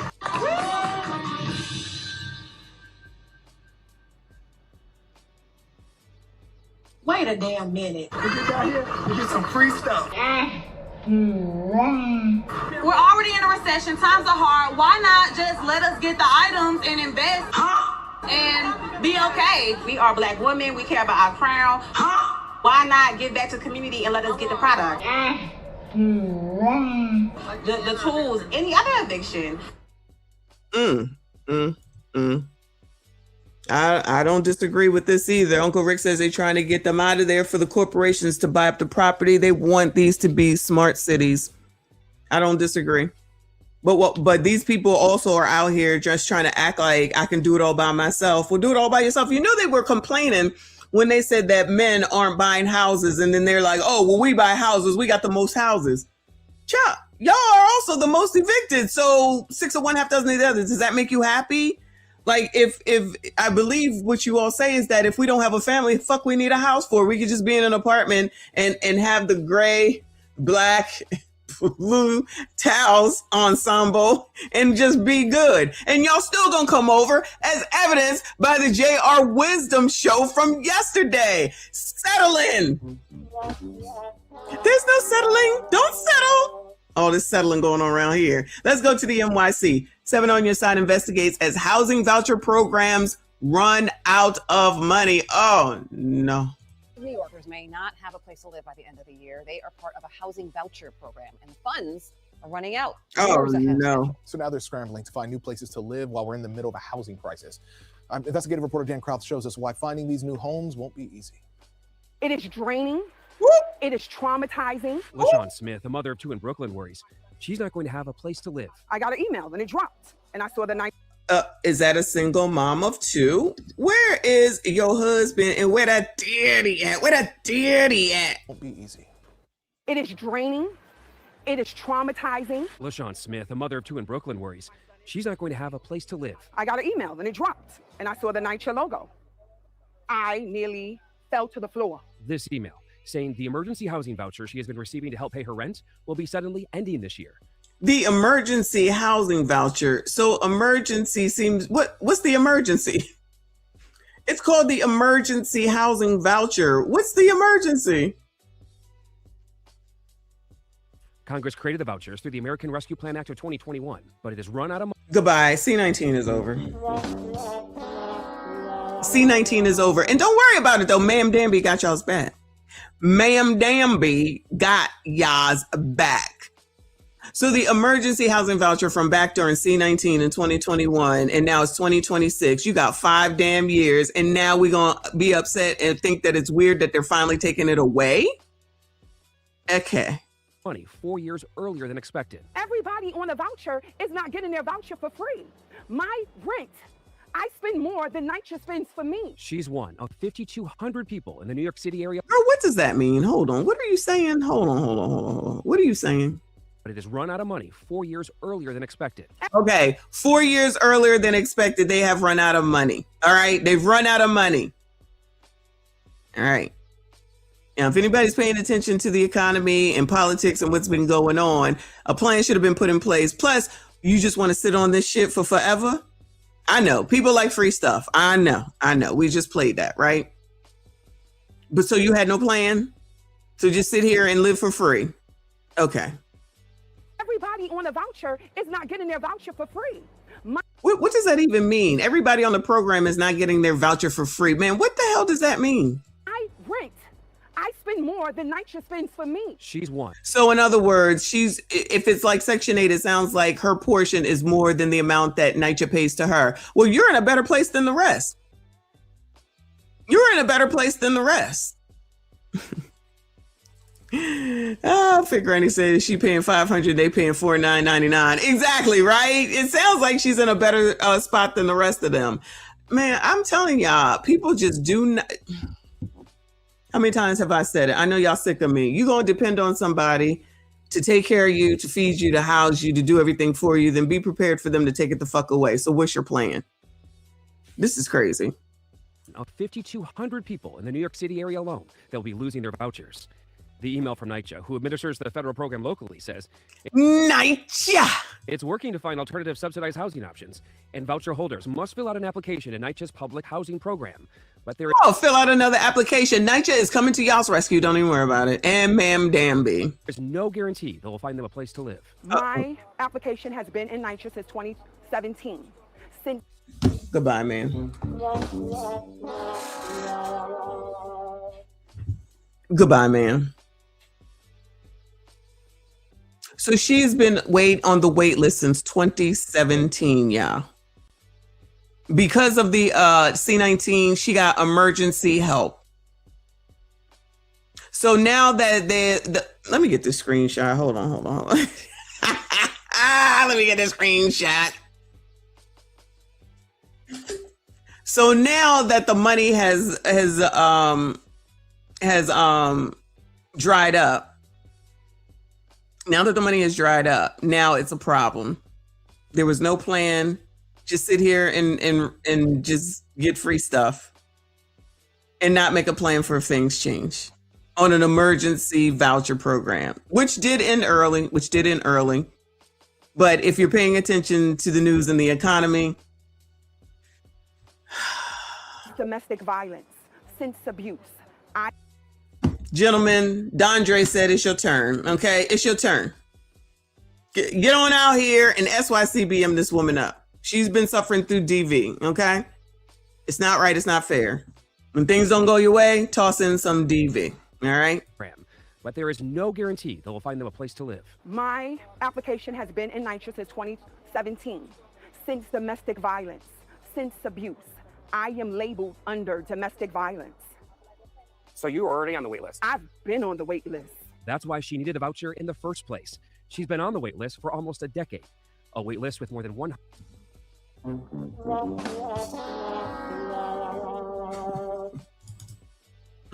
Should I use this in the title? I have been on the list for almost a decade. You should be ashamed to say this, child. There is no shame. Gentlemen, this is all your fault, Sassy Straights. Dondre said that y'all better get out here and come help this woman and help her with her DV and help her with her housing and help her with her kids and move your ass to New York. She deserves it. She is listed under DV, okay? She is listed under DV. I mean, I don't know what that means, but it allegedly means something to her. Child, please. Ashy Foot in the building. I see you, boo. All the baby moms are welcome to fly Spirit. Oh my I mean, Ashy Airlines and move here to Lagos to reside at Ashy Estates and Nail Salon. We accept NYCHA vouchers for citizenship. I'm on my way. I'm coming, child. And I want to take Spirit, okay? Ashy Airlines. That is too funny. Y'all should buy the Spirit Airlines and just paint them and put us on some Africa colors.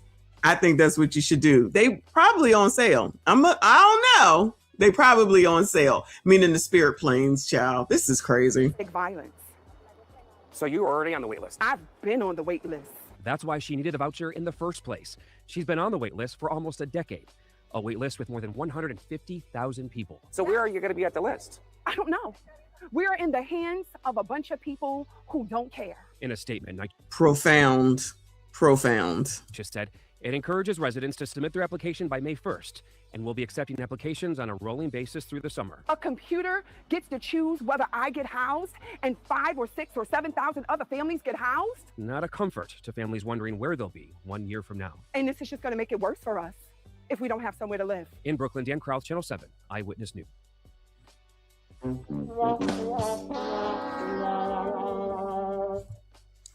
I got nothing.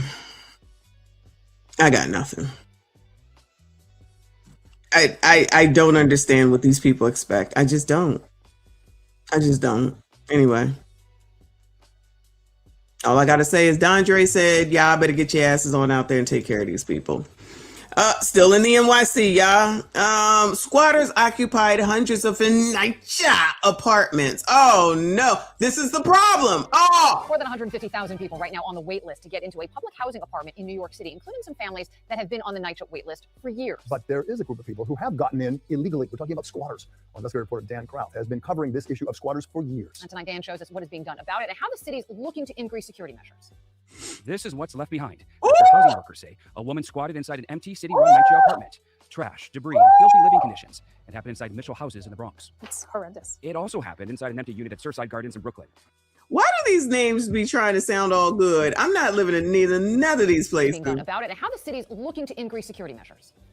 This is what's left behind after housing workers say a woman squatted inside an empty city-run NYCHA apartment. Trash, debris, and filthy living. Anybody interested in moving on over here? They got a spatula waiting. They got a stove ready. They got some tea over there. Empty Jello. Some sort of electronic. Y'all could just clean this up a little bit. It's all good. Conditions. It happened inside Mitchell. Anybody want to go live in the JP Mitchell house? NYCHA. Anybody, Bueller? I'm sure Dondre thinks that y'all should go on over here and live here with these people, okay? Y'all better get to it. Houses in the Bronx. It's horrendous. It also happened inside an empty Surfside Garden houses in NYCHA. Okay? Anybody interested in moving over here? Get your asses on. Gentlemen, get on over here and help these women out. Do your job, because Dondre said. Unit at Surfside Gardens in Brooklyn. The NYPD arrested 2 men and say they recovered a pistol from inside the apartment. And again at Castle Hill houses in the Bronx.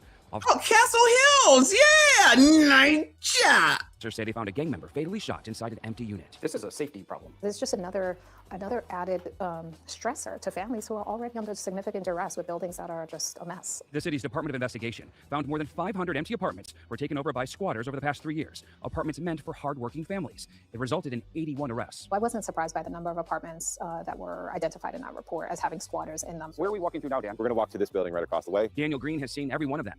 He's in charge of property management operations for NYCHA. It is very frustrating because of the time it takes us to do the work and the expense of it to see that. This is the person that's supposed to be helping y'all out there in daggone New York now. This is the executive person that's supposed to take care of y'all.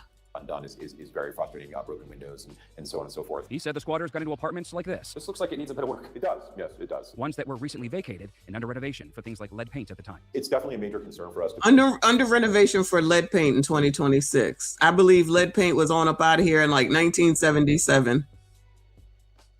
Oh my God. Any sort of unauthorized occupancy or trespass into our units. For added safety, the city report called for more inspections, stating NYCHA does not proactively inspect its vacant apartments. The investigation also found Housing Authority workers use the same lock and the same key to open all vacant units in a building.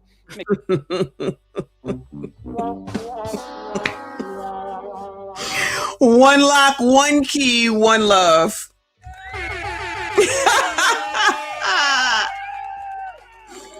Oh my God.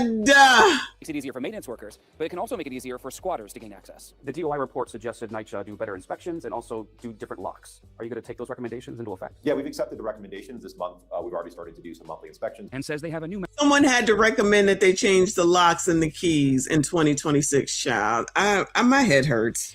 My head hurts. I can't do this. Method for locking units under renovation, one they don't want criminals to know about. They partnered with the NYPD and their law department. They don't want the criminals to know, but they put it on the news.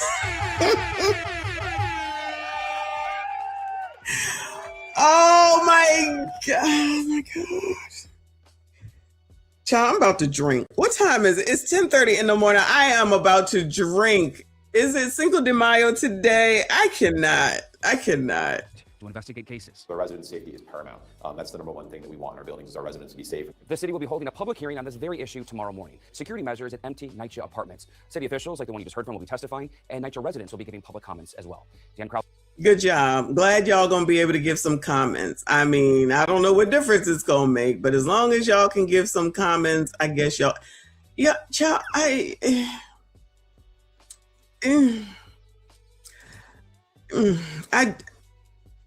I'm flabbergasted.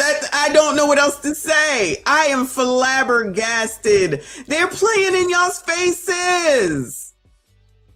They're just sitting here playing in people's faces. They like it. They have to like it. That's all I got. They have to like it, child. St. Louis. Residents at complex with same owners of condemned apartments raided by police voice frustrations, child. Oh my God. D, thank you, boo. He said better off putting parking boots on the doors. I can't. Thank you, D57. And this is a sanctuary city. You know those illegals allegedly would be happy to come up in there, fix the place up, and keep it moving. Fix it up and keep it moving, allegedly. Oh yeah, they don't want to live in Brooklyn. Child, what is going on here? Oh my God, I can't. This is crazy. To follow a story we were the first to share with you days ago as people living at a condemned South City apartment complex work to figure out what's next after the complex was raided by police. And we have new video tonight of a different complex with multiple issues that's owned by the same person. That's based in Shrewsbury. It's also been recently condemned. The new at 10, our Sean Logging is digging into the management company behind these complexes, along with a former resident at the Shrewsbury apartments who said she connected the dots after seeing the conditions of those spaces in South City. Seeing this in the hallway of her apartment building last month. What the fuck is... I'm about to shut it down, y'all. What the hell is this? What the hell is this? Oh my God, I can't even look at the screen. What the hell is this? Oh my freaking goodness. Oh my God. I can't look. Condemned. The new at 10, our Sean Logging is digging into the management company behind these complexes, along with a former resident at the Shrewsbury apartments who said she connected the dots after seeing the conditions of those spaces in South City. Seeing this in the hallway of her apartment building last month. It stinks so bad. Amy Taylor says it was time to leave Cortland Manor in Shrewsbury, a place she's lived since 2011. I thought this water issue would be considered something that needed to be fixed quickly, and no, not quickly enough. And then when I found the mushrooms on the first floor, I was done. Growing white. What the hell is it's a mushroom? What the fuck is a mushroom? Oh, it's just growing. Isn't mushrooms a sign of isn't mushrooms dirty or something? Why are mushrooms growing inside? Oh my God. Mushrooms. Disgusting. The city of Shrewsbury putting this notice on the building she used to live in, saying unfit for human occupancy. This only impacts one of the 2 buildings at this complex. Amy Taylor says water was also backing up in the kitchen sink and running over, and there's been other issues with maintenance and trash piling up. I call the during work hours, the after work hours, like I've been doing for this whole issue. It goes straight to voicemail. Nobody calls you back. You get nothing. And the city tells me they've been in contact with the owner about what must be remedied before the restrictions of this order can be lifted. And it's unfortunate, and it's like I say, who knows what's going to be next over here? Tenants say this property was over where? Well taken care of, but when Simple Living Property Management, officially listed as property owners in 2023, took over, things changed. When Amy Woodson saw what was happening at Concord Apartments in South City, she went looking and saw that they shared something in common, an owner. I know what it is to be homeless, and them people have to just be uprooted like that, and that's my fear over here. Of the 6 properties listed on Simple Living's website, Concord, the Oasis, and Cortland Manor have been condemned this year. That comes as there's been numerous citations, liens, and lawsuits filed, including at the end of March by a construction, repair, and refurbishing company for $73,000 in unpaid work. As tenants, we don't deserve things like this. They need to be looking into a lot further in depth. I tried again to get in contact with owner Jason Wagrotsky and haven't heard back, but in previous statements told us we are aware of the issues and are working on them diligently. In Shrewsbury, Sean Logging, First Alert 4. As we mentioned, this is a story we first broke to you days ago and have continued to follow as multiple developments broke after our reporting. Back on March 31st, we first reported on a fire inside one of the apartments and some of the issues we uncovered while our crews were at the complex. Later that week, Tuesday, April 2nd, we were the first to tell you about a raid at the apartments. St. Louis police saying it was one of the largest search warrants they executed in years. On Wednesday, April 8th, we got an updated timeline from the city on their plans to board the complex. Now, to see all of our in-depth reporting on this story and to get other breaking news. Girl, I don't ever want to see this story again. Oh my God, I'm skeeved the fuck out. Wow. Oh my God. If they get to the point where they're condemned or whatever, that means they was shit before then. They was shit before then. Get out! Get out! Get out! Everyone can't afford it. I know, but y'all, what are we doing? Shout out to Reaper, child. I'm tired. I cannot. This is so stupid. Thank you, Boo. He said, was that Tina Knowles Gumbo? Tina Knows Gumbo gonna be taking strays all damn 2026. Hit the like button. I appreciate you. Yes, hit the like button. Subscribe if you're new, especially after having suffered through that shroom story, child. Oh no, there's another one. I gotta stop. There's so many stories that I had saved, y'all. I have to stop. I'm skeeving myself out. Florida. Jacksonville mom disputes $2,000 lease charge after roach infested unit fails inspection. Oh my goodness, this is gonna be worse. Former tenant of a Jacksonville apartment complex says the conditions were unlivable. There were just bugs everywhere, like my kids would be eating food. The bug house? Oh no, the baby's here. Bailey lived in the Spinnaker Apartments with her 2 sons when she quickly learned the unit she was living in had a roach problem. I need a break. I need a moment. Oh my God. Oh my God. Oh shit. This is too much. F Holiday, what the hell?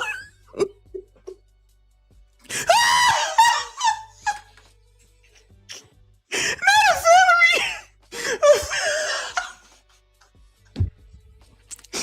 Valerie. Oh my God, I cannot take it. I can't do this. I can't do this. It's disgusting. Oh my God. Oh my God.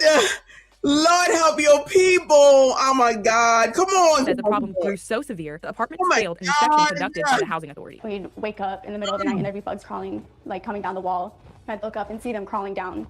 Like towards us while we're sleeping. It did fail twice for the inspection, so they gave me permission to move. We did end up getting the paperwork to release us of the obligations of the lease and break the lease. And you have that here. Yeah. Right? Bailey provided News for Jax with documentation to back her claims. A lease stating that pest control would be paid for by the apartment, and documentation from the housing authority filled out by the property management company stating she did not owe money upon breaking her lease. In August or September of 2025, I received a notification from the the debt collection company saying that I owe them the lease fees. Bailey currently has an outstanding balance of about $2,000 from breaking her lease. I contacted a local real estate attorney to ask what her options would be. If you have a document that's going to provide that if you move out, you don't owe anything, that is almost certainly going to be covered by the doctrines of waiver or estoppel, meaning that the tenant or the landlord has knowingly waived the right to enforce that, or they've taken a position on which the tenant relied. They can't now subsequently take a position inconsistent with that position. So I just walked into the property management office to ask a few questions, and they're not willing to comment at this time. But I don't even know what they're talking about because I'm still traumatized from the first opening scene. I don't know what these people are talking about because I don't care, because I'm just traumatized. They said that they'd be getting in touch with their media representative to get back in touch with us and provide us some more information. My name's Andrea Snowdy. I'm with Channel 4 News. How are you doing? We're recording, just so you're aware. I just wanted to ask you a few questions about some roaches and some of the conditions of the apartments here. Roaches? Current resident Michelle Martinez invited us into her home at the Spinnaker Reach Apartments. The conditions mirrored what Bailey described. I literally came in here to get my laundry to put my robe on, and I had 4 cockroaches crawling around all over me. How does that make you feel to have to stay here? Less than human. Just because someone's on low-income housing or is, Hold on. What? People go through it too. Just so you're aware, I just wanted to ask you a few questions about some roaches and some of the conditions of the apartments here. Current resident Michelle Martinez invited us into her home at the Spinnaker Reach Apartments. The conditions mirrored what Bailey described. I literally came in here to get my laundry to put my robe on, and I had 4 cockroaches crawling around all over me.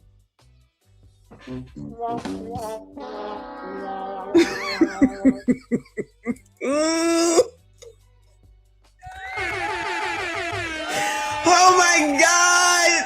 I'm here for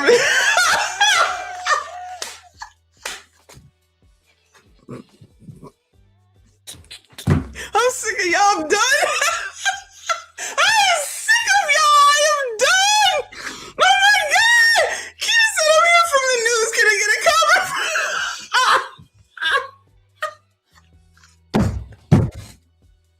Oh my God. Oh my God. My stomach is killing me. I can't stand y'all. Oh my God. What the fuck? Oh my God. Oh shit. Oh my God. Is Nicole still here? Everybody is on timeout. I can't take it. I cannot take it. Oh my God. Oh shit. Oh shit. Oh my God. Oh my God, lady. What? Oh my God. I'm done with y'all. How does that make you feel to have to stay here? Oh shit. Less than human. Just because someone's on low-income housing or is, struggling or whatever, doesn't mean they're any less entitled to living in a clean space. We provided the property management company with our contact information to reach out to us. We have yet to receive a response. Reporting in Jacksonville, Andrea Snowdy, Channel 4, the local station. In Martin County, the sheriff's office. I can't do it. I cannot do it. I cannot do it. I cannot do it. I cannot do it. Oh my God. Oh shit. Here's another one. What is this one about? Hold on. It must be my algorithm. Deputies, Florida property manager accused of stealing HOA funds for trips and plastics. Child, might as well watch this heifer. Lord help your people. Is searching for this woman, Alexandra de la Caridad Gonzalez. Investigators say she stole more than $200,000 in HOA fees in Stuart, using the money for cosmetic procedures and surgeries and trips across the country. CBS 12 News reporter Victoria DeCardenas got reaction from residents living in one of the communities from which she allegedly stole. Victoria? Oh my God. Yeah, Liz, we've spoke to some residents and they describe Alexandra de la Caridad Gonzalez as... Is this Florida?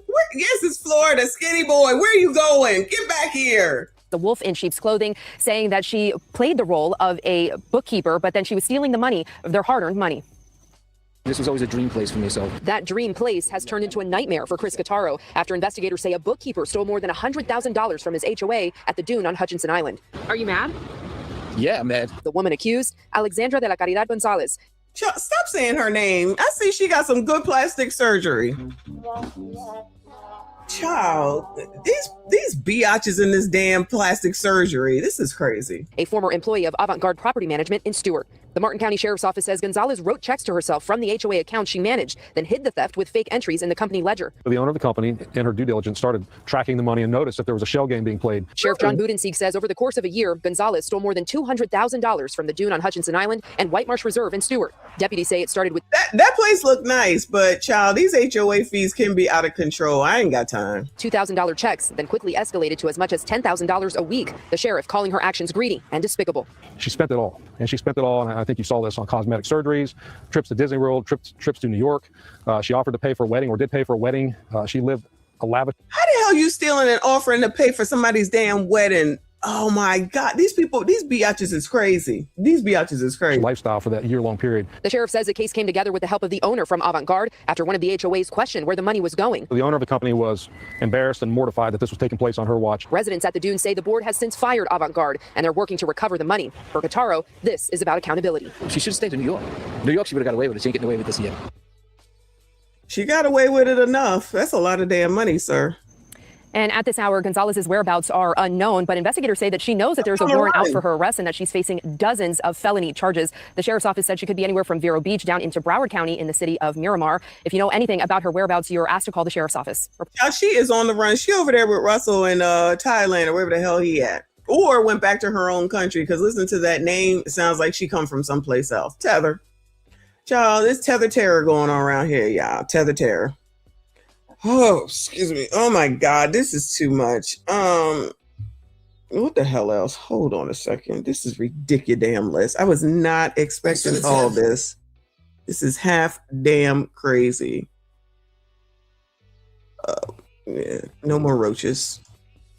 No more.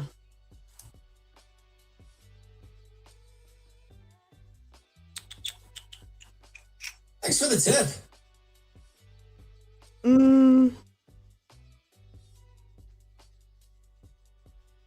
Lord, what is this? I got so many of these damn things. It's ridiculous. Detroit. Shout out to Anton. Cracks down on abandoned Greenfield Road complex after viral social media post. Oh yeah, that's all they got to do. Just put it on the internet, y'all. That'll take care of it. People will get all upset. She's in Liberty City. She could be. She on the run and went to Liberty City. What if she's still in damn Miami or Florida? That'd be crazy. I can't. Shout out to Wayne Lundy in the building. Thank you, boo. He said, I thought females were sugar, spice, and everything nice, not roaches, mice, black mold, and dust mites. Don't invite me over. Listen, that's why everybody can't be eating everybody's food. They over there letting the cats lick the spoons. The roaches is in, the roaches is out. All this crazy ass stuff. People dirty. They don't wash their hands. Do you know how many people we have seen in life women that go into the bathroom and don't wash their hands? Come out of there, been in there for 15 minutes, come out and don't wash their hands. Yeah, I can't. People are disgusting. And then you want to know where the what is the new thing called? The anti-horror virus, the anti-horror virus, whatever it's called. Can't imagine why. Anyway, let me see what this is about. Shout out to Detroit. Shout out to Anton. In a Local 4 News update, the city of Detroit is taking action against the owners of an abandoned apartment complex on the city's west side. Yesterday, I was in that Detroit community as neighbors complained about the massive amount of trash that's become a nuisance. Well, today, our cameras went back to that complex on Greenfield as city crews worked to clean up that area. Now the city... All right. High speed. All right. He plans to take legal action against its owner. He really does talk slow. This is a higher speed. He still sounds slow. It's more commotion around 16831 Greenfield Road on Detroit's west side. We've been out here several times, so this is not our first time. We are aware of the situation. Look at this place. Oh, it's abandoned. Wow. There might be people in there. This is disgusting. Here. And this time, it's a welcome presence with crews from several City of Detroit departments gathering Tuesday to clean up the overwhelming trash and squalid conditions around this abandoned apartment complex many have been calling a neighborhood nuisance. We have our general services department out here. Why aren't your local officials taking care of this shit without y'all having to go to the damn news? That's what I would like to know. And I would like to know why y'all don't ever go to them initially and get them to do their jobs. And then you go and then you reelect them again and again and again, child. Allegedly. But I'm going to go ahead and I'm going to say it's true. Child, this is ridiculous. Thank you, Reaper. I think I missed this one. He said, for Starship Troopers reaction, will you fight? Are you ready to protect your world? Did I read that already? I don't know what that is, but thank you. Maybe I read it. Sorry, y'all. This is ridiculous. Half damn crazy. Cleaning up the debris, the mess. We have our police department out here clearing out the illegal squatters. And we also have our construction and demo team out here to boot the place back up. Crystal Perkins is director of Detroit's General Services Department. She calls this an all-hands-on-deck cleanup effort around what's long been a problem property. The building and safety team also on site issuing blight tickets. Last year, we know that the property changed hands. We were working with the owner, but just recently the owner has went silent and has not been responding to us. Who is running this city? This is unacceptable. Right. This is unbelievable. It was video of the blighted conditions posted on social media over the weekend from Detroit residents Michael Evans and Charlie Miles that went viral, catching the attention of city staff and residents. Perkins says city crews have made several visits to this property to clean up and address the garbage and other illegal activities. The city's cleaned this property in August, September, and most What other illegal activities? What's going on over there? What's going on over there? Recently, last month. We just cleaned up like 30 days ago, and it's back like this. So we're going to have special eyes on this property between our building and safety team coming out weekly just to check for more blighted issues, to alert our general services department if we need to bring someone out here to clean. And also we're going to have our DPD patrolling the area. And neighbors are also pointing out there are other nuisance properties along Greenfield Road in need of serious attention. So we asked the city about that. Perkins told us Detroit's Troubled Properties team is aware of other vacant properties and it's working behind the scenes to address those properties and owners as well. Child, all right, whatever. Shout out to Detroit. All right, I'm moving on from this. We're going back to tonight's conversation, child. I can't do it. Child, we go 3.5 hours. Y'all ain't got nothing to do. Y'all ain't got nothing to do. It's been 3.5 hours. Oh my God. Let's go over here to this. Oh, it's a guy that she's dealing with. He comes over her house. Keep jumping. What the fuck? Yeah, we want to hear from the white lady. All right. If someone cheats with someone you feel is downgrade, does that reflect your worth? Girl. All right. Oh, are y'all at work? Are y'all working? You can't be sitting up here listening to me and this chat and this foolishness, child. Okay. Anyway. Mona. Oh, Uncle Rick is off today. Okay. Hey, 638. I don't think I saw you. These Tonight Conversation clips are go. Girl, I've just realized it's the best thing ever happened since I've been on YouTube. It's for me to really discover these things. This is crazy. Let me see what the white woman has to say, though. All right. Let's hear it, girl. You cheat. Why is it always with someone so beneath you? It makes us lose all respect for you as a man. And is this done intentionally to make your betrayal more egregious? I'm gonna be honest with you.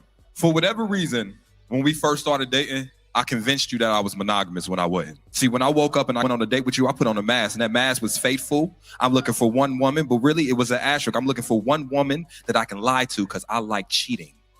Some people don't know how to juggle just one relationship. In their single space, they had 4, 5, 6 different women that filled 4 or 5, 6 different needs. And so you was never going to be enough for a man that didn't conquer that in his singleness. And here's the thing. In this relationship, I met you and I thought I can get ready for a relationship on the job. I didn't prepare for it before. And so when I got you to commit to me, I genuinely thought that I could be faithful to you. But the one truth that I failed to remember is that inside I truly ain't a good guy. And at some point, that new car smell of you wore off. You have always been amazing, but you got ordinary to me now. And now, since I don't view all those things you do extraordinarily, now I'm not motivated to keep that mask on anymore. So then I creep back into who I was before I met you. You think I cheat because of you? No, I cheat because of me. It's something about that new that get me excited. That girl may not be better than you, but she's the first to take this way. And so it excites me to do that. So when you think, why do I cheat on you? No. I'm cheating because I like it. And how can I cheat if I'm not in a relationship with somebody?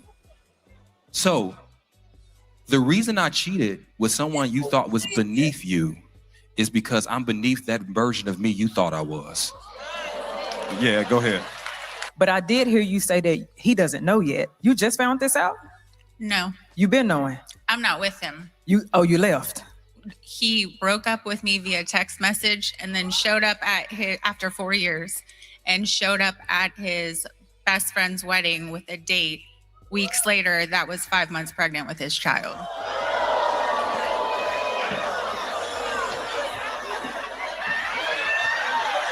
Are you okay? Oh, yes. I don't think you're really okay with that because you would never ask the question. I think it's still bothering you a little bit about that. This is the only thing that I'm gonna say to that because that's a lot to take on. Do not devalue yourself because this man went somewhere else and got his thrill or got whatever he need knocked off. Do not devalue yourself. You are so much better than that. Move on. This was your protection, evidently.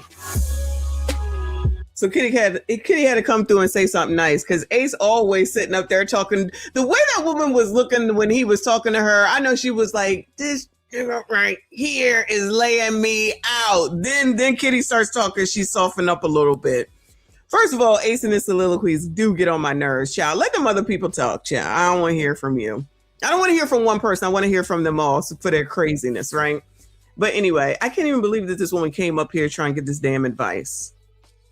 I don't know. I gotta watch it again. We're gonna watch it again. But this sounds crazy as usual. So white people do it too. But white people do it too. Okay. Shout out to Wayne Lundy. Thank you so much, boo. He said I told my supervisor that you called a meeting, so I wasn't coming in today. Here's a 20. Don't snitch me out. This is a legit meeting. It is. Shout out to y'all who are here. Don't tell on Wayne Lundy. Thank you so much, boo. I appreciate you. Y'all, this sounds crazy. It sounds crazy. Don't get fired today, y'all. Do not get fired. Okay? Anyway, let's hear it again. Ciao. When you cheat, why is it always with someone so beneath you? It makes us lose all respect for you as a man. If you're cheating on me and it's someone beneath me, I don't care about you anyway. So she is looking for somebody to talk to her. Why do you go with someone that's so beneath me?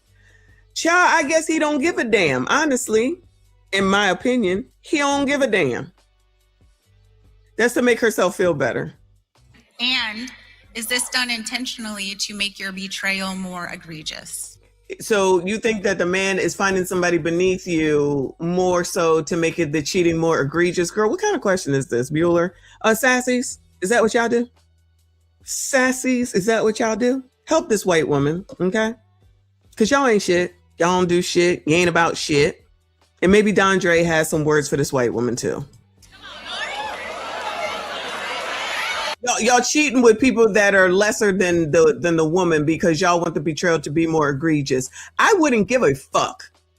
I wouldn't give a damn if that's what you was doing any daggone way. Why are you looking for explanations for shit that don't need explanations? Because she ain't over it. Allegedly. But I know what I'm talking about. I'm going to be honest with you. For whatever reason, when we first started dating, I convinced you that I was monogamous when I wasn't. See, when I woke up and I went on a date with you, I put on a mask, and that mask was faithful. So now it's a mask, y'all. Excuse me. So now y'all be putting on masks because you just think that at some point you're going to go cheat on people. You know what? I don't know, Ace. Child, I feel like Ace just be saying shit. And she gonna sit up there and take it. Child, Uncle Rick, thank you, boo. He said you weren't special enough to make him care. I guess that's what Ace is saying as well. But look at her. She looked like a deer in the headlights as he's talking. I'm looking for one woman, but really it was an asterisk. I'm looking for one woman that I can lie to because I like cheating. Some people don't know how to juggle just... This is him talking about you sassy straights, though. Don't forget that, okay? This is him talking about you sassy straights. One relationship in a single space, they had 4, 5, 6 different women that filled 4 or 5, 6 different needs. And so you was never going to be enough for a man that didn't conquer that in his singleness. And here's the thing. He didn't conquer that in his singleness. What the hell does that even mean? I need somebody to ace interpret, okay? Any ace interpreters here? In this relationship, I met you and I thought I can get ready for a relationship on the job. I didn't prepare for it before. And so when I got you to commit to me, I genuinely thought that I could be faithful to you. He's talking about ya. He's talking about ya. I see it now. I see it now. What is he talking about, y'all? I mean, I'm not saying that he has to say, that the woman is wrong or the man is wrong or anything, but can you say something that makes some sense? Just say something that makes some sense. He makes up these stories. And this lady is sitting up here again, looking like deer in headlights, thinking that he laying her out, which I guess kind of he is. But girl, why you even come up here ask these Negroes this question? Thanks for the tip. And there ain't nobody else got nothing to say. And then he got to go on. This is his show. Because I was going to say they just let him go on, but it is his show. So I guess they can't say anything. Thank you, boo. He said Ace pandering extra hard not to get outshined like Trip always did to him. Oh, excuse me. The Trip Fontaine dude used to be the outstanding person on this show. Because really right now, I feel like it's Kitty for the most part. And that girl with the locks is trying to be that next person. Now Heather Locklear is oh my God. Now Heather Locklear is confused. Shout out to that reference. Shout out to Heather Locklear. I cannot. That's a good one. That's a good one. Kofa said he's talking about F-boy behavior. The women eat it up. Yeah, he makes his money. The women feel good and vindicated. Everyone wins except for Solid Brothers. Hashtag SYSBM. Again, Trim pointed that out to me yesterday, and now I can't not hear it. It's like, you straight ass talking about this man, and she looking like, it must be true. Fake Heather Locklear, Timu Heather Locklear, it must be true. It must be true. Lord help your people. Thank you, RBN. He said Ace is a whole damn predator. Ooh, allegedly. But approaching like a genuine woman resource. I agree. He is acting like he's a woman resource and what is that? A Captain Save a Hoe? Not calling her a hoe. But I'm just saying, like, child, what? Trip used to have substantially better advice. Sorry, I missed that time. Oh, Lord, help your people. Shout out to Gen Z. She said Ace out here word salading it up. Shout out to the word saladers. He definitely is. But they intently listen to him. They be intently listening to him while I'm sitting up here. Child, what? Child, what? All right, come on, child. But the one truth that I failed to remember. He said the one truth with an F. Go ahead, child. Is that inside I truly ain't a good guy. And at some point, that new car smell of you wore off. You have always been amazing, but you got ordinary to me now. And now, since I don't view all... This is so rude. Like, who would come up here to have him talk to you like this? This is half damn crazy. Those things you do extraordinarily, now I'm not motivated to keep that mask on anymore. So then I creep back into who I was before I met you. You think I cheat because of... Listen to the crowd. Yes! Yes! You know I cheat because of me. It's something about that new that get me excited. That girl made... Oh, you see that girl right there? Yeah! You see her? Hold on. Look at the girl in the crowd. No, I cheat because of me. It's something about that new that get me excited. You see her? That girl may not be better than you, but she's the first to take this way. And so it excites me to do that. So when you think, why do I cheat on you? No. I'm cheating because I like it. And how can I cheat if I'm not in a relationship with somebody? So the reason I cheated with someone you thought was beneath you is because I'm beneath that version of me you thought I was. Yeah, go ahead. Profound. I'm beneath that version of me that you thought I was. Okay. But I did hear you say that he doesn't know yet. You just found this out? No. You been knowing? I'm not with him. You left. He broke up with me. So she didn't leave. So you was willing to stay and settle, child, because you know nobody settles. Nobody settles. Via text message and then showed up at... He broke up with her via a text message. So you didn't leave. He had to cut you off. You was going to stay. You was going to stay. With him. You left. He broke up with me via text message and then showed up at after 4 years and showed up. So this is still affecting you 4 years later. Am I hearing this right? If it's 4 years, why are you coming up here with this question? At his best friend's wedding with a date. Weeks later, that was 5 months pregnant with his child. Am I missing this? It's been 4 years. So why do we care? Why do we care? What am I missing? Hold on. Yeah, go ahead. But I did hear you say that he doesn't know yet. You just found this out? No. You been knowing? I'm not with him. You left. He broke up with me via text message and then showed up at after 4 years. After 4, ma'am, Why is this a question? And then when Kitty is like, this is still affecting you, girl, it is. Why are we asking this question 4 years later? Girl. And showed up at his best friend's He should be at his best friend's wedding because it's his best friend. wedding with a date. Weeks later, that was 5 months pregnant with his child. Listen to the crowd. Oh, it's 4 years later. What is he supposed to be doing? He's at his best friend's wedding because it's his best friend. Okay, he showed up with a woman who's now pregnant. What are we talking about? What is the wooing for? And whoever said on a post-it, shout out to the Sex and the City reference. Burger broke up with me on a post-it, which is the equivalent of a text message. But okay. I have broken up with people on paper. You know who used to write the paper? Yes or no. Do you like me? Yes or no. Now it's like, leave me the fuck alone. Here you go. Here's a note for you. Take it to the next class. Leave me the fuck alone. Child, this is crazy. And look at him in the crowd. Oh, y'all, it's been 4 years. Are you okay? Oh, yes. I don't think you're really okay with that because you would never ask the question. I think it's still bothering you a little bit about that. This is the only thing that I'm gonna say to that because that's a lot to take on. Do not. They must not have heard it like the first time, like I said. I'm like, oh, wait a minute. What am I listening to? I had to re-listen to it. Devalue yourself because this man went somewhere else and got his thrill or got whatever he need knocked off. Do not devalue yourself. You are so much better than that. Move on. This was your protection, evidently. Move on. Yes, ma'am. Move on after 4 years. I agree. Ma'am, please move on after 4 years. I'm so confused, y'all. I'm so confused, but child, maybe it's just me. Shout out to Wayne Lundy with a 50. Thank you so much, boo. I appreciate you.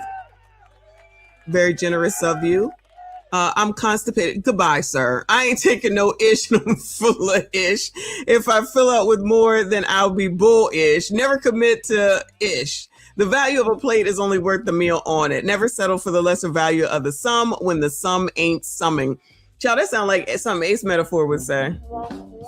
Child, that sound like something Ace Metaphor would say, and no one would know what in the hell it is that he is talking about. This is a crazy ass question situation. Listen, the bottom line is that white people settle too. White people settle too. I'm just saying. Because, child, this story sounds crazy. Thank you for another 5, boo. He said it takes 4 years after heartbreak for their frontal lobe to activate. She's on track.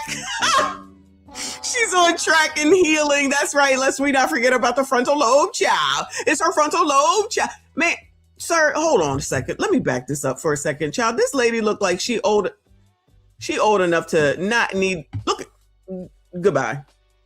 Now, white people, I know y'all age pretty badly a lot of the time, but y'all, she looked like she might be 40 some, late 40 some odd years old. She don't know no better. She in shape. I like that top, but girl, you don't know no better. 4 years. 4 years.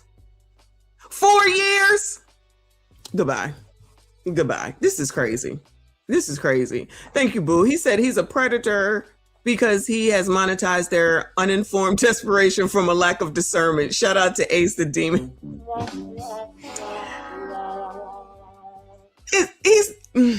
Y'all gonna leave Ace alone. Ace is making his money off of dumbism. I'm not mad. I'm not mad. Because y'all, most of these people that we're watching are not children. They are not young.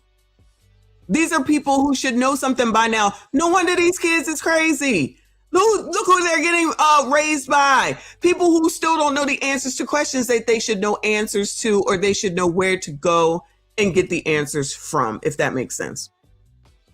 You going to Ace Metaphor, non-married. I mean, it's not about marriage though, but I don't think he's in a relationship at last I heard. Maybe he is allegedly. Then you got, what is going on here though is that you are willing to come to this show and pay me money, buy my ish, because I bought the cards. I still got cards when we do Freak Pod. That's where I got these cards from his show. That's a tax write-off for me though. But you go and pay that show to bring you up for their benefit. They potentially will go viral, more followers, and that's more money for them. And then they will say, not these people, but some people will say that maybe it's fake. I'm telling you again, it's not fake. Now, whether these people make the stories up or not, I don't know, because there's too much emotion behind some of these people to think that they made it up. They ain't that great of actors. And then the whole crew, the whole Tonight's Conversation people, get all the benefit from that. And then you out here with a story, and then we out here talking about you. With a story that sounds like you should know better at your big old age. Like, what is the age? What is the age where you should know better? Because I don't know. We've seen people as old as looks like 60 some odd years old come up here, ask these late 30, early 40-year-old people questions. I'm just saying. Anyway. Thank you, Boo. He's robbing these women blind while selling them advice that will keep them single, miserable, and blind. And this sorry bastard is smiling while he's... Oh, RBN ain't giving no breaks, Cham. I'm sorry. Listen, is this any different than what is his name? Derek Jackson or Tony Gaskins? They want to be there. That's what they want to believe. I'm telling you, this is why that Dana girl is changing her tune. That's why that girl Dana Dane is changing her tune. Just tell women what they want to hear. Just tell women what they want to hear. It's a good formula. I've heard plenty of people say it. Anyway, good luck, white woman. Anyway, moving on. Let me see. Let's go here. He's married, venting to her, and calling in secret. Is that friendship or emotional cheating? So first of all, let me just say that if you're a real star in the starhood, you wouldn't be talking to him. If you are a star in the starhood, you wouldn't be talking to him. Allegedly. I'm just saying. Maybe I'm wrong, but I know I'm not. Shout out to Wayne Lundy with another 10. He said, can I be a hater and a little I'm mad at Ace for deeming himself Ace when he's not the Joker or Deuce? He's a wild card that changes per deck. You're right about Dana. Listen, he could be the Joker for sure. He definitely could be the Joker, I think. But whatever works for him. That might be his real name. I don't know. That might be his real name. I don't know. But this room is filled. If y'all take a look, this one is from 2025, but the room is filled. Let me tell y'all, the room be filled with women. The room be filled. I was going to live stream, but it felt inappropriate to live stream because I was so close to the front. But I'm going to go back. I'm definitely going to go back. And then maybe I'll do some recording as opposed to live streaming. And then maybe show y'all how they pass out the cards and the pens, and then take it back and then pass it back out. And then when your number is called, then you go up there and you read your question. So just FYI. Anyway, come on, child. What's going on? To be a solid friend to someone who is emotional. She cute too. Girl, hold on. Let me go back. What does it mean to be a solid friend to someone who is emotionally unstable, but leans on me like I'm their partner? Or is this even possible because he is married? When he confides, is it about his relationship? 9 times out of 10, it is about his relationship. Like, is it like complaints about the relationship? Mostly complaints, yes. Think about how unfair that is to the partner. Right. You being that friend, you probably know issues that he has with her before she does. And she knows that. Has this man ever flirted with you? Yes. Yes. Yes. She ain't a friend, she a side piece. God damn it. Sometimes when you are comforting somebody the things you say to comfort them can sound like an advance. Like if they're complaining about their spouse and you say, you don't deserve that. Like, I can't believe she putting you through that. Right. In that person's head, they may hear, come over here. Oftentimes when that person is complaining to you, they can't wait for you to finally say, I'd never treat you like that. And that's how those friends get in. And that's how you slip and fall into being a side piece. Unfortunately, a lot of times emotional affairs start through a friendship. Correct. The person who plays friend. How could you stand and allow a man to dishonor his wife by confiding in you and talking about the marital distress and the marital problems that they have? You know it's more than a friendship. I'm calling you at different hours of the day, and I am prioritizing you over my own wife. These are concerns that should be shared, intimate, private concerns that should be shared between me and my wife. You know the position that you plan. You got to be honest about that. Okay, one more question. So when you used to talk to him on the phone, was he around his wife? No, of course not. That man was not confiding in you. He was laying the groundwork. Because when I do make moves, I need you in your head to believe I'm justified. Because you know I'm married, but I need you in your head to think that when I pursue you or I flirt with you, I'm well within my right because I don't like my wife and my wife don't like me. I'm saying, is that man confiding in you or is he laying the groundwork? And then lastly, how did you meet this man? Through our children, like out. He was a football coach.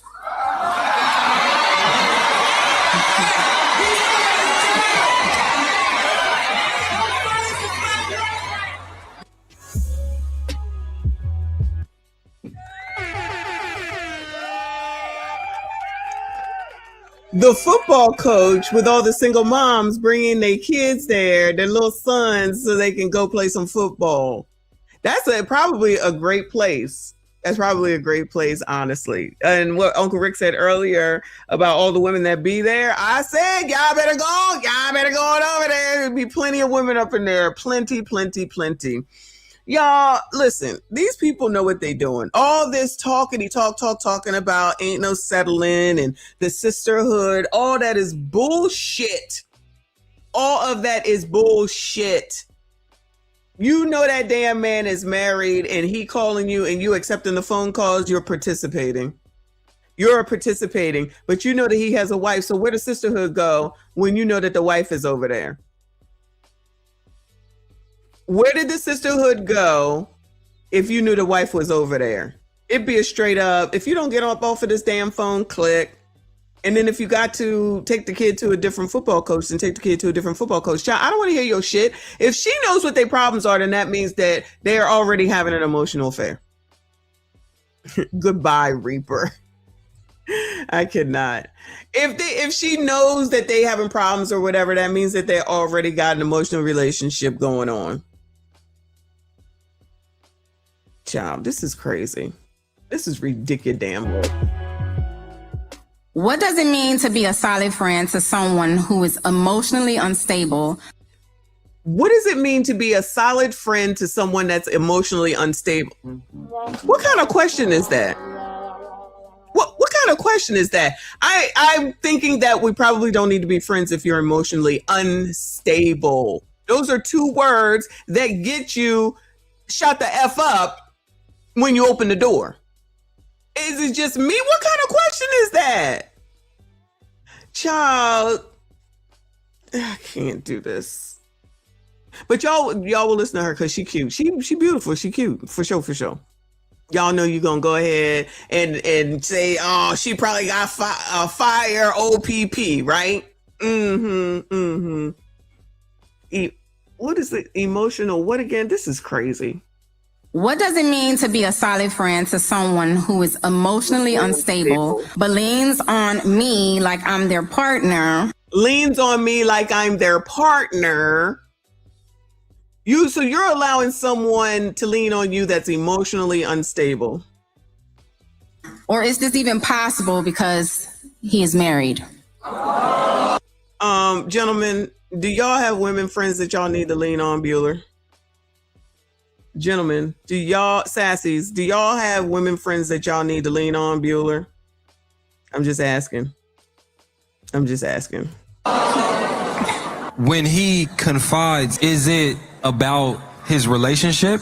9 times out of 10, it is. Oh, it's about his relationship. Oh, that bitch get on my nerves. I can't stand her. She had the nerve to. I can't take it. Now she didn't cook. She didn't clean. She didn't fold the clothes. I gotta talk to somebody about that. You think this woman don't know? You think this woman don't know? And then you're sitting there listening to it. She's participating willingly. Shout out to all the sisters and me proving yet again that there is no sisterhood. Because if it's something that they want, they're going for it. And the more that we know, the fact that we know that she knows because he's talking to her about said wife, she don't give a damn. I say it 55,000,001 times. If they see something that they want, they going for it. Now, mind you, he may have initiated it because there's something. Y'all let me know. Gentlemen, sassy straights, y'all let me know. This is what I believe.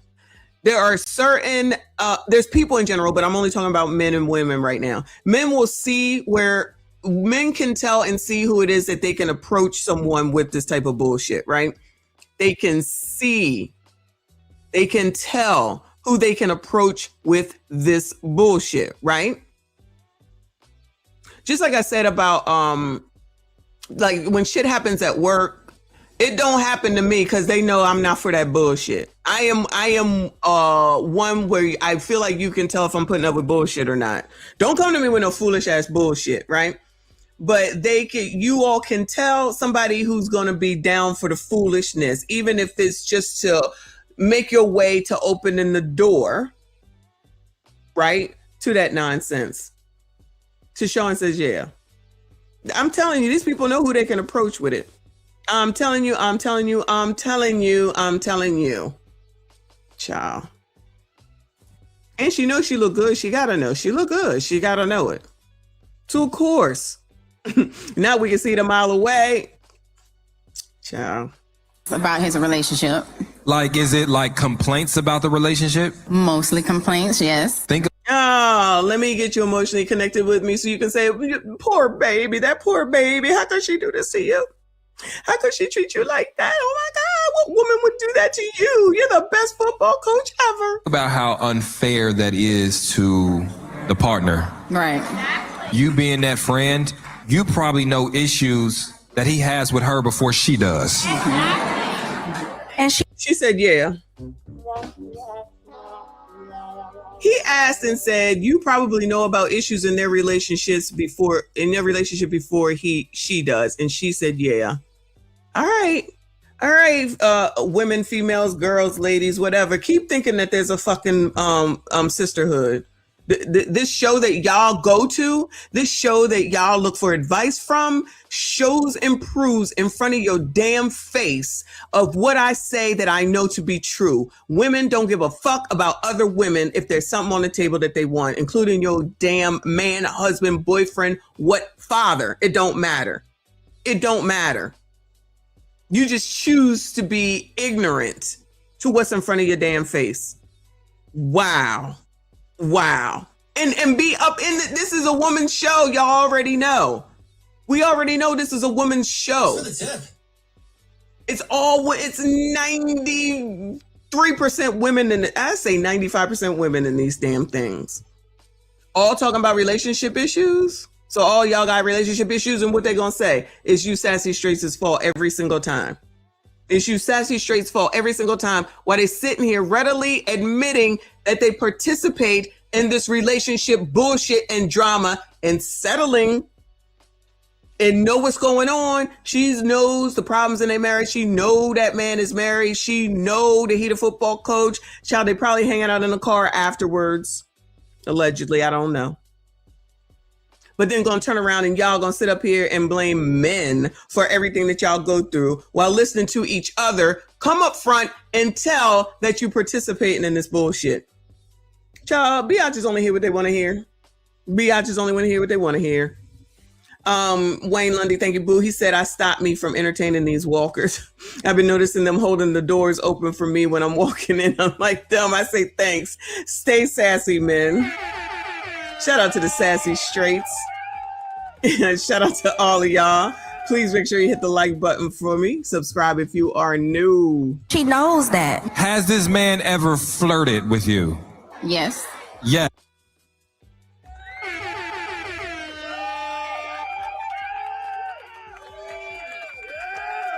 Let me get this screenshot. Hold on.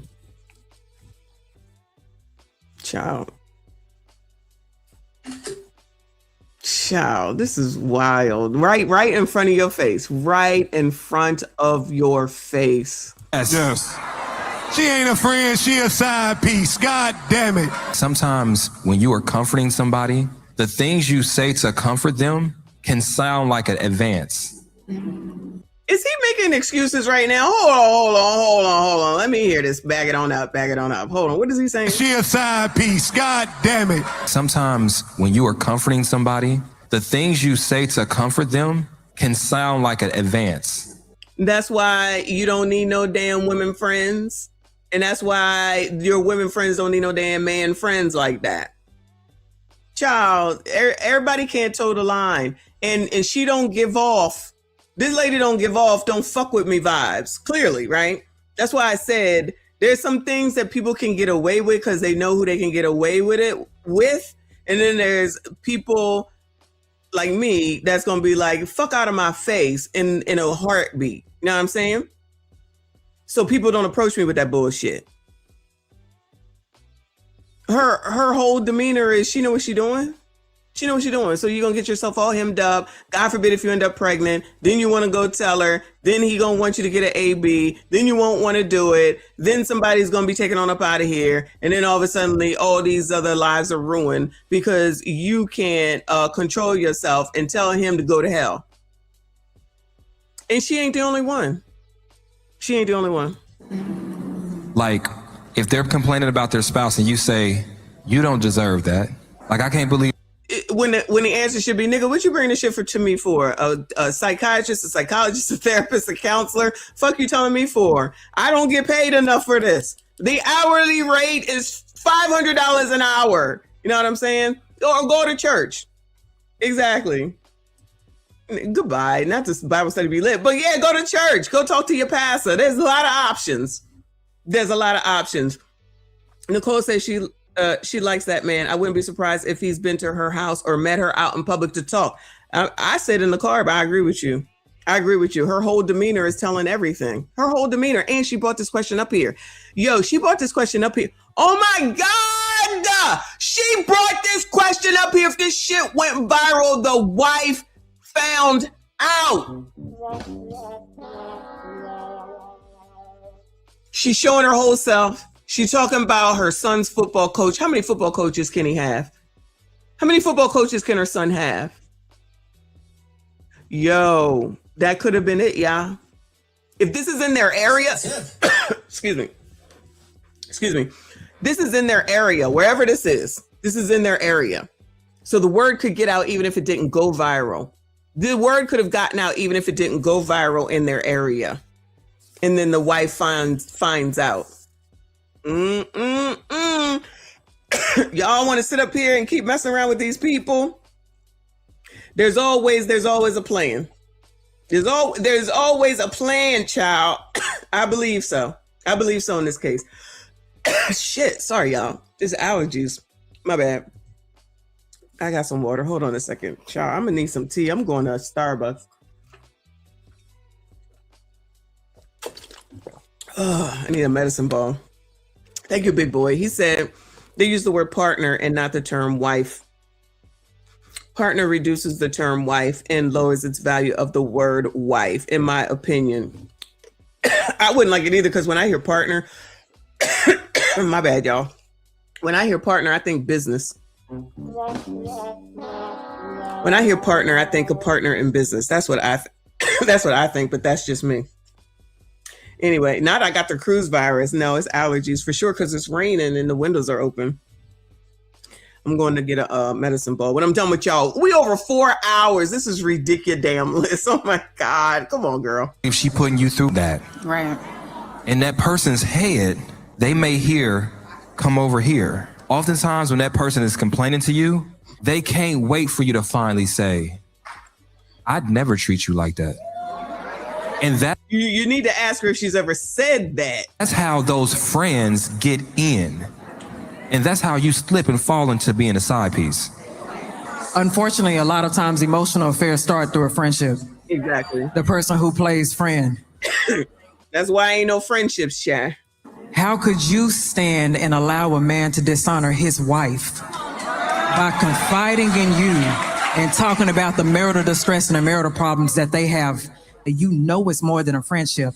Because that's what she wants to do and that's where she wants to be. And I know Kitty knows this and that's why she's coming at her. Calling you at different hours of the day, and I am prioritizing you over my own wife. These are concerns that should be shared, intimate, private concerns that should be shared between me and my wife.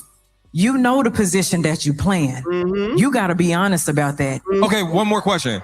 So when Oh, I'm sorry that they cut that part off because I wanted to hear the rest. I know there's more. you used to talk to him on the phone, was he around his wife? No, of course. You talked to him on the You talked to him on the phone. And the wife is not around. Of course not. That man was not confiding in you. He was laying the groundwork. Sure. Because when I do make moves, I need you in your head to believe I'm justified. Because you know I'm married, but I need you in your head to think that when I pursue you or I flirt with you, I'm well within my right because I don't like my wife and my wife don't like me. I'm saying, is that man confiding in you or is he laying the groundwork? And then lastly, how did He's doing both, but she's receiving it. Lest we not forget that part. Lest we not forget that part. She's participating. She don't get absolved. She's participating. She like it. She like it. How did you meet this man? Through our children, like out. He was a football coach.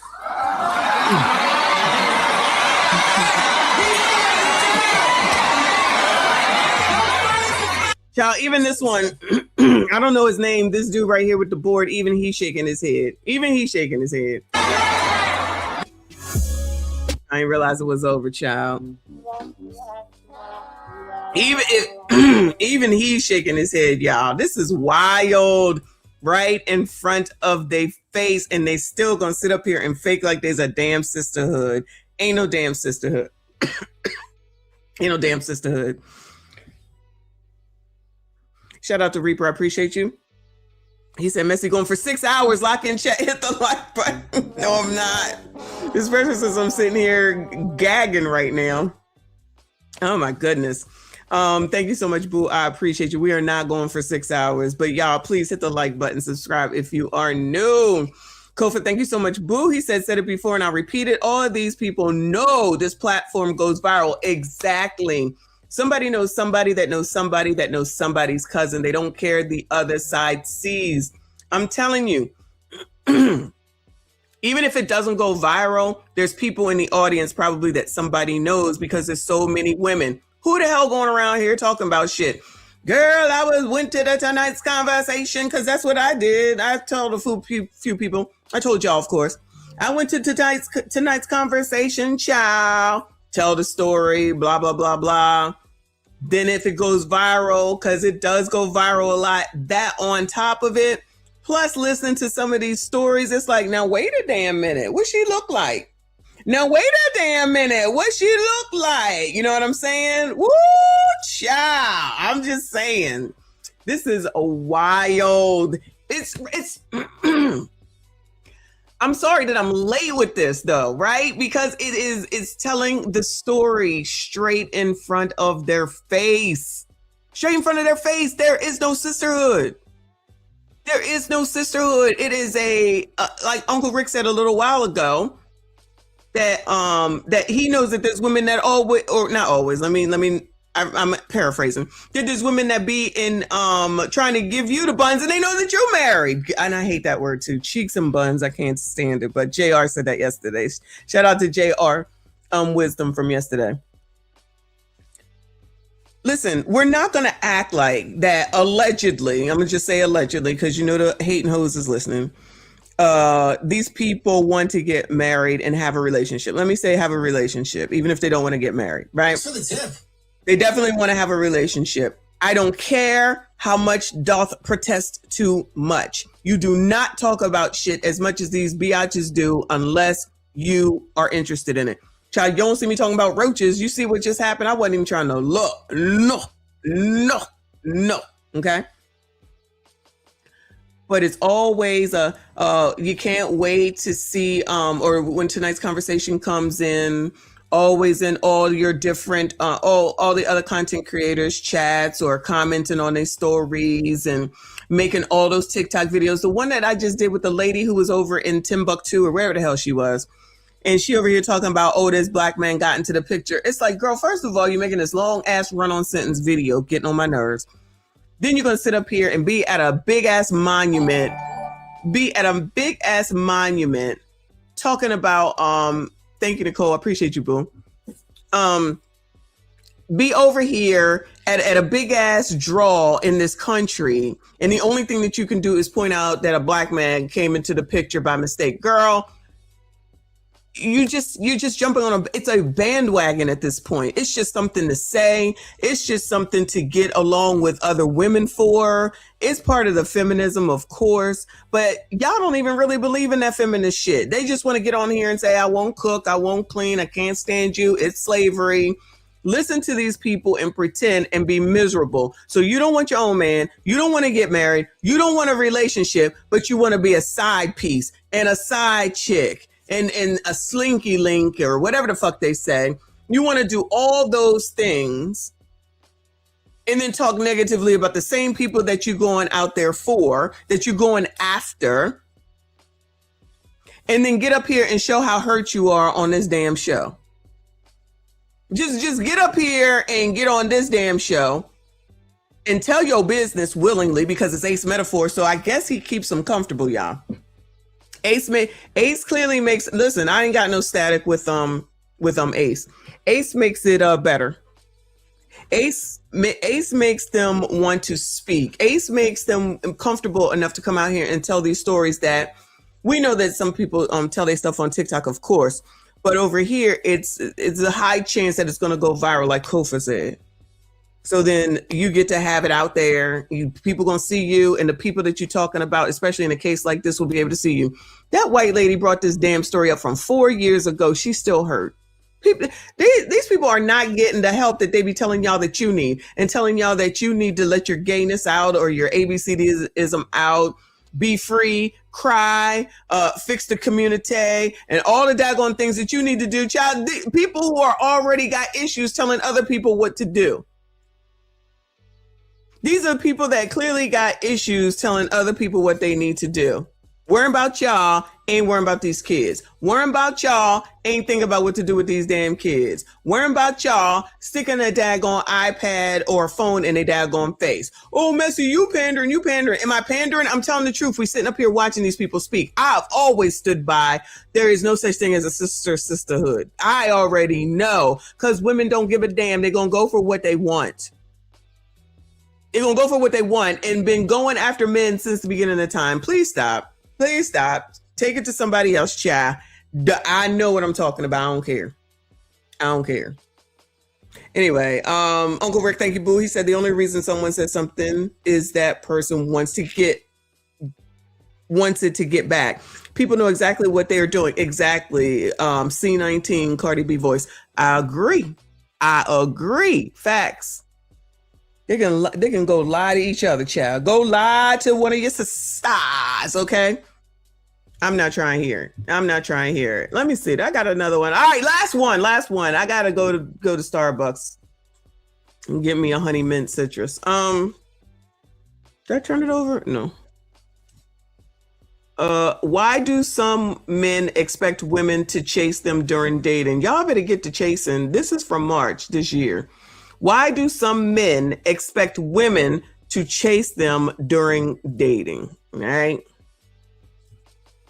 They want to be treated like women a lot of times. They want to be taken on dates. They want to be called all the time. They don't want to be the man in a relationship. They want to be earned. They want to be pursued. Yes. They want to be chased. Yes. I'm the prize. Yes. Wait a minute. Let me back this up, child. I must have missed something. What did you say? Oh, first of all, anybody interested? Bueller. Anybody interested? Bueller. Basically, I feel like men want to be treated like women a lot of times. They want to be taken on dates. They want to be called all the time. They don't want to be the man in a relationship. They want to be earned. They want to be pursued. Yes. They want to be chased. Yes. I'm the prize. Yes. And the silly part about it is, y'all be doing it. There you go. At least he was right here. Woo, cha! Oh, y'all want somebody to be goodbye, Reaper. y'all want these ladies to chase y'all. If y'all don't come SYCBM. I don't. You always talk about I ain't chasing no man. That's the you do. Every time you get that man a chance and he don't deserve it. Every time you settle what you know you deserve out of a relationship for a man that isn't meeting your qualifications, every single time you allow a man to take you off the dating market, you have become unsingle to a single man. Here you are trying to prove your worth to a man that's blind to it. What good is it to be a good woman to a man that don't know what a good woman is? What I'm saying is the Bible don't say she who finds a husband finds a good thing. But some of y'all, it say he who finds a wife. But some of y'all doing the seeking. Y'all doing the courting. You lead in dating because here's the thing. When that man don't provide clarity, what you do? Begging for it. See me. Acknowledge me. Text me back. Instead of finding a man so the reason why these men are doing it is because you are allowing it. Here's the thing. If you don't want a man that's uncommittal, don't date one. If you don't want a man that can't show up on a consistent basis, don't date one. If you don't want a man that acts like he's the princess, this man goes to the passenger seat in your car. And you constantly driving that. So I guess what I'm trying to say is, if that's not the man you want, don't date that man. Anybody else? Oh, hold on. Let me give y'all another view of the crowd, child. I swear it's like the same view every time. I don't want y'all to miss it. Anybody else? Shout out to the crowd.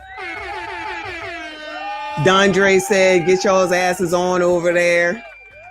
Dondre said, Sassy Straits, to get your ass on over there and fix the community. It is your problem. It is your responsibility. Y'all need to do it. Get that shit done. Okay. Now, why she is asking this question, child, I don't know, because she must be pursuing men, child. Okay. Now, the funny part about that is, in my opinion, is that showing your interest to a man and pursuing a man, I feel like are two different things. Because I feel like these people don't show their interest because they think that somebody's always supposed to be coming to them. You can at least show your interest, right?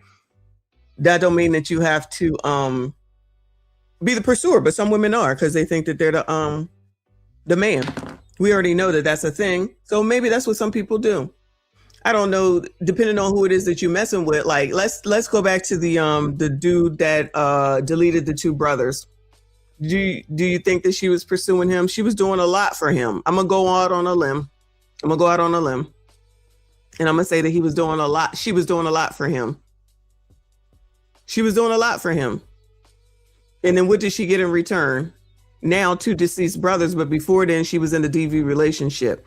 See, I feel like a lot of this, it's something wrong in the head for some reason. Like you stay for the stuff that you shouldn't stay for, and the stuff that you should stay for, you don't stay for. Make it make sense. The woman that's brothers, that dude took the brothers out. She was with him. She stayed with him. The DV was there. The brothers was trying to help her. Right. But then there was another woman today. Who was that other woman? She was the one from here. She was mad that the man gave her $100 and didn't give her the whole 50. It's like it's from one stupid extreme to the other.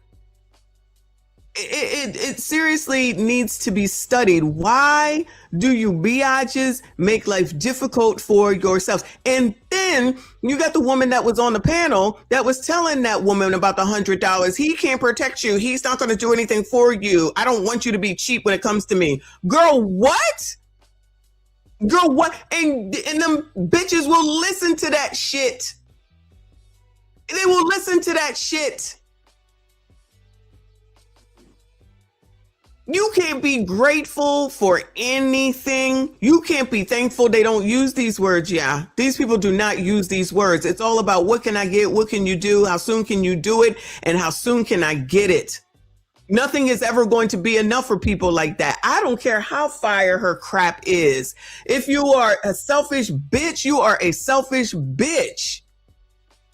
And it's on display. You got the woman that's sitting up here talking to the football player guy, knowing that there's a woman. I know she's beautiful. What the fuck? She don't give a damn. She don't give a damn.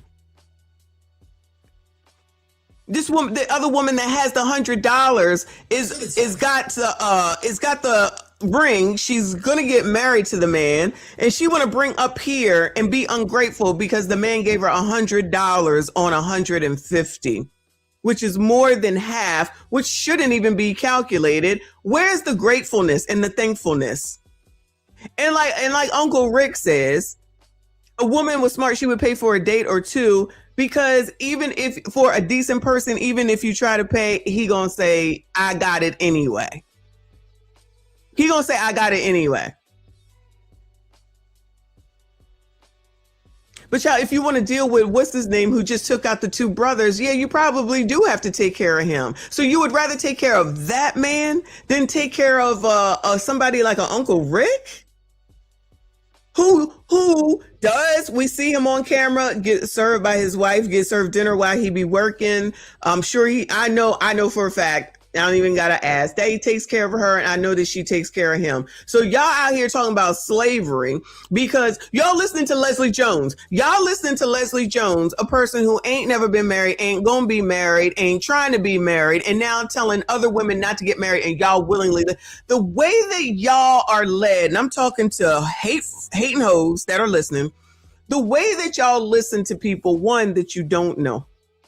The way that you listen to two, people who don't have your best interest at heart. And three, the amount of people that want you to not have what the same shit that they want. They don't want you to have it. And the fact that I've heard people say that Leslie Jones is right, and then the men will be out here talking about what she looks like. Well, it really doesn't matter what she looks like, because what I tell y'all is that all these women that you're seeing right here, and I know that y'all call them out because of their size and their big backs and all that stuff. I done seen plenty of big backs with plenty of husbands on plenty of cruises. There's always somebody out here for somebody. I don't care what none of y'all say. They ain't. The ones that are having trouble, in my mind, is because of their bad attitude. That's what I think it is. Unrealistic expectations and just never satisfied, honestly. It got to be those reasons. There's no other reason. There's men who like bigger women. There's just men that like bigger women. That's it. That's all. There's men that want somebody to be in shape, and that's okay too. But when that one lady sent out the word or said the word reciprocity, I don't think she knows what that means. I really don't think that she knows what that means, because you need to be able to it's give and take. It's called give and take in any relationship, but definitely when you fucking married, how the hell it look like I'm supposed to get everything? Are there people that do that? Yes. That's not the norm. That is not the norm. That's the exception. Y'all don't want to hear that either. You just think because you see she have it, you should have it. The amount of these bitches that is out here carrying on over Meg Thee Stallion, a person who sits up in her song and says, there's some hoes in this house. There's some hoes in this house. All the things that she does, all the things that she sings about, all the things that she says out of her mouth, regardless of whether she was performing or not. The fact that she sat there and lied to Gayle King. I'm not even talking about Tory Lanez. Y'all want to listen to her? Y'all the ones that's listening to Kendrick Williams. Like, you have to make it make sense. You just it's self-sabotage. This is self-sabotage most times than not. And if that's what y'all want to do, keep doing it. Y'all want to listen to Funky Dineva. This is supposed to be the most educated. You want to listen to an ABCD who is also a black man who moonwalked his way on up out of the conversation, even though he is a black man, because they do your hair. Y'all think that they are absolved when he's saying something crazy like this. And the even crazier part about it is that nigga had cancer if he still don't have it. So how the hell does he use a word like that and talk about his own gender, because he's one too, regardless of he wants to admit it or not, and then try to moonwalk his way on out of there? And y'all allow that shit. Y'all allow that shit and support that damn man. And he didn't hate it enough. Go find a fucking video, because it's still up on my damn channel, of all the times that he done talked about black women. That's okay, because y'all following DL Hughley and he done called y'all nappy headed hoes. Because I don't give a shit about what none of these niggas say, because I don't need them to lead me anywhere. I don't need them to tell me shit. I just listen to see how foolish y'all are, listening to a bunch of people that you don't know lead your ass and keep you miserable and keep you from what the hell it is that you know damn well that you want. You try and tell me that woman all the way over there in Timbuktu or wherever the fuck she was, complain about the fact that the man happened to come into her damn picture while she's at some big ass monument in that country. You think she just did this just because she wants some damn attention from the sisterhood? And what's the best way to get the attention is to talk about black men. The biggest way to get the sisterhood all riled up and get them behind you is to talk about black men and say that they the problem. Fine. Let them be a problem. Let them be a problem. But the only thing that you can do is still be trying to focus on what they doing, when they doing it, and who they doing it with all damn time. That's where you want to lay in your damn sword and then talk mad sugar honey iced tea. That was a long ass soliloquy that bitch gave too. A long ass one. For somebody that they don't care about, but they keep talking about it over and over and over and over again. But then talk negatively about people who do the shit right. Like, y'all out here 1 second, the eggs is high, the milk is high. Then you turn around talking about he should have gave me $150, even though he gave you more than half. These people ain't taking nobody out. They ain't taking nobody out. They ain't trying to do none of that. All they trying to do is take and be chaotic. I stand by the chaotic. Following celebrities. Following celebrities. Like, the hypocrisy is crazy. And maybe it's a different word than hypocrisy, but you sit here and you talk about Chris Brown all the time. Let's bring him back up. And how he's a colorist. He only likes light brights. He only likes half breeds. Whatever y'all want to say. He don't like dark-skinned women. He don't like brown-skinned women. Y'all still going? Y'all still paying $2,500 now in order to do a meet and greet with him. And I really think that the meet and greet is probably separate from the ticket. I'll let somebody else confirm that. So y'all gonna spend $2,500 and then you're gonna be mad when he don't want your dark skin ass to come into his section at the after party that you're gonna try to go to. But you're gonna spend $2,500. I'm not mad at Chris Brown at all, just like I'm not mad at Ace Metaphor, because y'all participate in your own demise. You participate in all this foolishness willingly.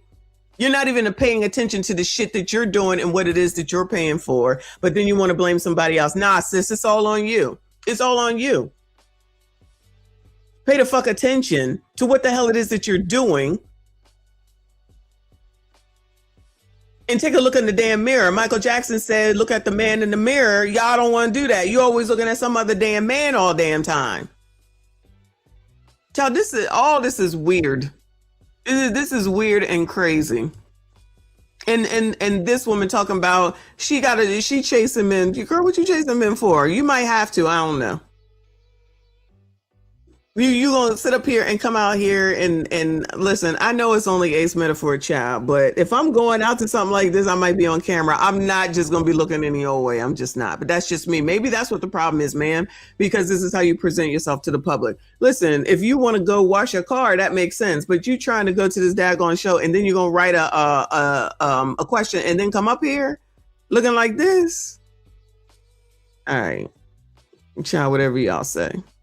And you gentlemen, you sassy straight, so you're supposed to accept this. Y'all know you're supposed to accept this, right?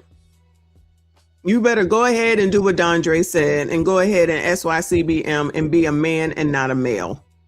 You got to fix the community because it's your responsibility, black man.